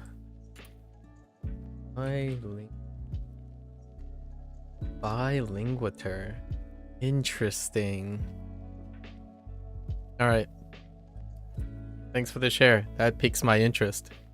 I like the idea of having one on the left side, one on the right side. That's kind of cool. Very neat. Very neat.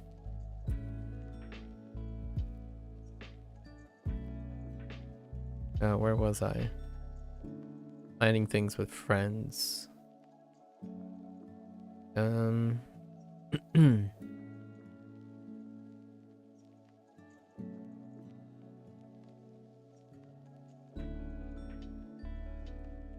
Okay.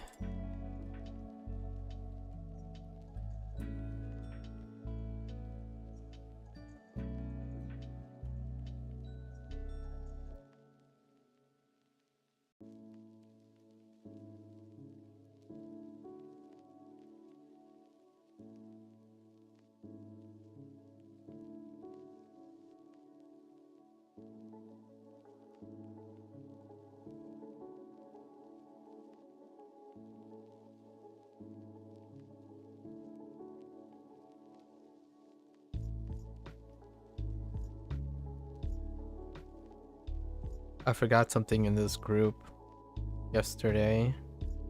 It's the one that I mixed up with one of the characters from the unit before. Keep mental note of that.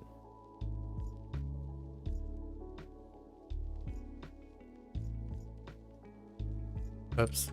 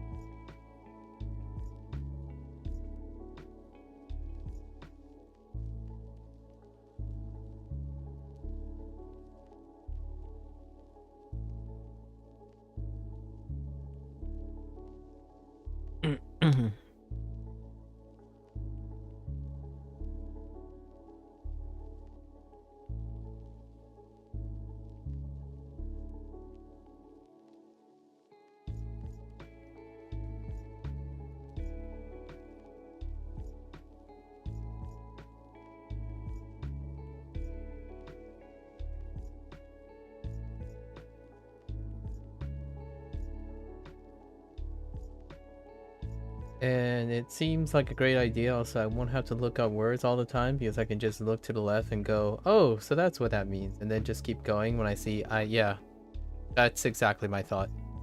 So it's kind of like the thing where when I raised a point about subtitles, if you're disciplined enough to not look, right? I know, like, in terms of subtitles, it could be like below, like, say if you're watching something in widescreen aspect, the subtitles is in a black block, right? So the question is, can you look forward, process, and then look down? It's like, oh, that's what it means, and then go back, right? So if you turn it on its side, then now you have left and right, and you can't. I understand, Jamie, but you know what I mean. It's kind of one of those things. If you get used, but think about it this way, Jamie. If you get used to doing the left and right thing, who is to say you don't start getting like, oh man, if I could do that, you know, the temptation is there. It's like, you know, it does take practice though. But you see what I mean, right? Like, then you won't necessarily be inclined to slow down even more, in the sense that, oh, you get distracted too much. You always have that kind of assurance. So you kind of like plunge in and it's like, whoa, yes, there, this, and then you get into it. But yeah, that's kind of the thing. And obviously, you know yourself best, right? If you get too distracted, then yeah, removing it is the thing. It's kind of like if I left candy in front of you, right? And you're hungry, which I'm just kidding, but that's kind of the thing, right? We all would love to have the most easily not distracted. And I talked about when I was younger, I was easily distracted. It's to the point where I could get angry at people from the distraction. You know? Like streaming while you're learning, that would aggravate me if I was 20 years younger or something. But not so much anymore. Because distractions are valuable, or more valuable to me than anything else. And what I mean by distraction, obviously something of value. And when people want to get rid of something, then that thing doesn't have value at the moment, right? So kind of like removing subtitles, it doesn't necessarily have value to you at the moment. It takes away the value of the experience.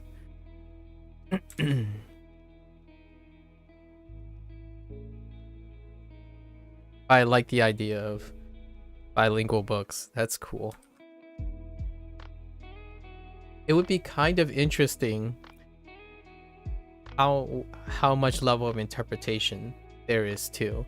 Obviously, I won't know the language, my target language, enough to really know at the moment, but it would be interesting to see how the person who's doing the translating, right? I'm more inclined to say they're doing the interpretation as opposed to the translating, but we'll see how. I really am curious about like what approach the authors take and the translators take.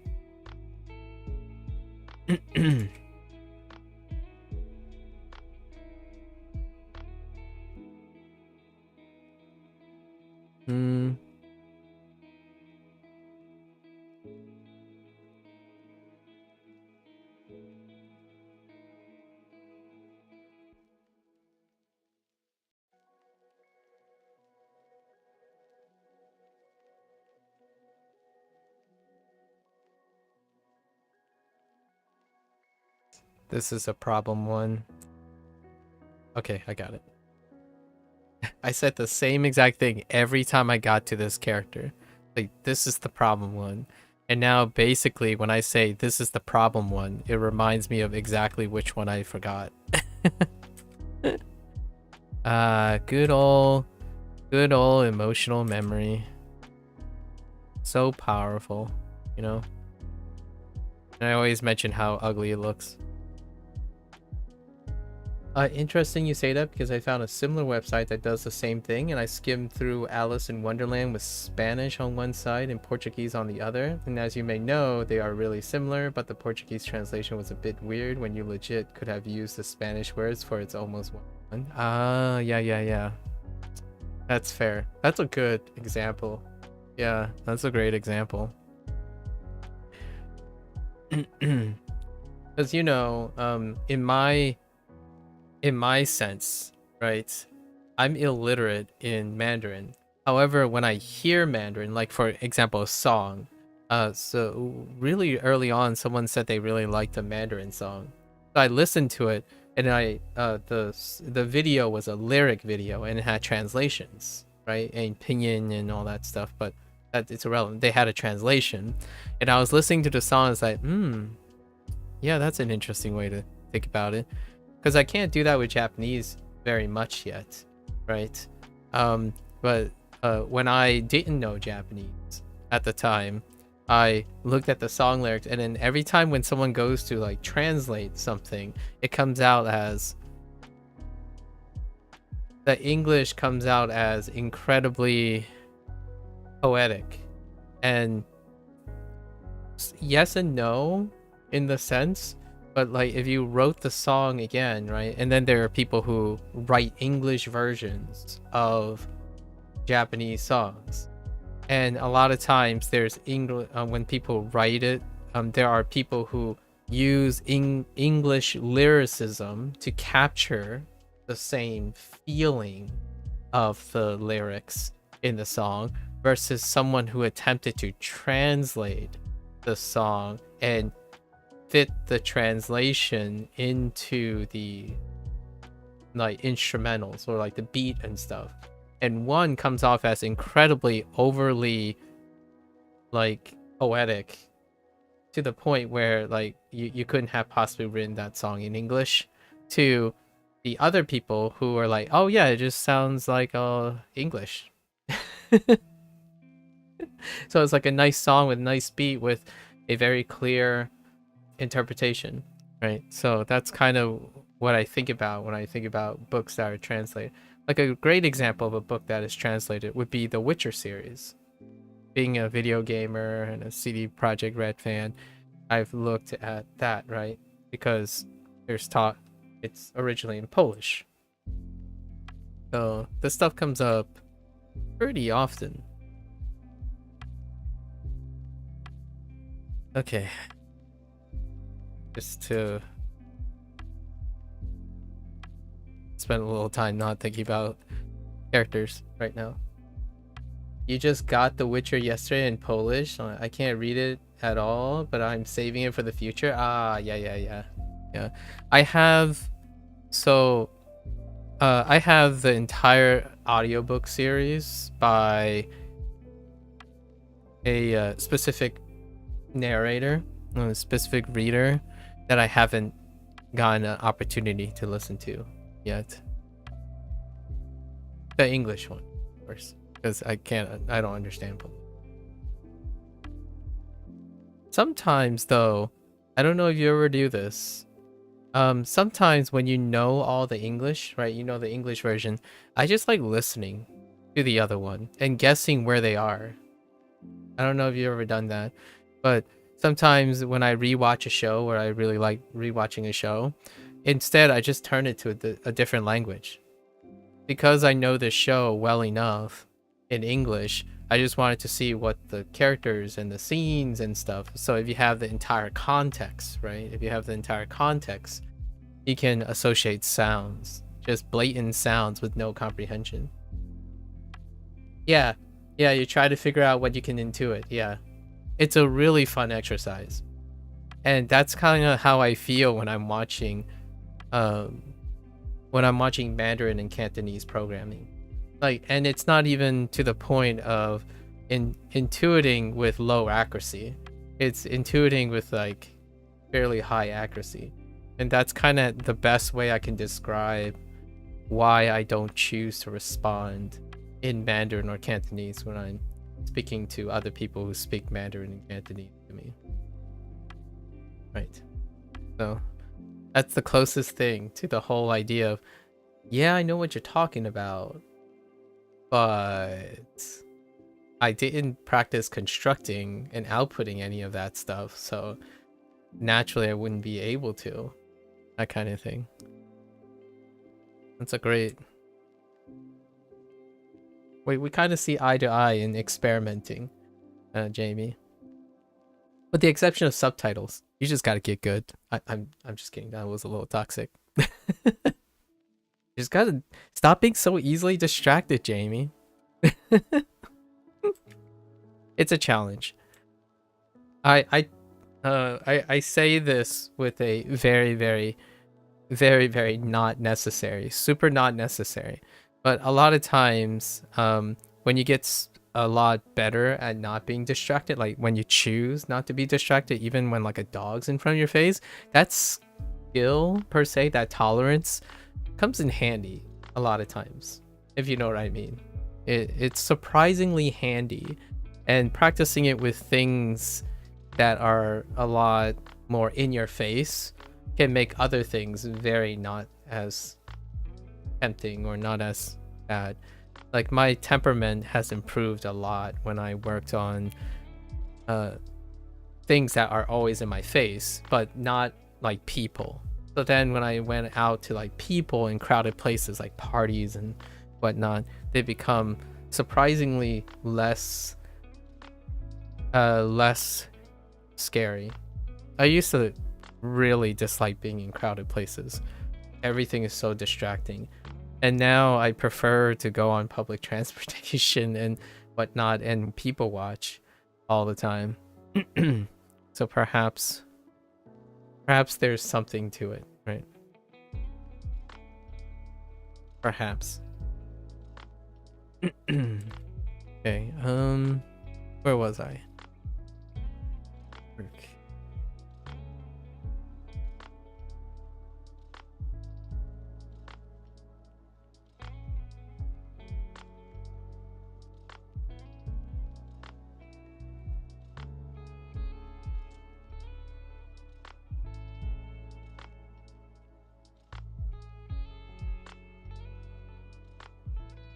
Yeah, I just struggle to really immerse when I see dual subtitles, because then I see the translation for my target language and I rely on it instead of really trying to figure things out just because it's easier. Yeah, it's understandable. That's basically how I imagine the reasoning behind it. Have you ever watched a show and had a subtitle in your native language, right? In your native language, and then do you choose to read the subtitles or do you choose to listen to what they're saying? Because there are times when I'm like, yeah, I gotta do work, so or I gotta listen to something, but at the same time, like, I kind of want to read something. So sometimes I'm like, oh yeah, I need to catch up. Or there are times you do, yeah. So that's what I mean. So I find myself I would watch a show for the third time in a row. Like, I really want to watch this episode, so I turn on the English subtitles, right? Whenever I see the show once, maybe for immersion and whatnot, right? Just no subtitles, I understand the language, it's in English, it's fine.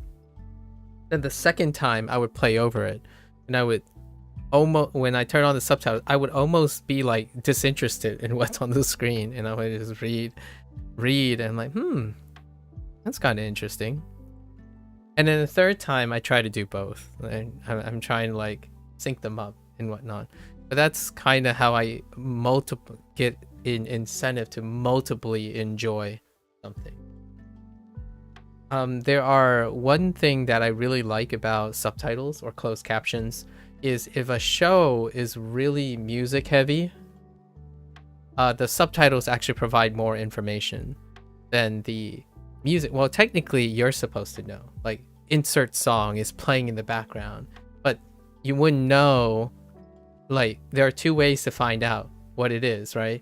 Either you know the song and the title and stuff, or the subtitles have it, right? So it's kind of neat. And there are a few subscription things, like I would refer to like Amazon Prime and stuff, when like an actor shows up and I'm like, this actor is so familiar. So then you like click to the left and there would be a panel that shows up. You just hover to the left and a panel will show up where the actor is or where the guest stars are, right? And that stuff is pretty cool. I also watch things with commentary from time to time. So when I really like a show, I like to watch it over again, but now the people are talking over the show. So now you're watching the episode, but you're listening to the commentary that is on top of the show, right? So now you already know what's going on in the show. You've already read all the subtitles, and now you're listening to the commentary, and the subtitles is to the commentary of the show. Yeah, just stacking the layers. You watch everything with subtitles, and I read them too, even in English. Yeah, that's what I mean. You could do all of it somehow, some way. Honestly, you can probably learn with all of it. It's gotta Gotta find out what works for you. Okay. I really like the onomatopoeias or the little captions that say, oh, and then there's a distant clanking noise. And I'm like, wait a minute. And then you're looking at the show, it's like, we don't even know there's a distinct clanking noise. Like, ominous light appears from a distance or something. And you're looking at the show, it's like, what ominous light? And then it shows up a few seconds later.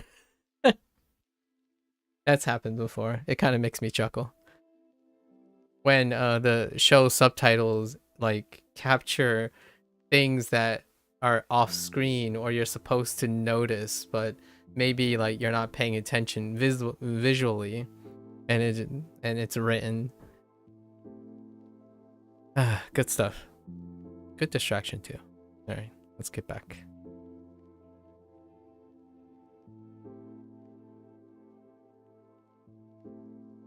Oh wait. No, that's not right.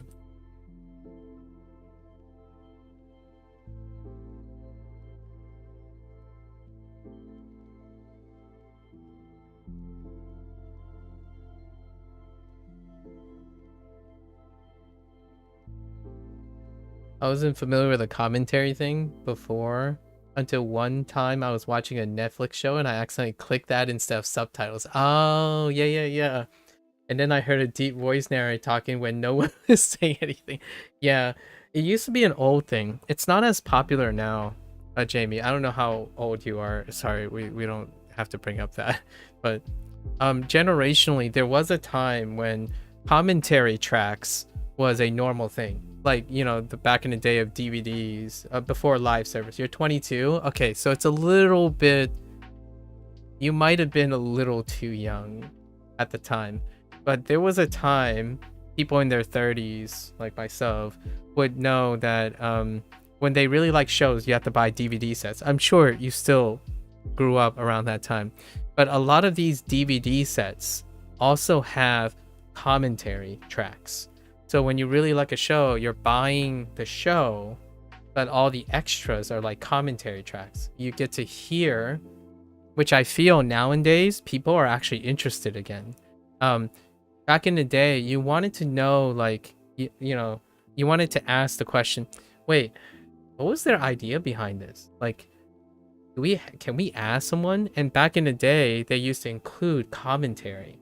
So like a writer or a producer or someone, like, they'll take turns and stuff and they'll talk about the episode. Like, oh yeah, you know, this is a weird scene, but I really like this scene. And then it's basically the live commentary that you hear now, like a react video or a so I think there's room for that. I don't know if people how popular it is right now. I think it's coming back, because nowadays it's spectators and viewers are getting a little bit more engrossed, as in they want more, as in they want the thoughts of the person who's writing. So then you don't even have to guess. I mean, it's not as... I like guessing and trying to, you know, predict or deduce what the writers are doing, but I also like the commentary track. So back in the day, like Lord of the Rings, I love hearing Peter Jackson and the cast of Lord of the Rings, like their commentary and stuff. I still watch interviews about when they're reunited and all that, when they were doing that stuff. It's really cool.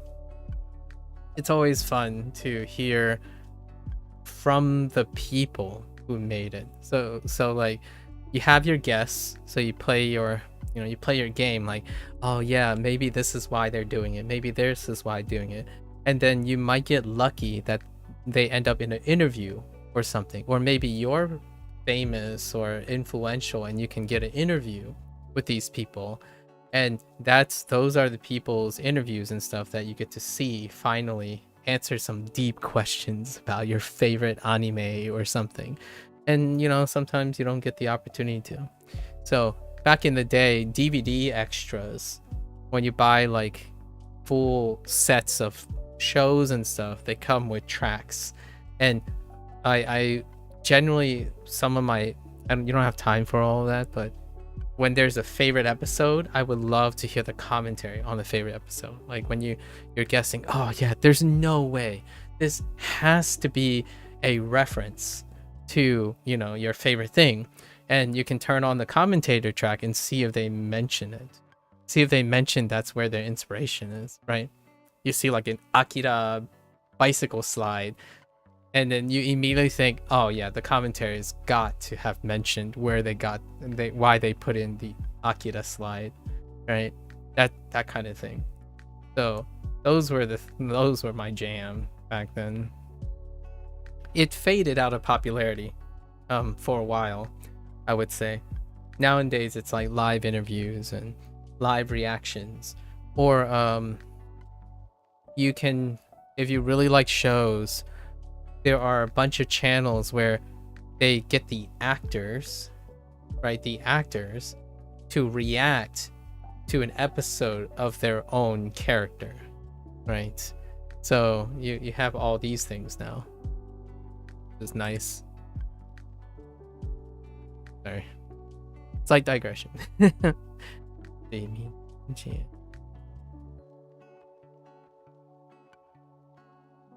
The reason why I share so much interest in the commentary of the creator is that's where I get most of my ideas.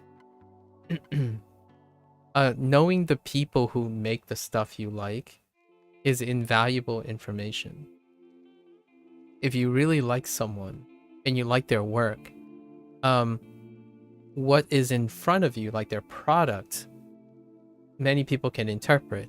But one thing that's pricelessly invaluable are the commentaries of the people who have already made, right? It's very candid, and you can glean a lot from it.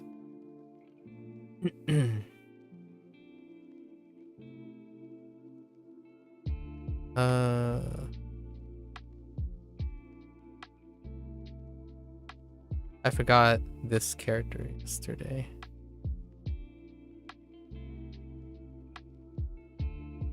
And this character was, I think, and this character, right? No, I was okay with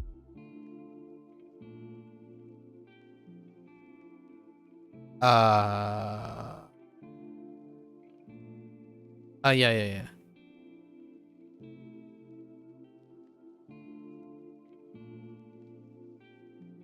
Okay, so we got 2 more sections to go, and how much time? I said 4 hours. I left 4 hours for myself for this section, so plenty of time. So gotta go over vocabulary and pinyin. Pinions can go really fast. Oh, actually no, pinions can go really slow, but the vocabulary section might go fast. Let's switch it up some more. So where were we at? Section 2, Unit 1, which is about travel. No, it's house tour. House tour.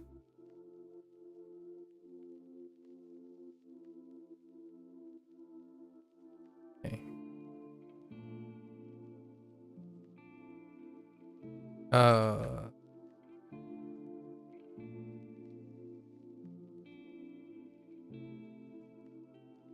Yeah, that looks.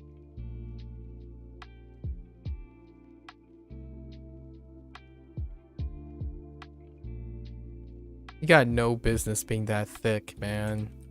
No business being that thick.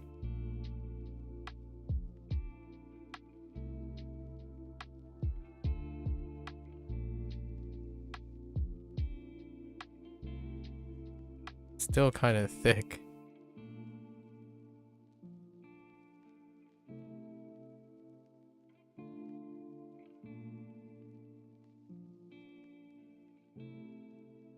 That's okay.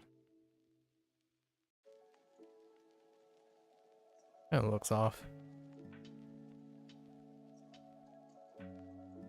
I think the bottom needs to be bigger and the top needs to be thinner.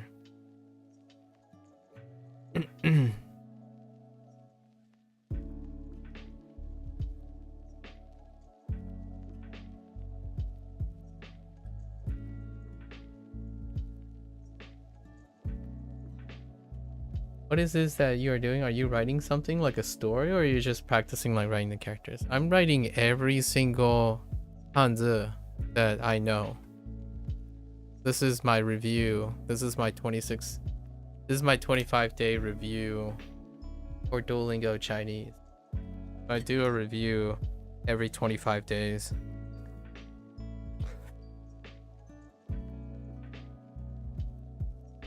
Yeah, just from memory.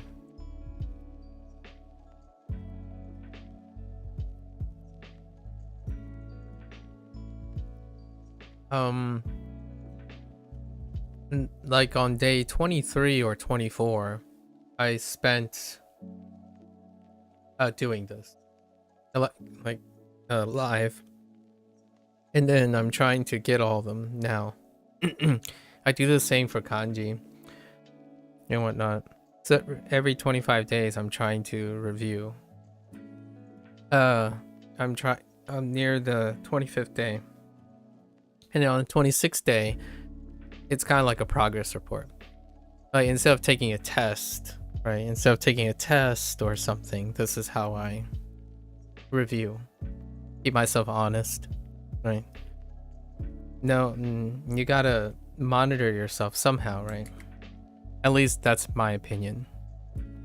I'm not the person who rests on my laurels and just trusts like input, a kind of gold standard kind of thing.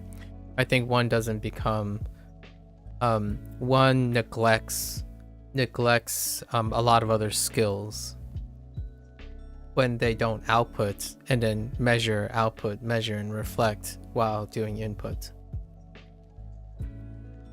You can be very trusting to your process. My process involves output and reevaluation.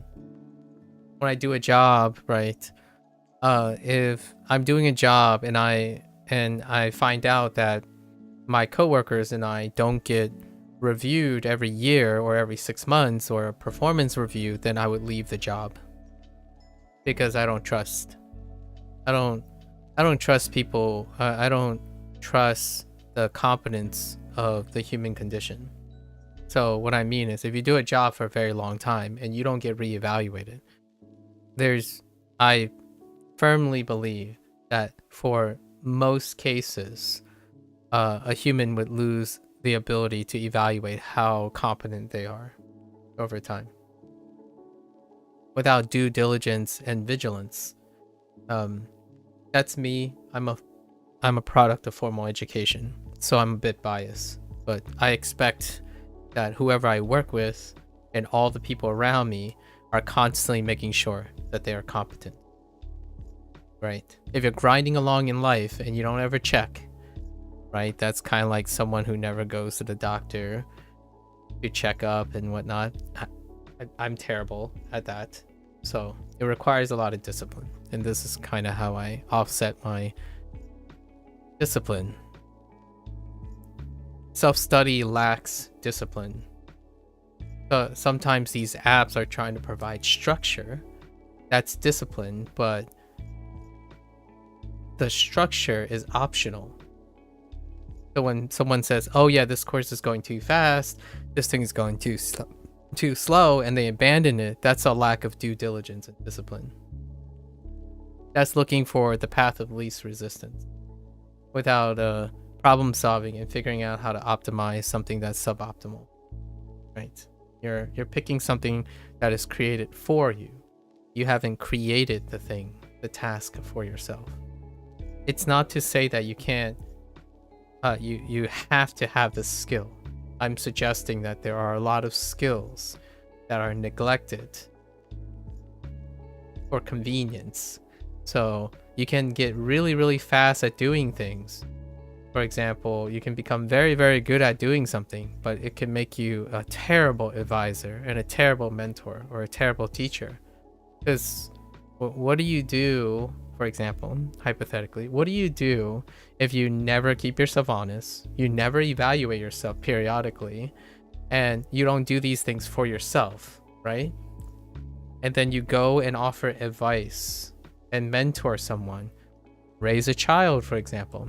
How do you know how to evaluate periodically and give and inspire that type of routine to someone younger or to someone more inexperienced? Like, how would you know? That is something that I feel that 80 to 90% of people who spend their time exclusively getting advice on the internet has neglected. The reason why I feel that I know this is that the way people give advice, the way people evaluate other people, is not based on observation of the person or the thing. It's based on whatever their information is. So, when you offer advice, when you share stories, it's not integrating any form of reflection or synthesis. Self-evaluation, self-testing, periodically writing down things that you have done, evaluate their impact and stuff, that practices a skill that is almost innate to anyone in the professional field. So when I speak to someone and I hold conversations with them, it's pretty clear who works in a professional capacity and who doesn't, right? Not to say that you can't be successful in both cases. You can definitely be successful in both cases. The idea is that these are skills you can choose to work on or choose not to work on. Problem solvers, people who solve problems and have to critically think, have to regularly monitor and measure things. You don't just trust me, bro, to the thing, right? So this is my aspect of it. I don't do many things without ever double checking after a while. Like, oh yeah, this has been working great for a month, maybe 2 months, 2 months. I'm like, what can I do better? Or what can I change? What can I make easier so that I'm not too stressed out? That kind of thing. I can assure you, when I was younger, I burned out, for lack of a better word, had a terrible physical health maintenance issue. Largely because I thought if I worked hard, I'm on the right track. Right? Thankfully, in my opinion, my life was surrounded by structure, right? I had an excellent education. I had great mentors. I had great friends that saw or observed that I had poor discipline. And what I mean by discipline is specific areas of discipline. It wasn't because I was doing great science or I was getting good grades. That part is pretty obvious in front of you. But then I had like exhaustion and weight loss and habits, like lack of appearances, a socialization, and those things. Yeah, you don't have due diligence. But like, I didn't have due diligence for those things. But this is kind of illustrating that. Only this time, it's with self-study. Self-study has no structure. In my opinion, for most people. And you might be thinking, well, yeah, they do have structure. If you download an Anki deck, that's structure. If you use Duolingo, that's structure. It's like, no, it's not. It's optional. You can choose to drop it whenever you want. You're not holding yourself accountable for it. What I mean by that is there isn't a periodic evaluation of how effective it is. You just tell yourself you know it, and that's it, right? It's like, oh yeah, I feel good. I know it. It's like, based on what metric? What have you done? Have you recorded something of your success rate, or are you just choosing to do it and then that's about it, right? So it's not a bad thing or a good thing. Many people who keep motivated don't have to do this, because if you do this, it can be a source of demotivation. You can become demotivated from this, much like when you go to school and you get bad exam grades. People respond to bad exam grades very differently. Some people might be like, oh well, I guess it's time to give up, let's just change like careers or something. And then others would be like, oh, hey, I didn't know I was this weak. Let's go and, let's go and fix it. Or the other people are like, oh, I aced everything. And then they didn't get any information. So there are so many situations where self-evaluation, the best type of self-evaluation, quote unquote, is an informed one. And in order to be informed, you have to do it regularly.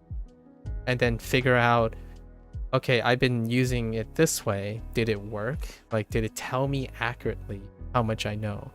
Because you could just keep telling yourself and practicing the things you do know, and then you have this like security, like, oh yeah, I'm getting it. Remember this? You remember the nightmare scenario that most language learners always try to prevent? Where they say like, oh yeah, I've been using Duolingo for 5 years and I learned nothing. Right? That, in my opinion, is not necessarily because of Duolingo, if you know what I mean. An observer understands what Duolingo has to offer, so they do not get blindsided by what it can't do, what it literally doesn't do, right? So it's not to say that there isn't something Duolingo can improve. It's to prevent yourself from getting blindsided by possibly skill capping yourself in a good way. Like a positive way would be glass ceiling. In a negative way would be overconfidence, right? You might be overestimating your abilities. Usually that's the case with incompetence. But there's a chance that you've done it for so long that you've capped yourself, right? So self-evaluation also helps to see that, oh yeah, you're not really getting much from this anymore. Let's go do something else. Let's go do harder things or something. So it works in many levels. And in a professional setting, if I work for a company or I work for like a group, I expect, even though I don't even though it's extra work and I don't like it as well because it keeps you on your toes, it's necessary, in my opinion, in a professional environment to make sure that you are on top of things. In the long run, most people, in my opinion, in the professional field will thank the future tomorrow of themselves that they were in an environment and in a group that everyone is responsible for making sure that they're regularly on top of things. Because if you don't, then you get questions that most people ask all the time, like, dude, man, you think Ubisoft made this, you think Ubisoft made this like 7th game in a row. You think their bugs, they wouldn't have the same bug in the same game for 7 years in a row, would you? That kind of thing. I'm just saying. QC is not just a product thing. QC is also a person thing. The less you do it, the more likely you'll have more and more gaps in your thing. So for me, when someone says like, oh yeah, you must be very good at this by now. So, oh no, I'll tell you when I'm very good at this. And usually it's not the case. Because I'm pretty gosh darn accurate on how long it takes me to do things. So earlier someone like made a comment about being fluent. I'm like, 2 years in college for Spanish is gonna get me to like grade school level.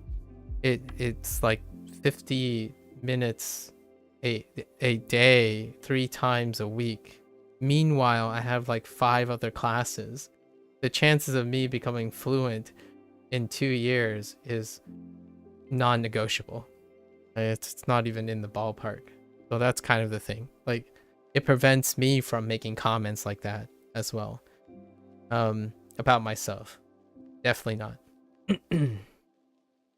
Yeah. Oh yeah, I was about to comment on that actually. I was going to say it's interesting that you get the most out of Duo by actually using as a tool to aid your language learning, not as a method to get where you want to be. Yeah, exactly. I'm not really asking, because honestly, humble brag. I'm gonna humble brag a little bit.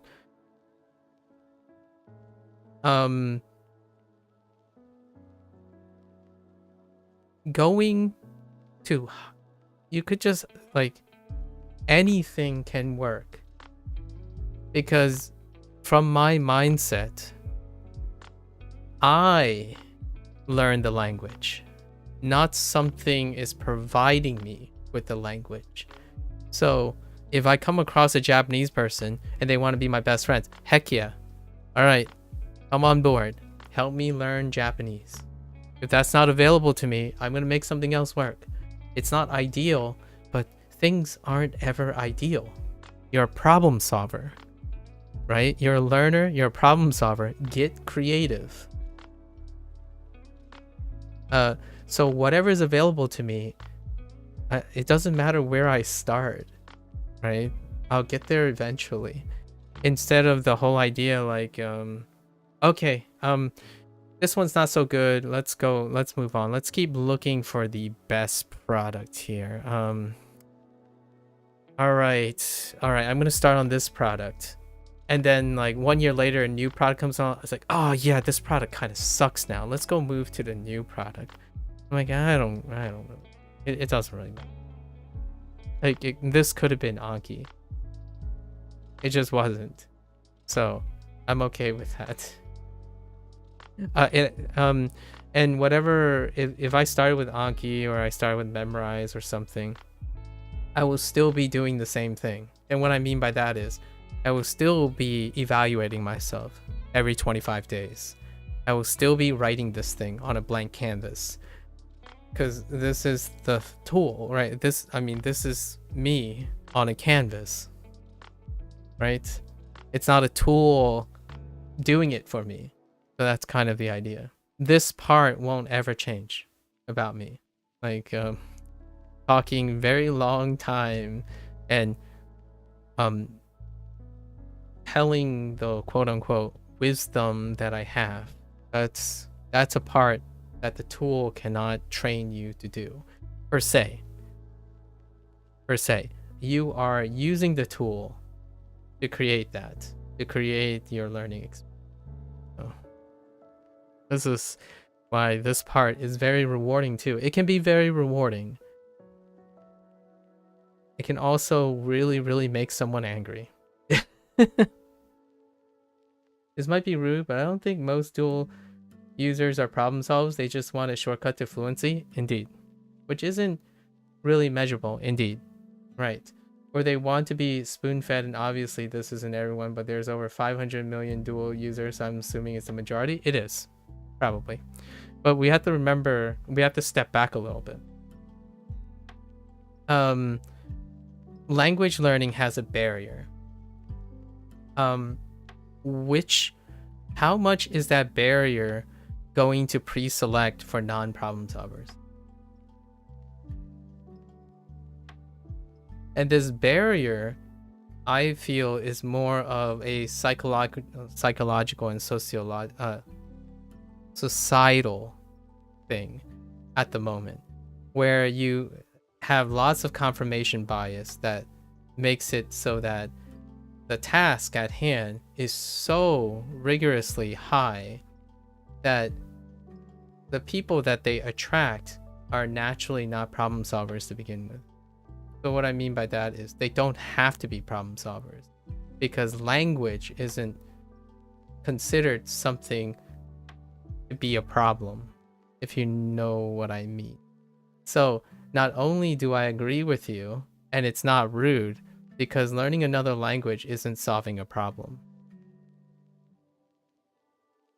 It wasn't ever solving a problem. Learning could be a problem.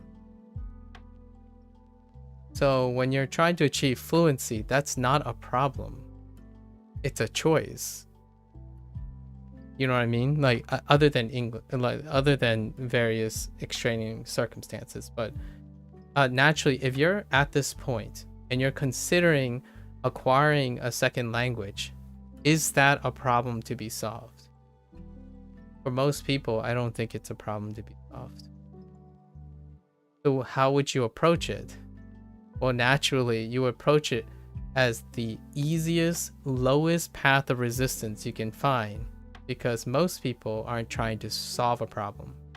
You don't have to be fluent in a second language. So yeah, it's more like, it's whatever you said, even more. It's so compounded that you can make the argument that nearly most self-studying users, it's not even unique to Duolingo. When someone approaches me and they say, oh, they finally acquired a secondary language and whatnot, and this is what they did, they're still not problem solvers, in my opinion. Because they talk to me like they're peddling someone else's solution. They're not explaining their own solution and how it integrates and how it is successful. So naturally, when someone tells me, oh, you should do this, and I'm like, can you explain how that works? How did it work for you? They don't sound like problem solvers. They find solutions. And Duolingo is not one of those potential solutions. Anki is one of those potential solutions. Nowadays, the internet provides solutions. People don't solve problems anymore. They find information on the internet. Right? Now the question is, do you need to? No, you don't really need to. If someone already solved the problem, you don't have to reinvent the wheel. So I'm not throwing shade at anyone. If there's a solution on the internet and you have the exact same problem, then yeah, you don't have to practice problem solving. The question is, how valuable is problem solving and critical thinking as a skill? If you're asking me, it is a life skill. It is essential to be able to tackle anything that's life oriented, as in it's obligatory. How to overcome grief, right? How to deal with an aging loved one. How to deal with your own motivations as you're growing older. These are so multifaceted and complex that if you go online and look for a solution, it may help you. However, you'll be doing that and bouncing around suboptimally. It's the synthesis of that information that allows you to truly mold a solution for your life. Right? Is that necessary for young people? Not really. I mean, you're not getting older yet, I suppose. Like, I know, Jamie, this might sound a little weird, but you're 22. You're young, you're spry. Go out, be efficient, collect wisdom. So online, there's a lot of collective wisdom. One day, though, when you're becoming like a professional and stuff, and you want to pave the road, the solution's not online. The solution's in you, if you know what I mean. If you want to become a leader, if you want to become someone who has foresight and thought, like, wisdom comes from the person. It doesn't come from what's provided vicariously. It's a synthesis of it, though. It's involved in the process, right? That's kind of what I'm saying here. No, and I absolutely agree with your observation. And it's obviously, it's also rude, and I know it to be true as well. So it's kind of one of those harsh truths, right? You have to admit that it is rude, and at the same time, or it can be seen as rude because you don't need to solve problems if there's something given to you. Anki solves a problem for you. Pretty much every tool solves a problem for you. I think I am thankful that I have a smartphone. It solves a lot of things, like keeping track of the time. Imagine having to manually keep track of time.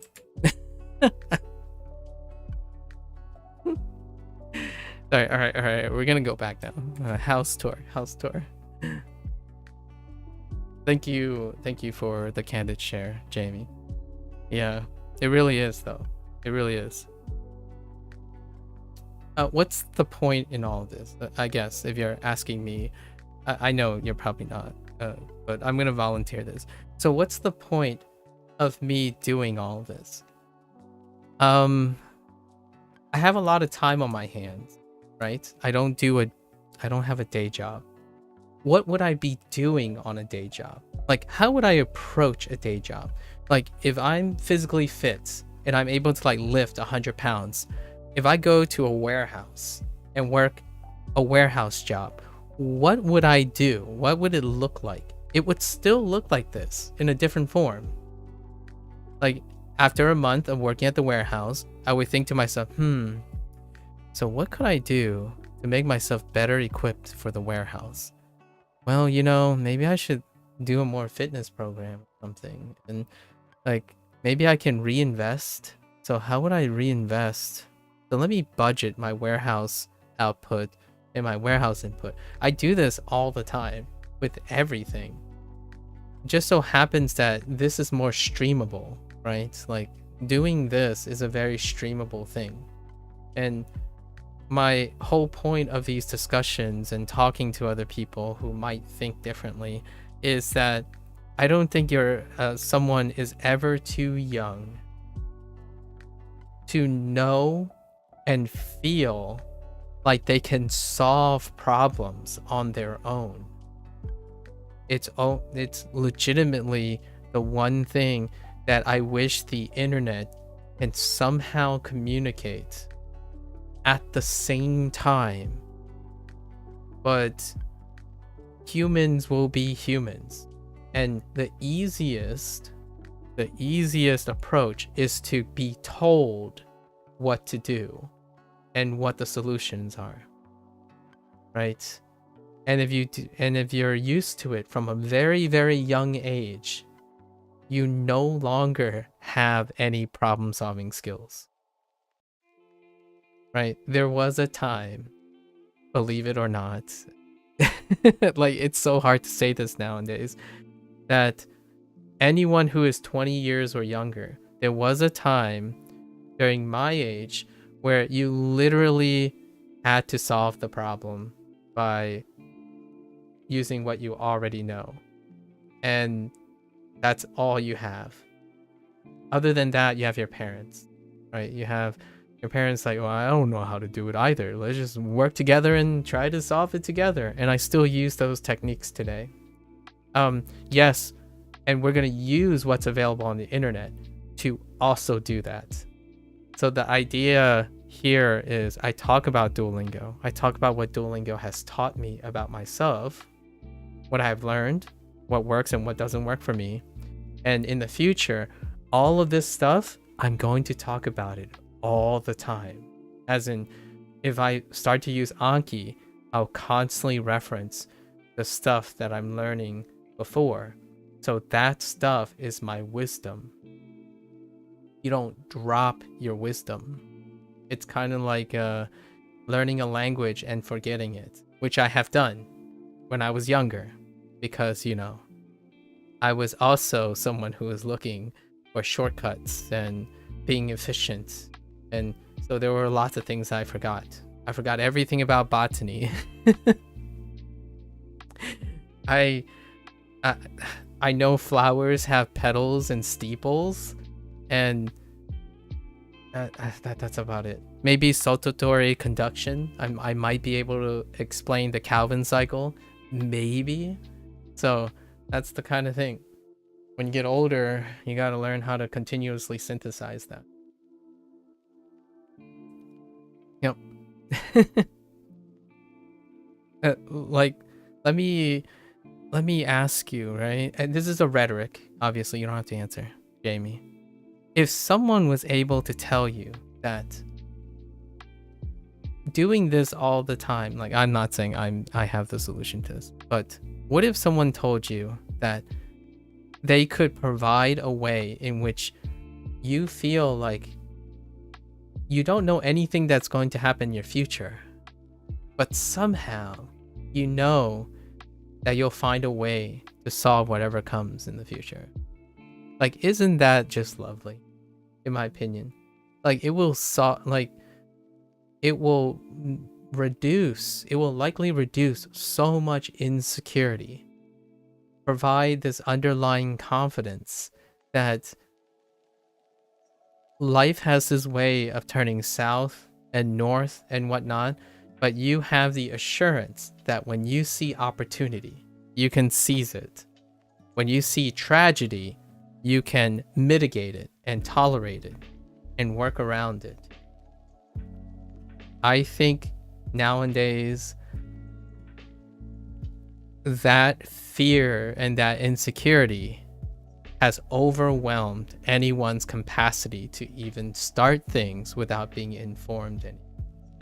So the idea here is that's kind of a skill worth having when the opportunity presents itself or when things happen. However, if your life is extremely comfortable and you're incredibly privileged, then you may never need those things. You may never need to solve problems. And a lot of people are hoping that's the truth, right? And I hope so too. Maybe we don't need to be problem solvers ever again, Jamie. If we have enough people in the world who's providing the solutions, then I guess you could kind of say you don't ever need to do anything because someone else has already done it. Now, why does that sound so scary? To me? Yeah, Jamie, that's exactly that's exactly where I was going. It's kind of fun to figure stuff out. So if you're asking me, what I just said is what people hope, but at the same time, they want life to be fun. They want life to be filled with color. They want, but this is a having the cake and eat it situation. If you think that there is all the information in the world on the internet and you're constantly relying on the experiences of others, then your life may end up inevitably becoming colorless because there's nothing you're actually doing to engage in life. You're vicariously living through everyone, and your solutions are not your own. Your progress may not even feel like it's your own. Like when I ask someone, oh, so how'd you learn Japanese? It's like, oh, it's all thanks to this guy and this like tool. Like basically this tool solved everything. It's like, okay, I see. So what you're telling me is I don't have to ask you for anything. I just go to the tool and you have no value at all. That's what I kind of see sometimes. Instead of someone telling me their experience and talk about how they work through issues and, like, oh yeah, at first I did this for like 3 months and I found out that my skills were scaling like poorly. So I went to complement this and then complement this. I'm not saying everyone's like this. I've met enough people that reassured me that this isn't the case. That is the wisdom that provides your self-value. The moment you go around and say, yeah, this is the only tool, do this, trust me, bro, I have zero confidence in that advice. It demonstrated to me that this person has no experience at all. Not only that, even if they did have experience, they have no way to explain it. Right? And the reason why I want to emphasize that now is this is the most rewarding thing I can ever do from learning language, because this is me. Like, this is me here. So, not only it's a double edge, it can remind you of how little you know doing this, but it can also remind you of how much you do know and how you can explain it, right? No one else did this. Like, this literal thing that I'm showing you on this wall, on this canvas, is me. Someone would have to literally take a screenshot, spend most of their time completely tracing over this in order to reproduce this. And that is unequivocal value. So before you go and talk about your numbers, right? Oh yeah, you know, it's still great, but the idea is I want people to describe to me, how did you get to day streak 156 in Duolingo? Describe to me your experience. What does it feel like to get to 156? Like, tell me about something you remember from 0 to 156, right? Like, did you remember a specific day or something? Because saying your day 156 makes you the same and comparable to anyone who's either at 156 or greater than 156. It's more than that, right? It's kind of like asking a person who's on sobriety, right? Like maybe an alcohol abuse person. This is a little dark of a situation, but say like someone has the 3-year pin. When you ask them, because they had to solve a problem, they have to solve their drinking problem. When you look at their 3-year pin, if you ask them, congratulations, right, on your 3-year, how did you do it? That, when a human being is forced to solve a problem, it stays with them for the rest of their lives. Now the question is, how do you get into that mindset while doing something optional, right? Like learning another language. So that's kind of what I'm doing. This is not optional for me per se. I'm treating it like it's not optional. So I'm putting more time, more effort, the things, and then what do you get out of it? Well, I get rewarded, right? This is hard, and this is work. I'm seeing what the work looks like. I get to meet people, right? That's kind of the thing. All the while, the difference between sobriety and learning a second language is you can also get to cheat and rest and take it easy every once in a while. It's not an obligation. So you got like the best of both worlds, in my opinion. In this case, you can go hard and choose when to back out, right? The way I'm demonstrating this is basically you don't need to be forced to do what I'm doing.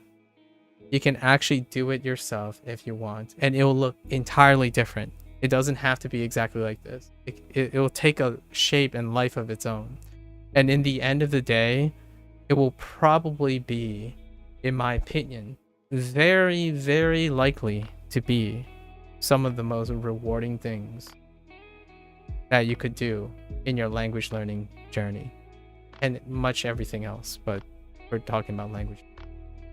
So when you figure things out, that is probably the most rewarding. You don't have to figure everything out, obviously, but self-evaluation is pretty boss. All right, we're gonna get back. Oh yeah, I still got a lot of time. I'm way ahead. I was gonna save this bit for a little bit later. Yeah. Okay. So, Fang, Ping, you. Don't worry. I know exactly where I left off. We've practiced this.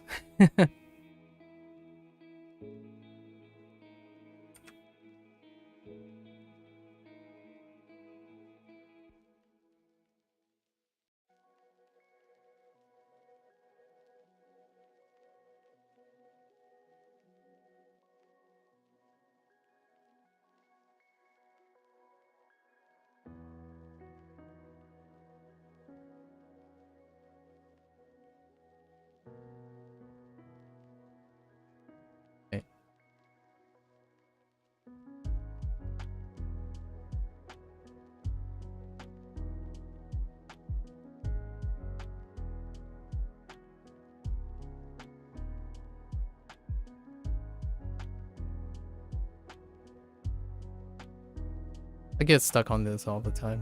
This one. Guess which character it is? Hang on, let's make this a little bigger. I know.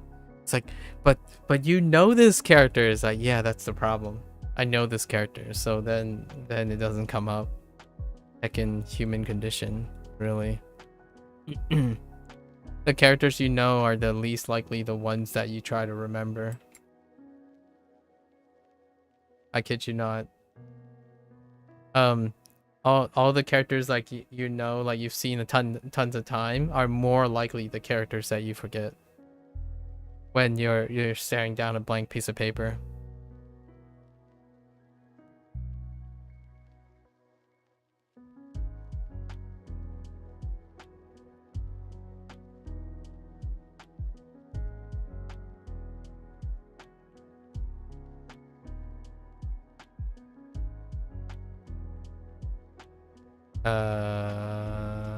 Yeah.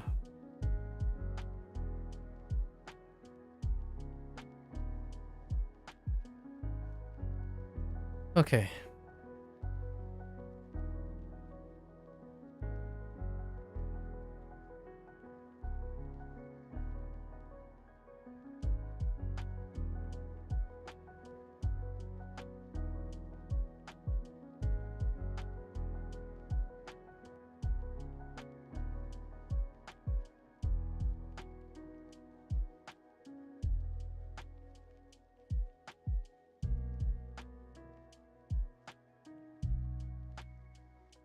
Also, I always want to make this disclaimer about my writing.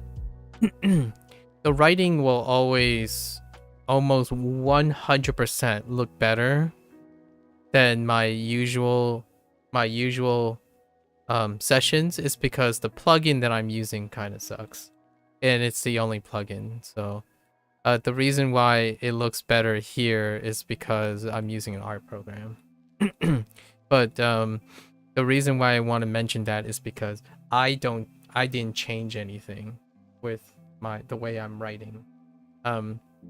If you're used to doing something and you change the tools, the hand still stays the same. Like my movements and stuff are still the same as I would do on the other. It's largely because the program itself is not translating the movement one-to-one very well, as opposed to this. So usually it looks nicer because of that. I didn't magically gain some skills in the background.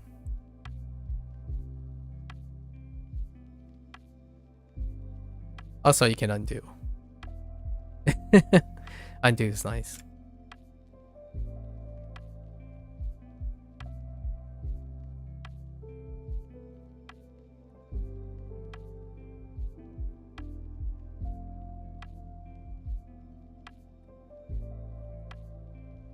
Okay.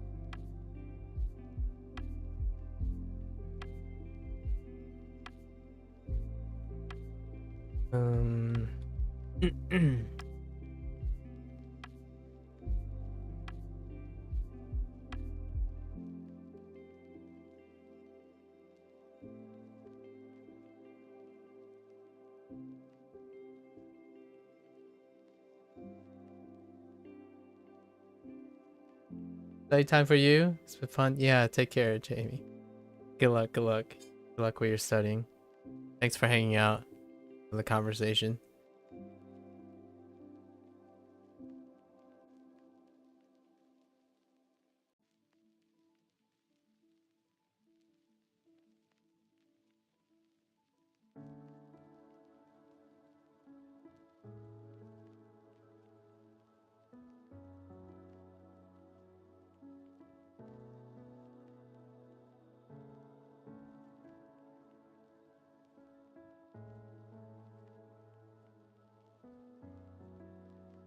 It's kind of gross looking. It's a little bit gross looking. Yeah, it's okay. It's the left side. I was a little aggressive with this one. It's fine.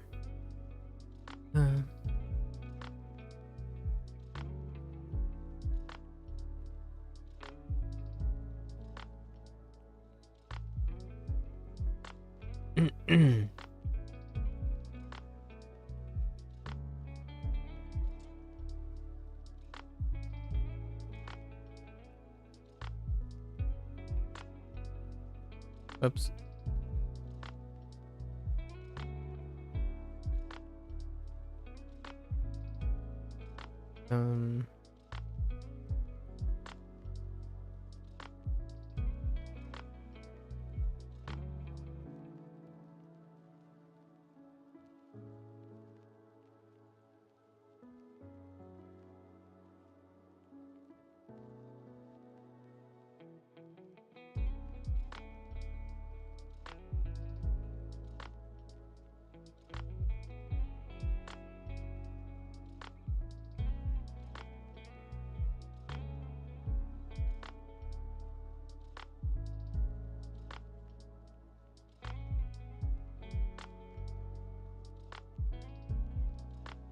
Hey. Alright, we're gonna have to shrink this a little bit. This became too large.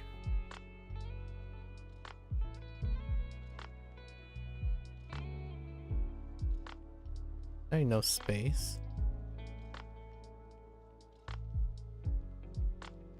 Ah, yeah, that's enough space.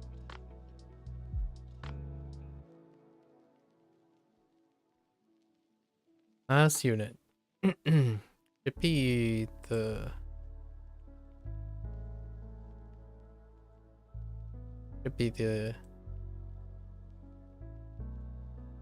easiest one. Hopefully. The freshest one. Fresh is good. Section 2, unit 2.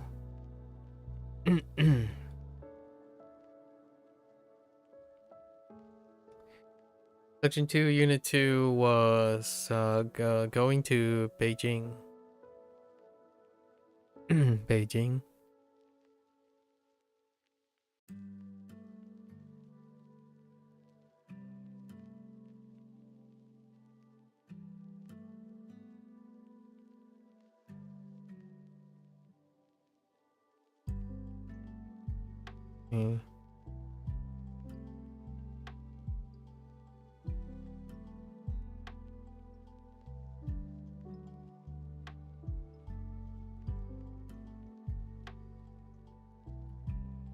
Oops.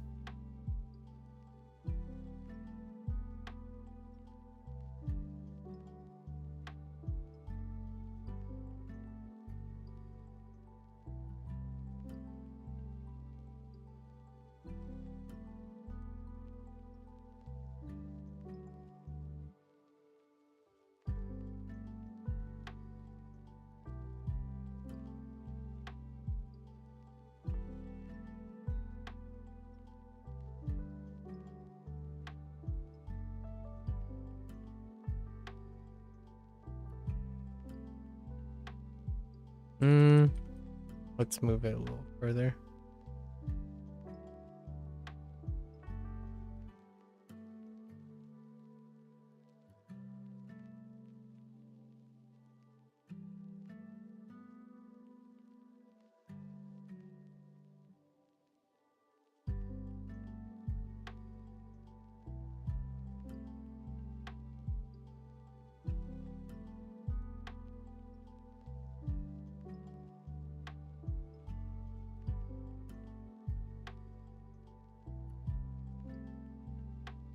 Oh, that's way longer.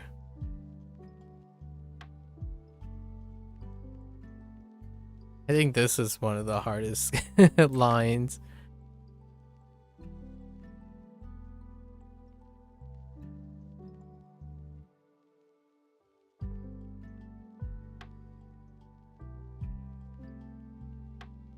So far. Whatever. It's good enough. Okay.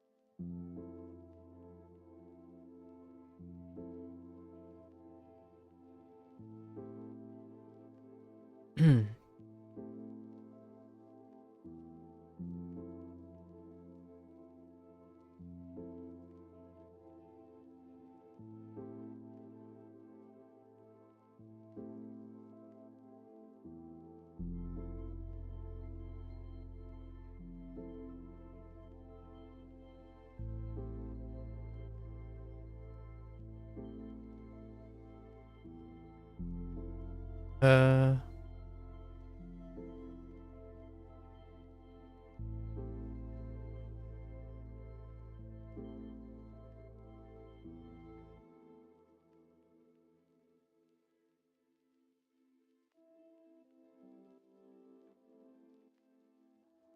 Hmm.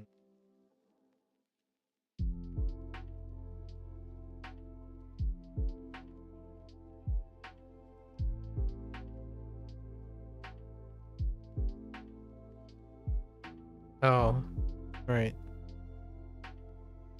Man, I really thought this was gonna be fresher in my head. Hmm.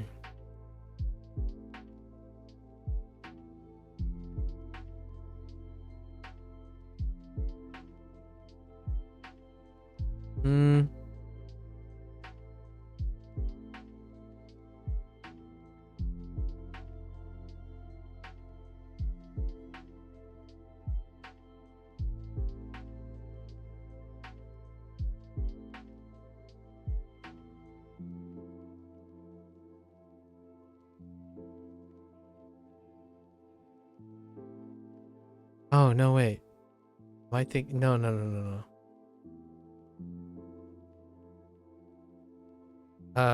No, no, no. That's not what I'm thinking of.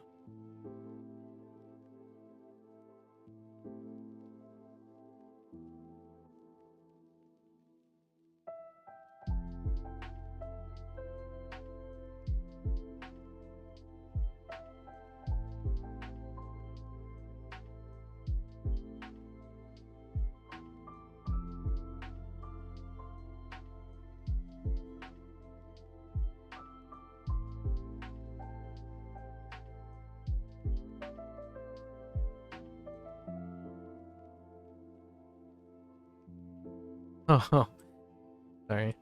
Let's do this again. Uh.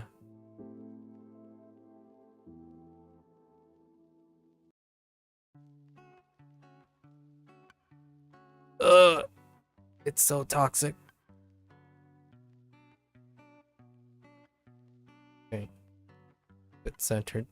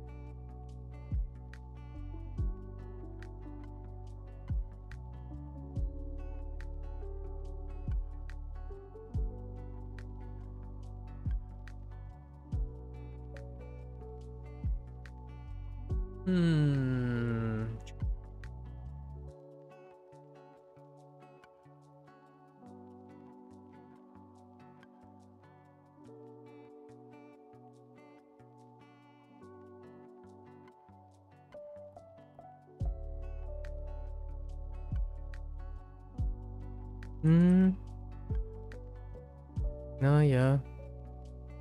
Yeah.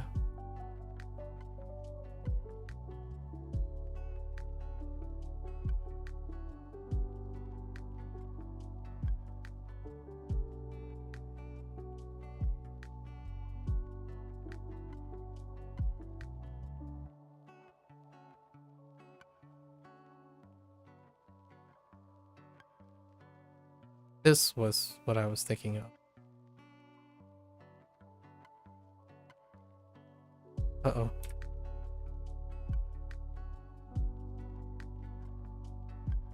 Wait. Why is my pen screwed up? What's happening? Cursor is kind of bugged. Wait, what's going on?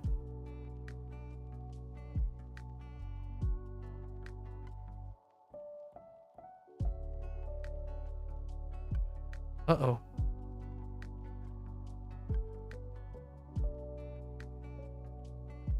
Okay, it's better. Oh no! What's going on?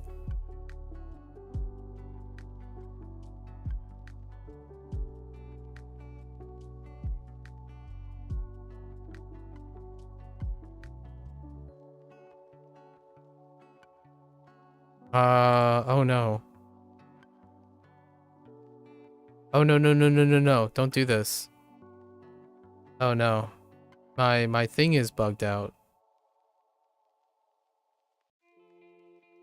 Wait, hold up. Maybe I can unbug it?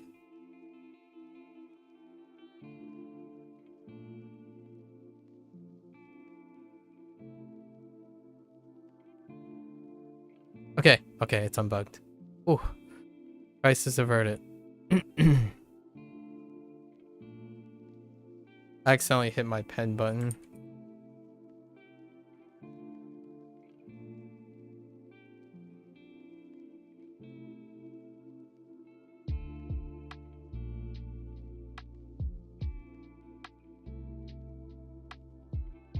Yeah, this is what I was thinking of.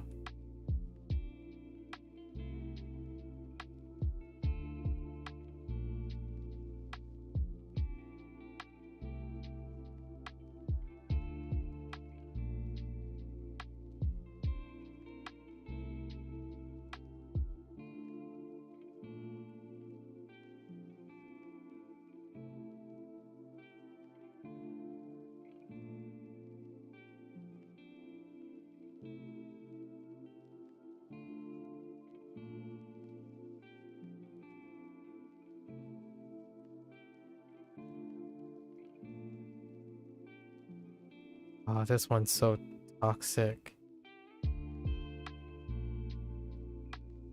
Oh no. No, this one's fine. Hold. No, not like. Right? And then this one.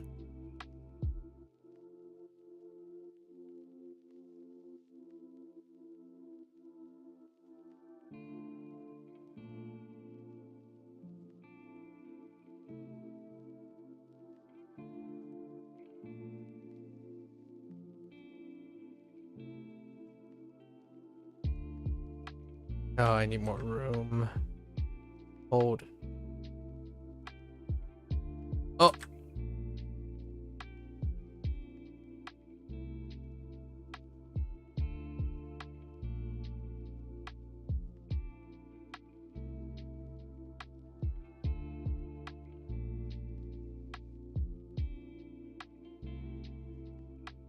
Okay.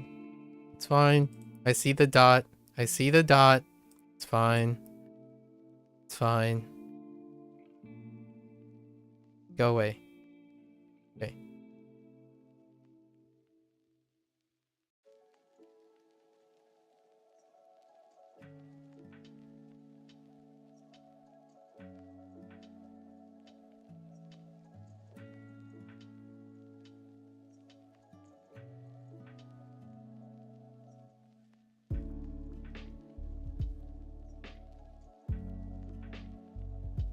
Yeah, that doesn't look too bad actually. Hmm.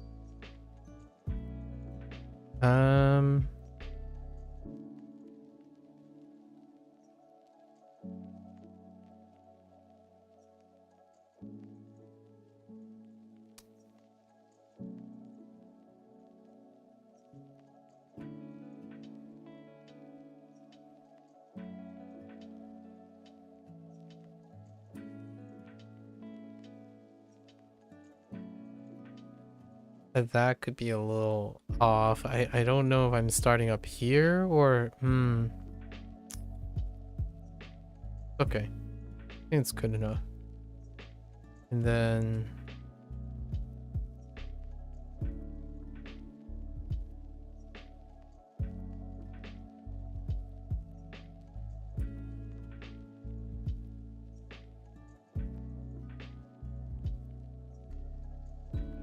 wait a minute. Yeah.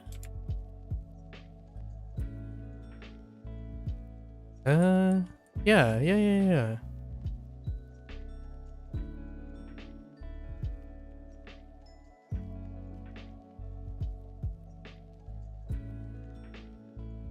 Kind of chonky. All right, I think that's it. I think that's all of them. So we're good. Pretty sure that's all of them. Maybe miss one or two, but that's not too bad. Okay, so this is all of our Hanzi. So now we're going to do the second thing.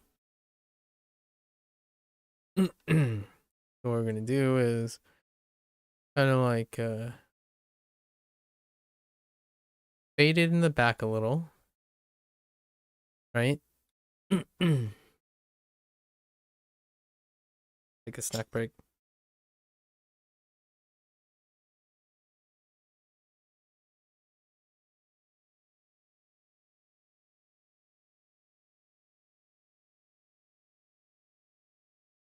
Then,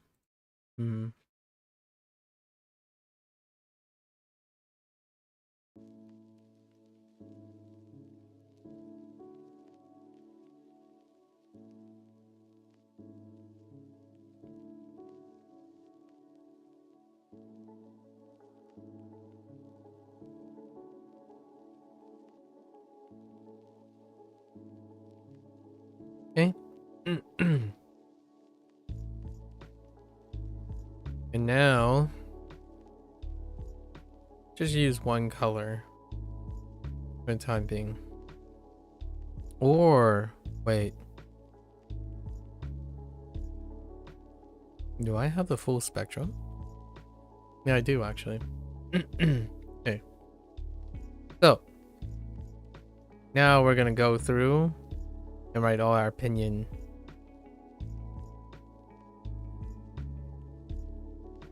Right?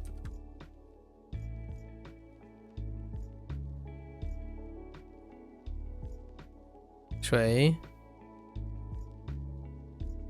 A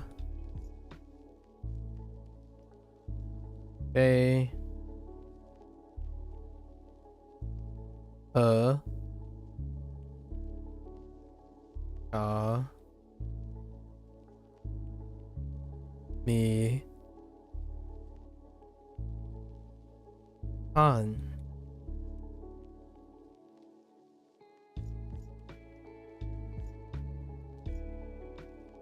这是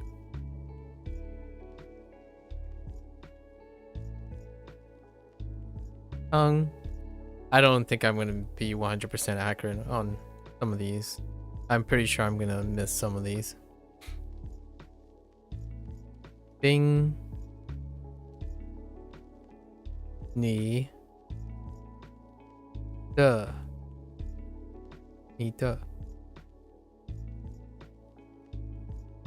周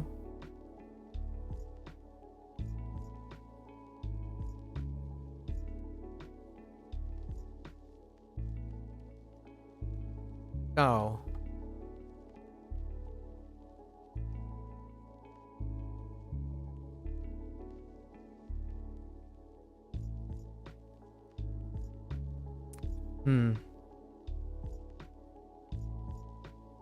Who?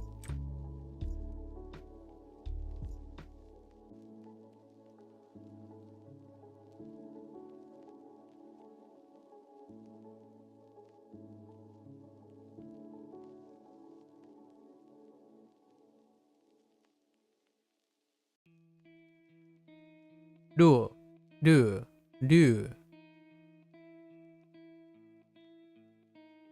That's the best I got on that one. That one's kind of a nightmare, actually.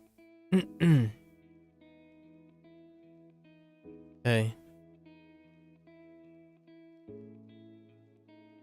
Bing. 我没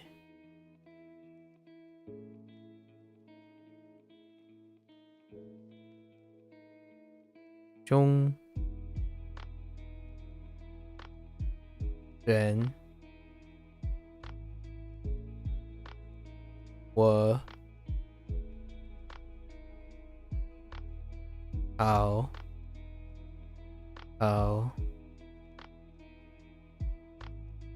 意大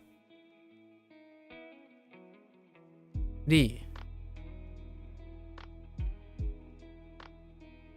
呢 Actually, maybe this won't take that long.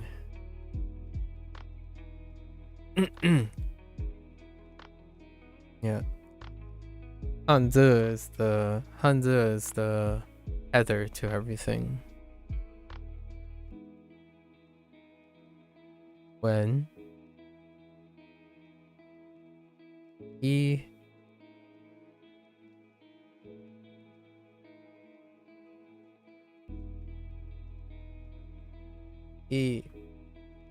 Chung? Oh no. Yeah. We're gonna go with that.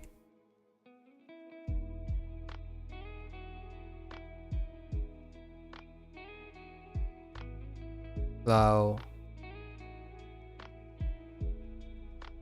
Shi Lao Shi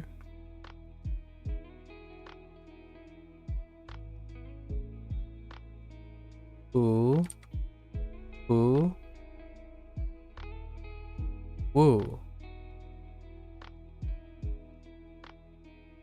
Yuan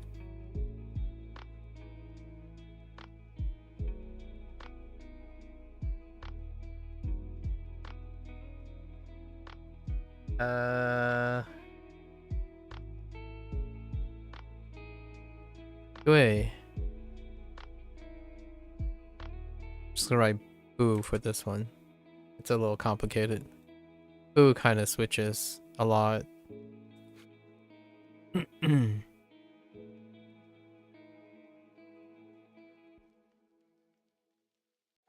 Sure.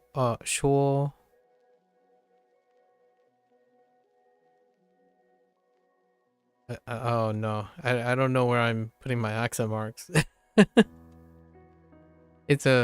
My accent marks are still a little bit confusing between U and I and U and O's. It's fine. It's the tone, right? So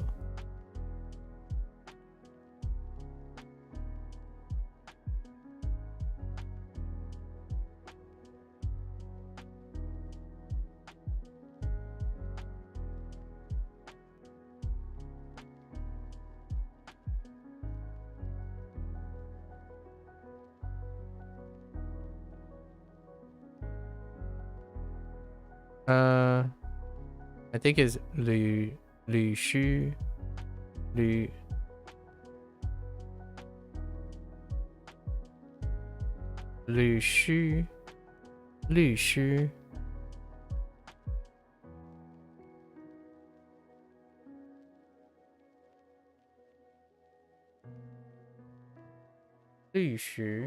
no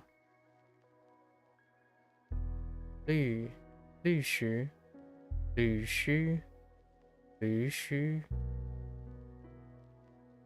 师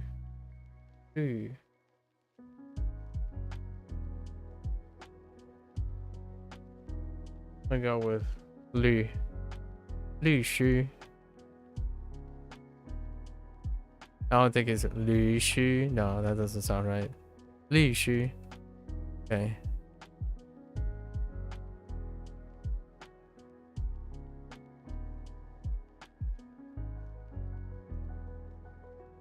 share you're right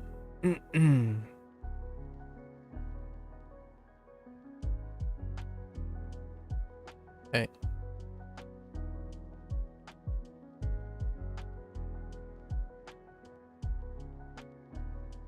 喜欢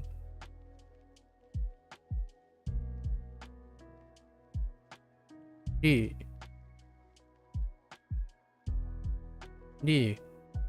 本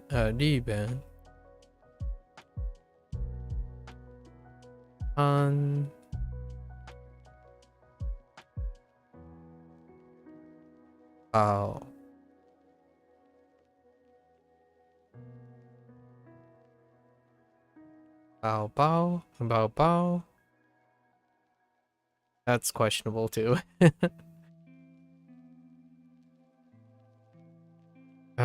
菜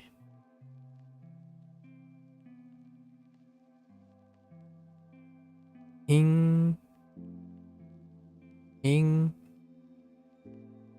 乐 I just realized there's another year. Oh, that's 2 years. Wait.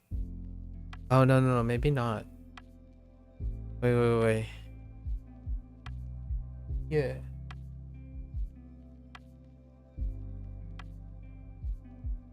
In year. No. In year. No. In year. Yeah, we're gonna go with that. In year.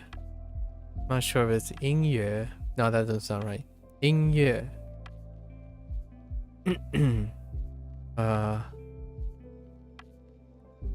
I got this one wrong yesterday. 数学 yeah 数学 no 数学 yeah 数学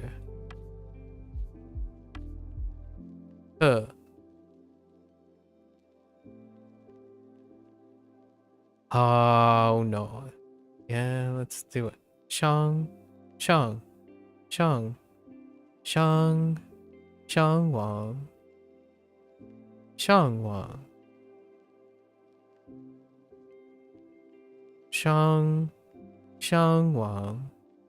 上网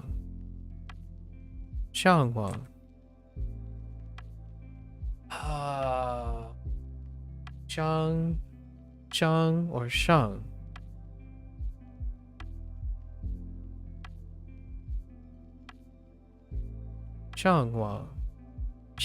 网 Shangwang. Shangwang. Oh no. I don't know. I haven't heard this in so long. I'm gonna go with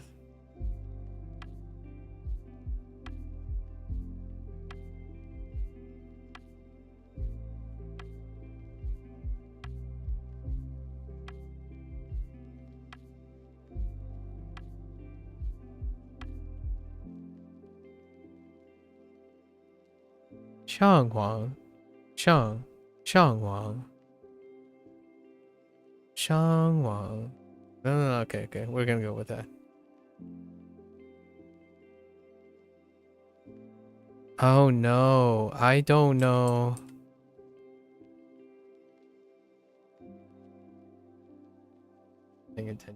Chung.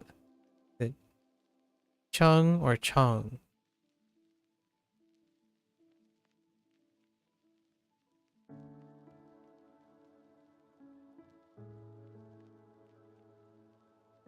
We're gonna go with this.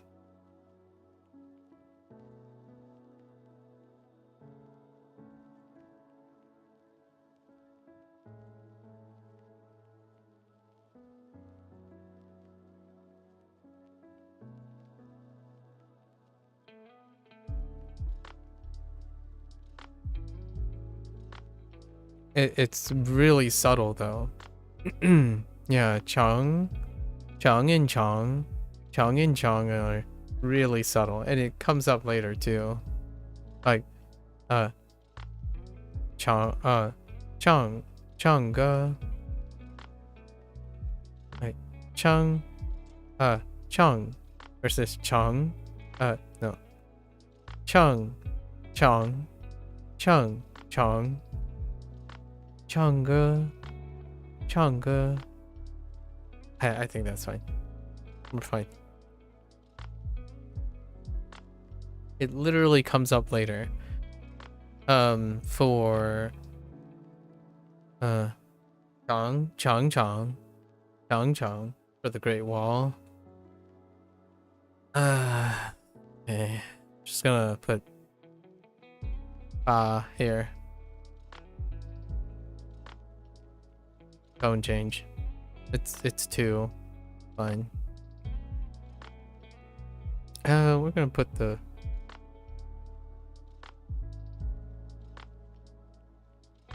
first one.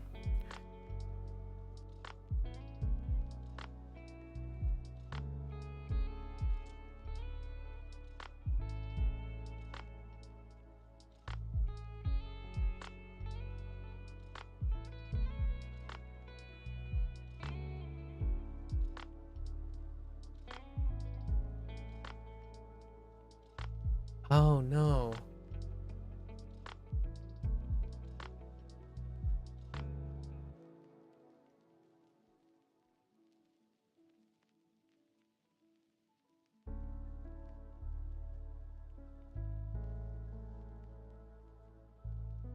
Okay.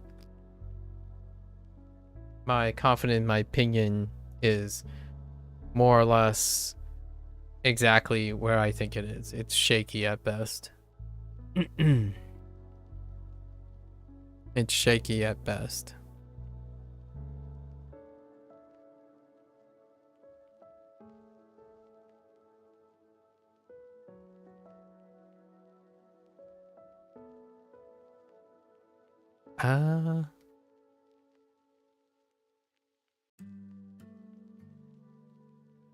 No.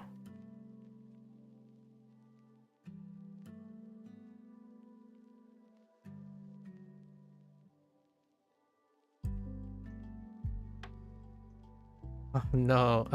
No. I think it's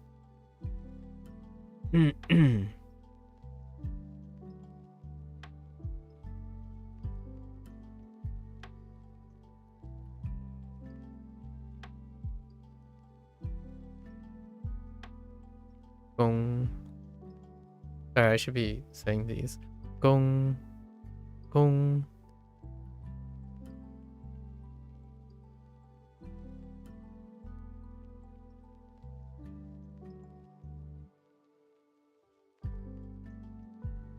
We're gonna go with Ling. Sure. No,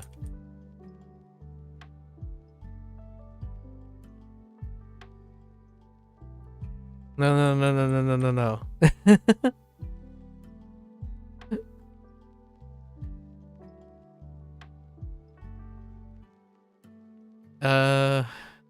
Ling Shi.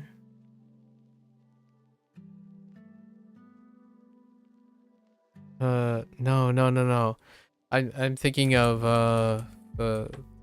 thinking of snacks. This is. It's shocking how I can remember. It still baffles me that I can remember the character, but not quite. Lu. Might be Lu Xing.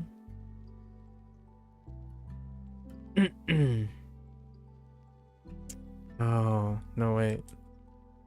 Oh, this is where I struggle. I'm not sure if it's 2 or 3. Probably 2. Lu Xing.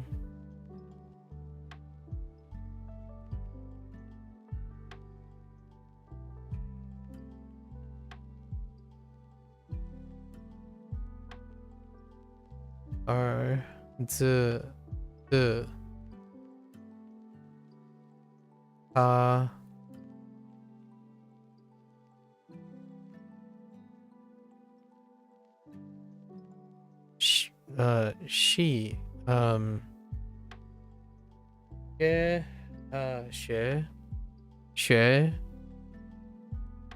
she yeah she just gonna go with this. She I mean, that sounds right? She yeah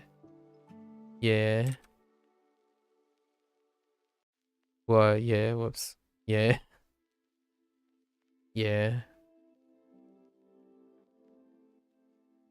Zhen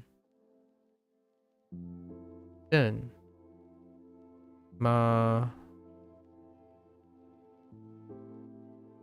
Nu. I'm starting to sense a pattern. I definitely sense a pattern now.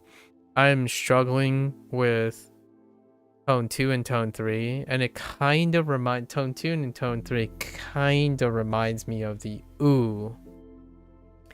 The oo after an o in Japanese.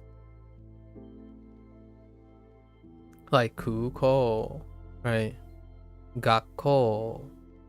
Because it's kind of similar to lu versus lu. So it's kind of that, and I need more discipline. I need to discipline myself more to remember. So I'm getting 2 and 3 because I'm not being vigilant enough. We'll see. Let's see here. We have 1 2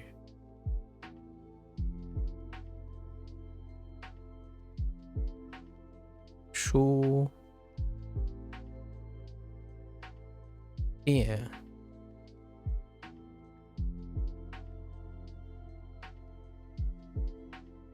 超市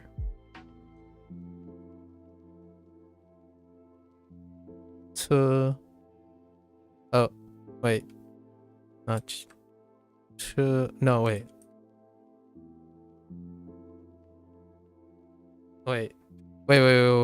yeah,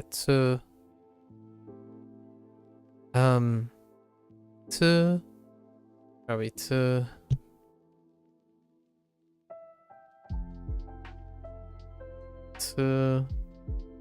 this one we don't have, but it's all 头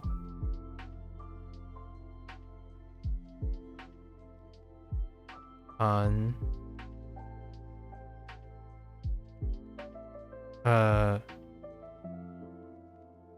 长 Man, we have a lot of chunks. Doesn't notice that Chung.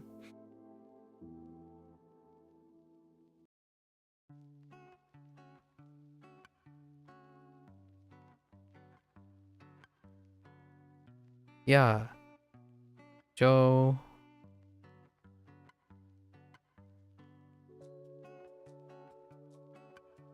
My.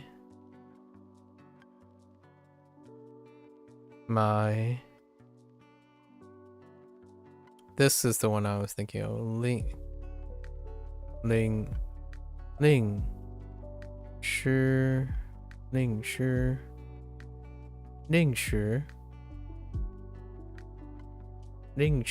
No, Ling Shi. Yeah. Ling Shi.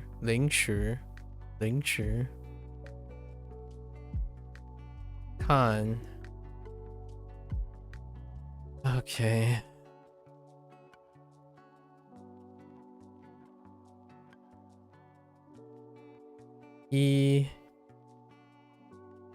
San.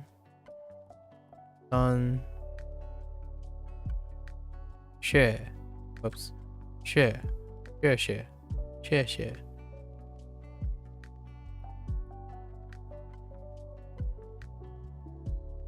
Bei. Yao.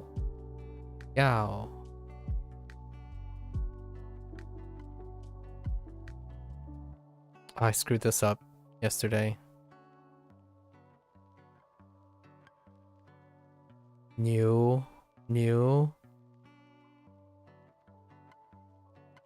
Nai. Yeah, we're fine.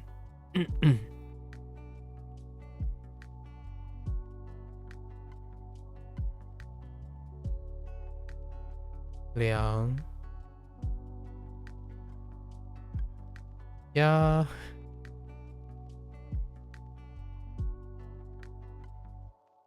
Lu. Chi.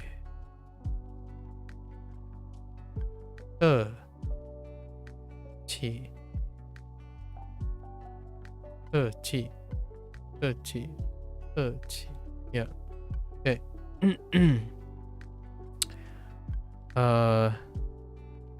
Li.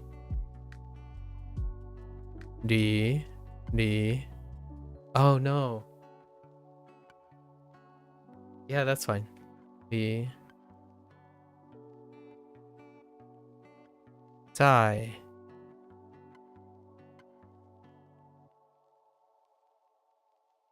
Qian.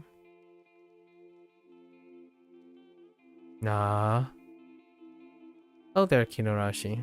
Konnichiwa.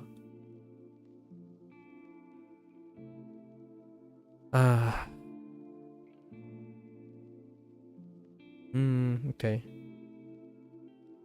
Shi.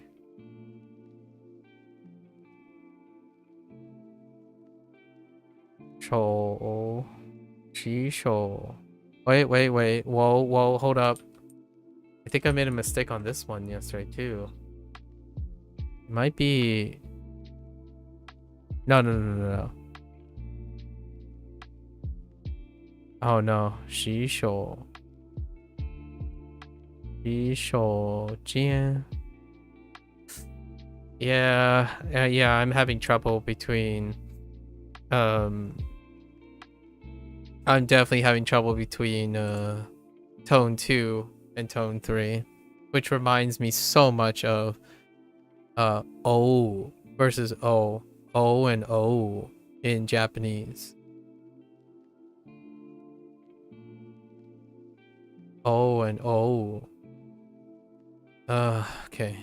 I think that's fine. Qi shou jian. Okay.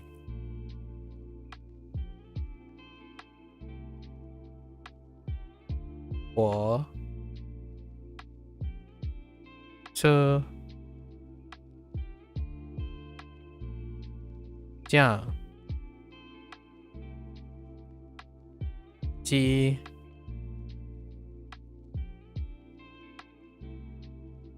票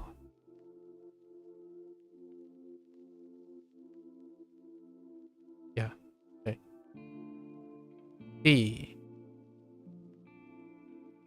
二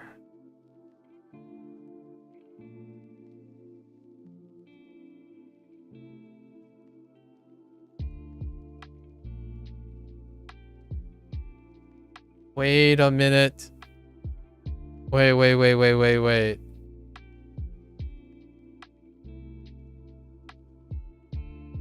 Cards. No. This is not. No. I'll fix this. This is the wrong tone. It's arts. It's tone 2. We might as well. Where's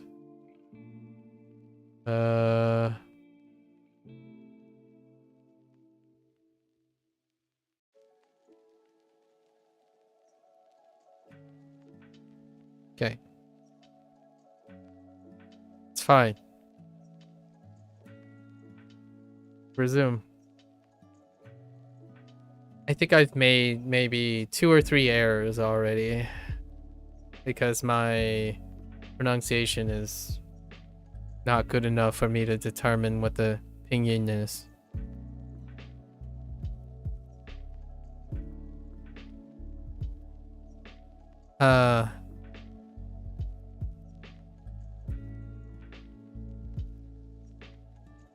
Yantai. Yeah, Tai. Yantai. Okay. Moving right along here. This was going to be the mixed bag, right? I think my opinion is not that great. My understanding opinion, anyways. Good. That actually changes quite a bit, but we'll just stick with good. It's a counter.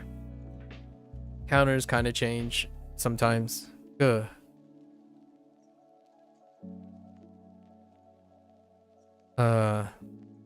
Ong.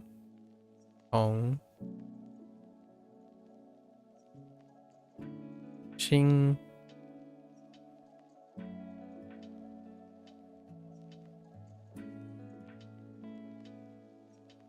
Yo.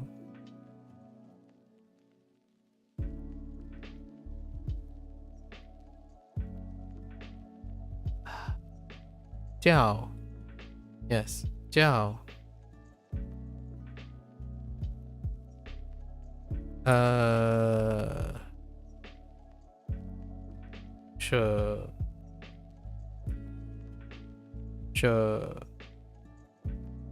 Wait. Jama? No. Shama.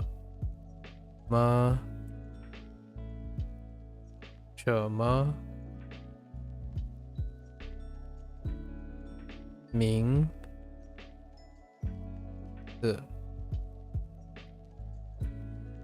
Li. Jie. Su.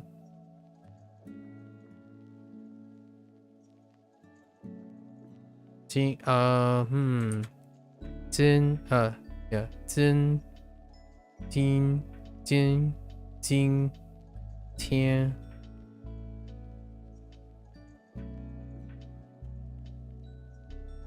Do.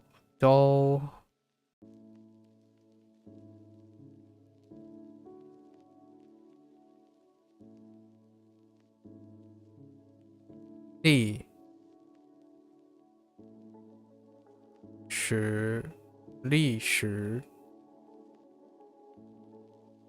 Men. Okay. Going fast.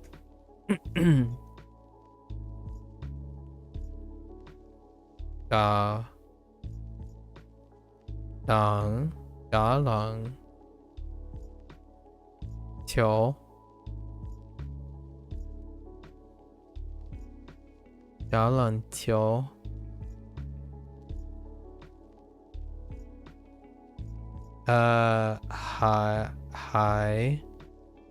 还是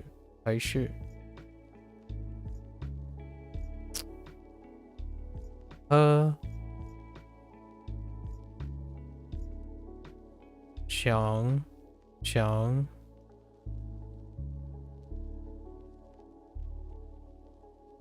Oh no. It's like 明天 Oh no, it's probably 明天 Yeah, it's 明天 Okay. 电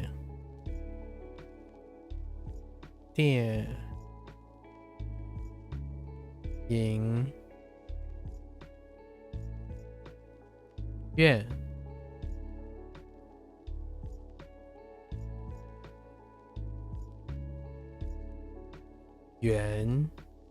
院园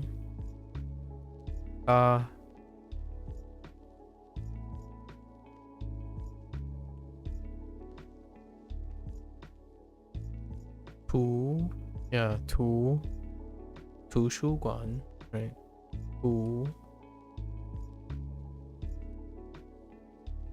okay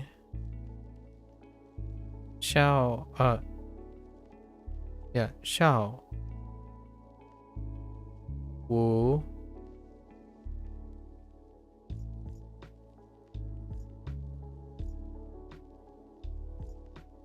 见 Oh wait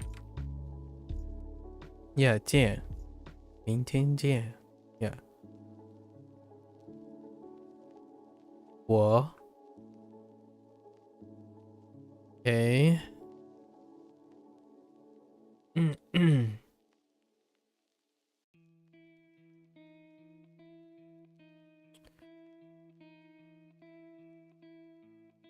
旁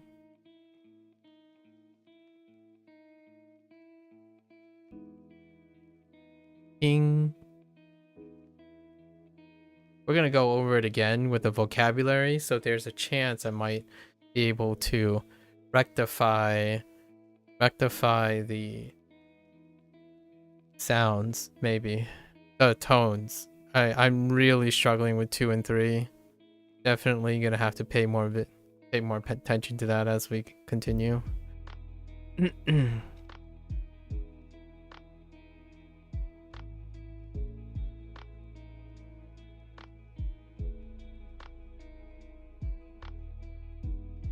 You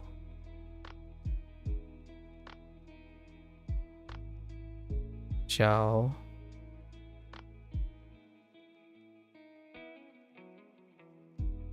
要亮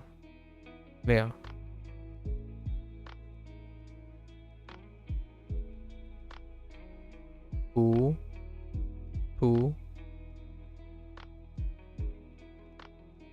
发出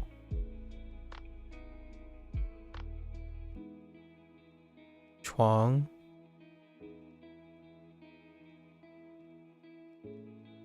空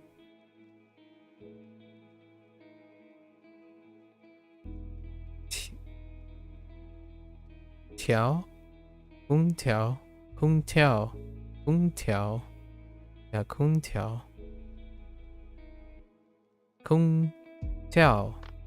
No 空调 No It's 空 Sorry 空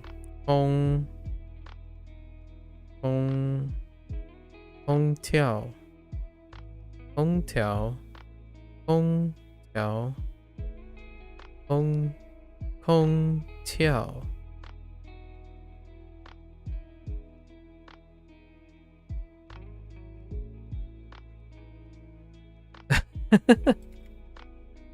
Oh no.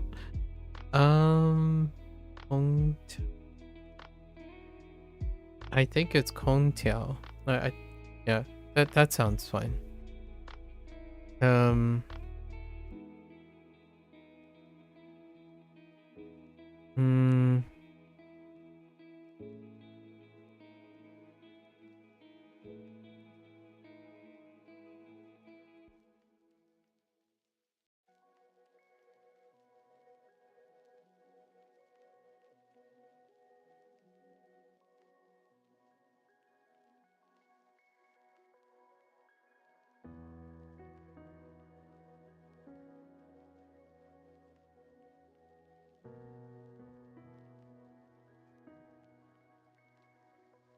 I'll go on the same ones every time.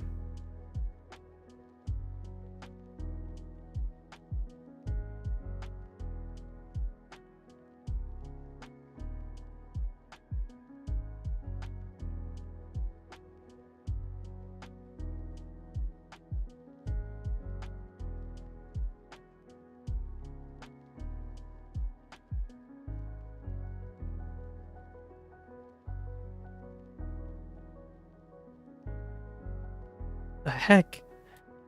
I should be stuck on this so long. Oh,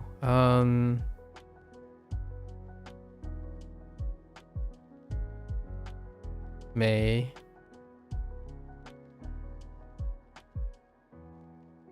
Sure.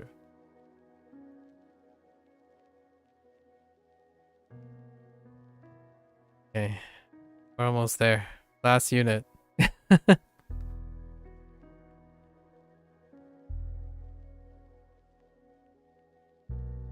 No.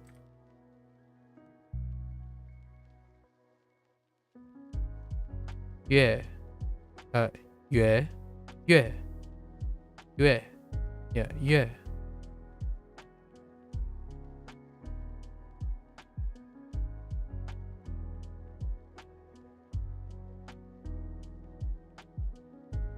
Wait. Oh, you know what? I don't actually know. Wait.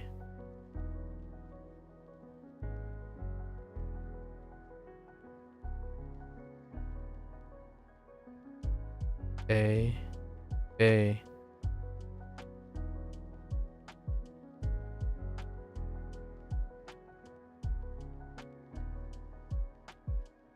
Ding. Yeah, Beijing. Beijing. Bay. Bay.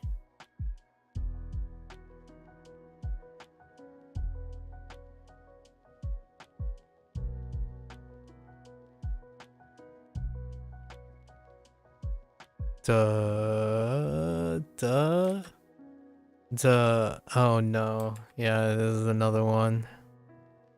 This is new though, so it's okay.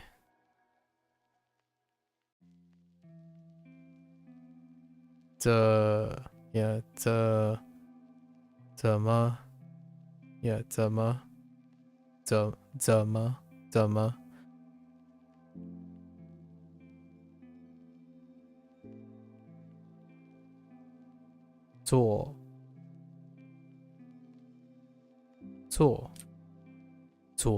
No, 做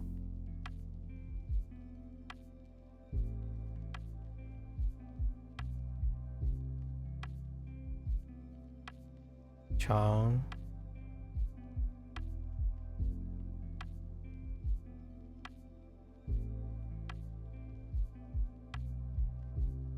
远 出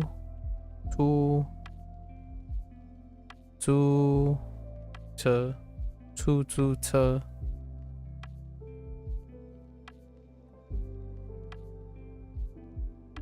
地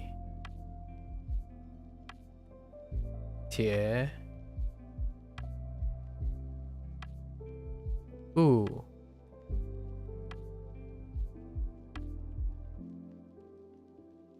长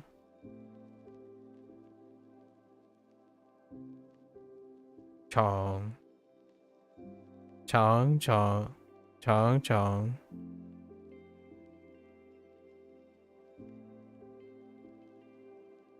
Ciao.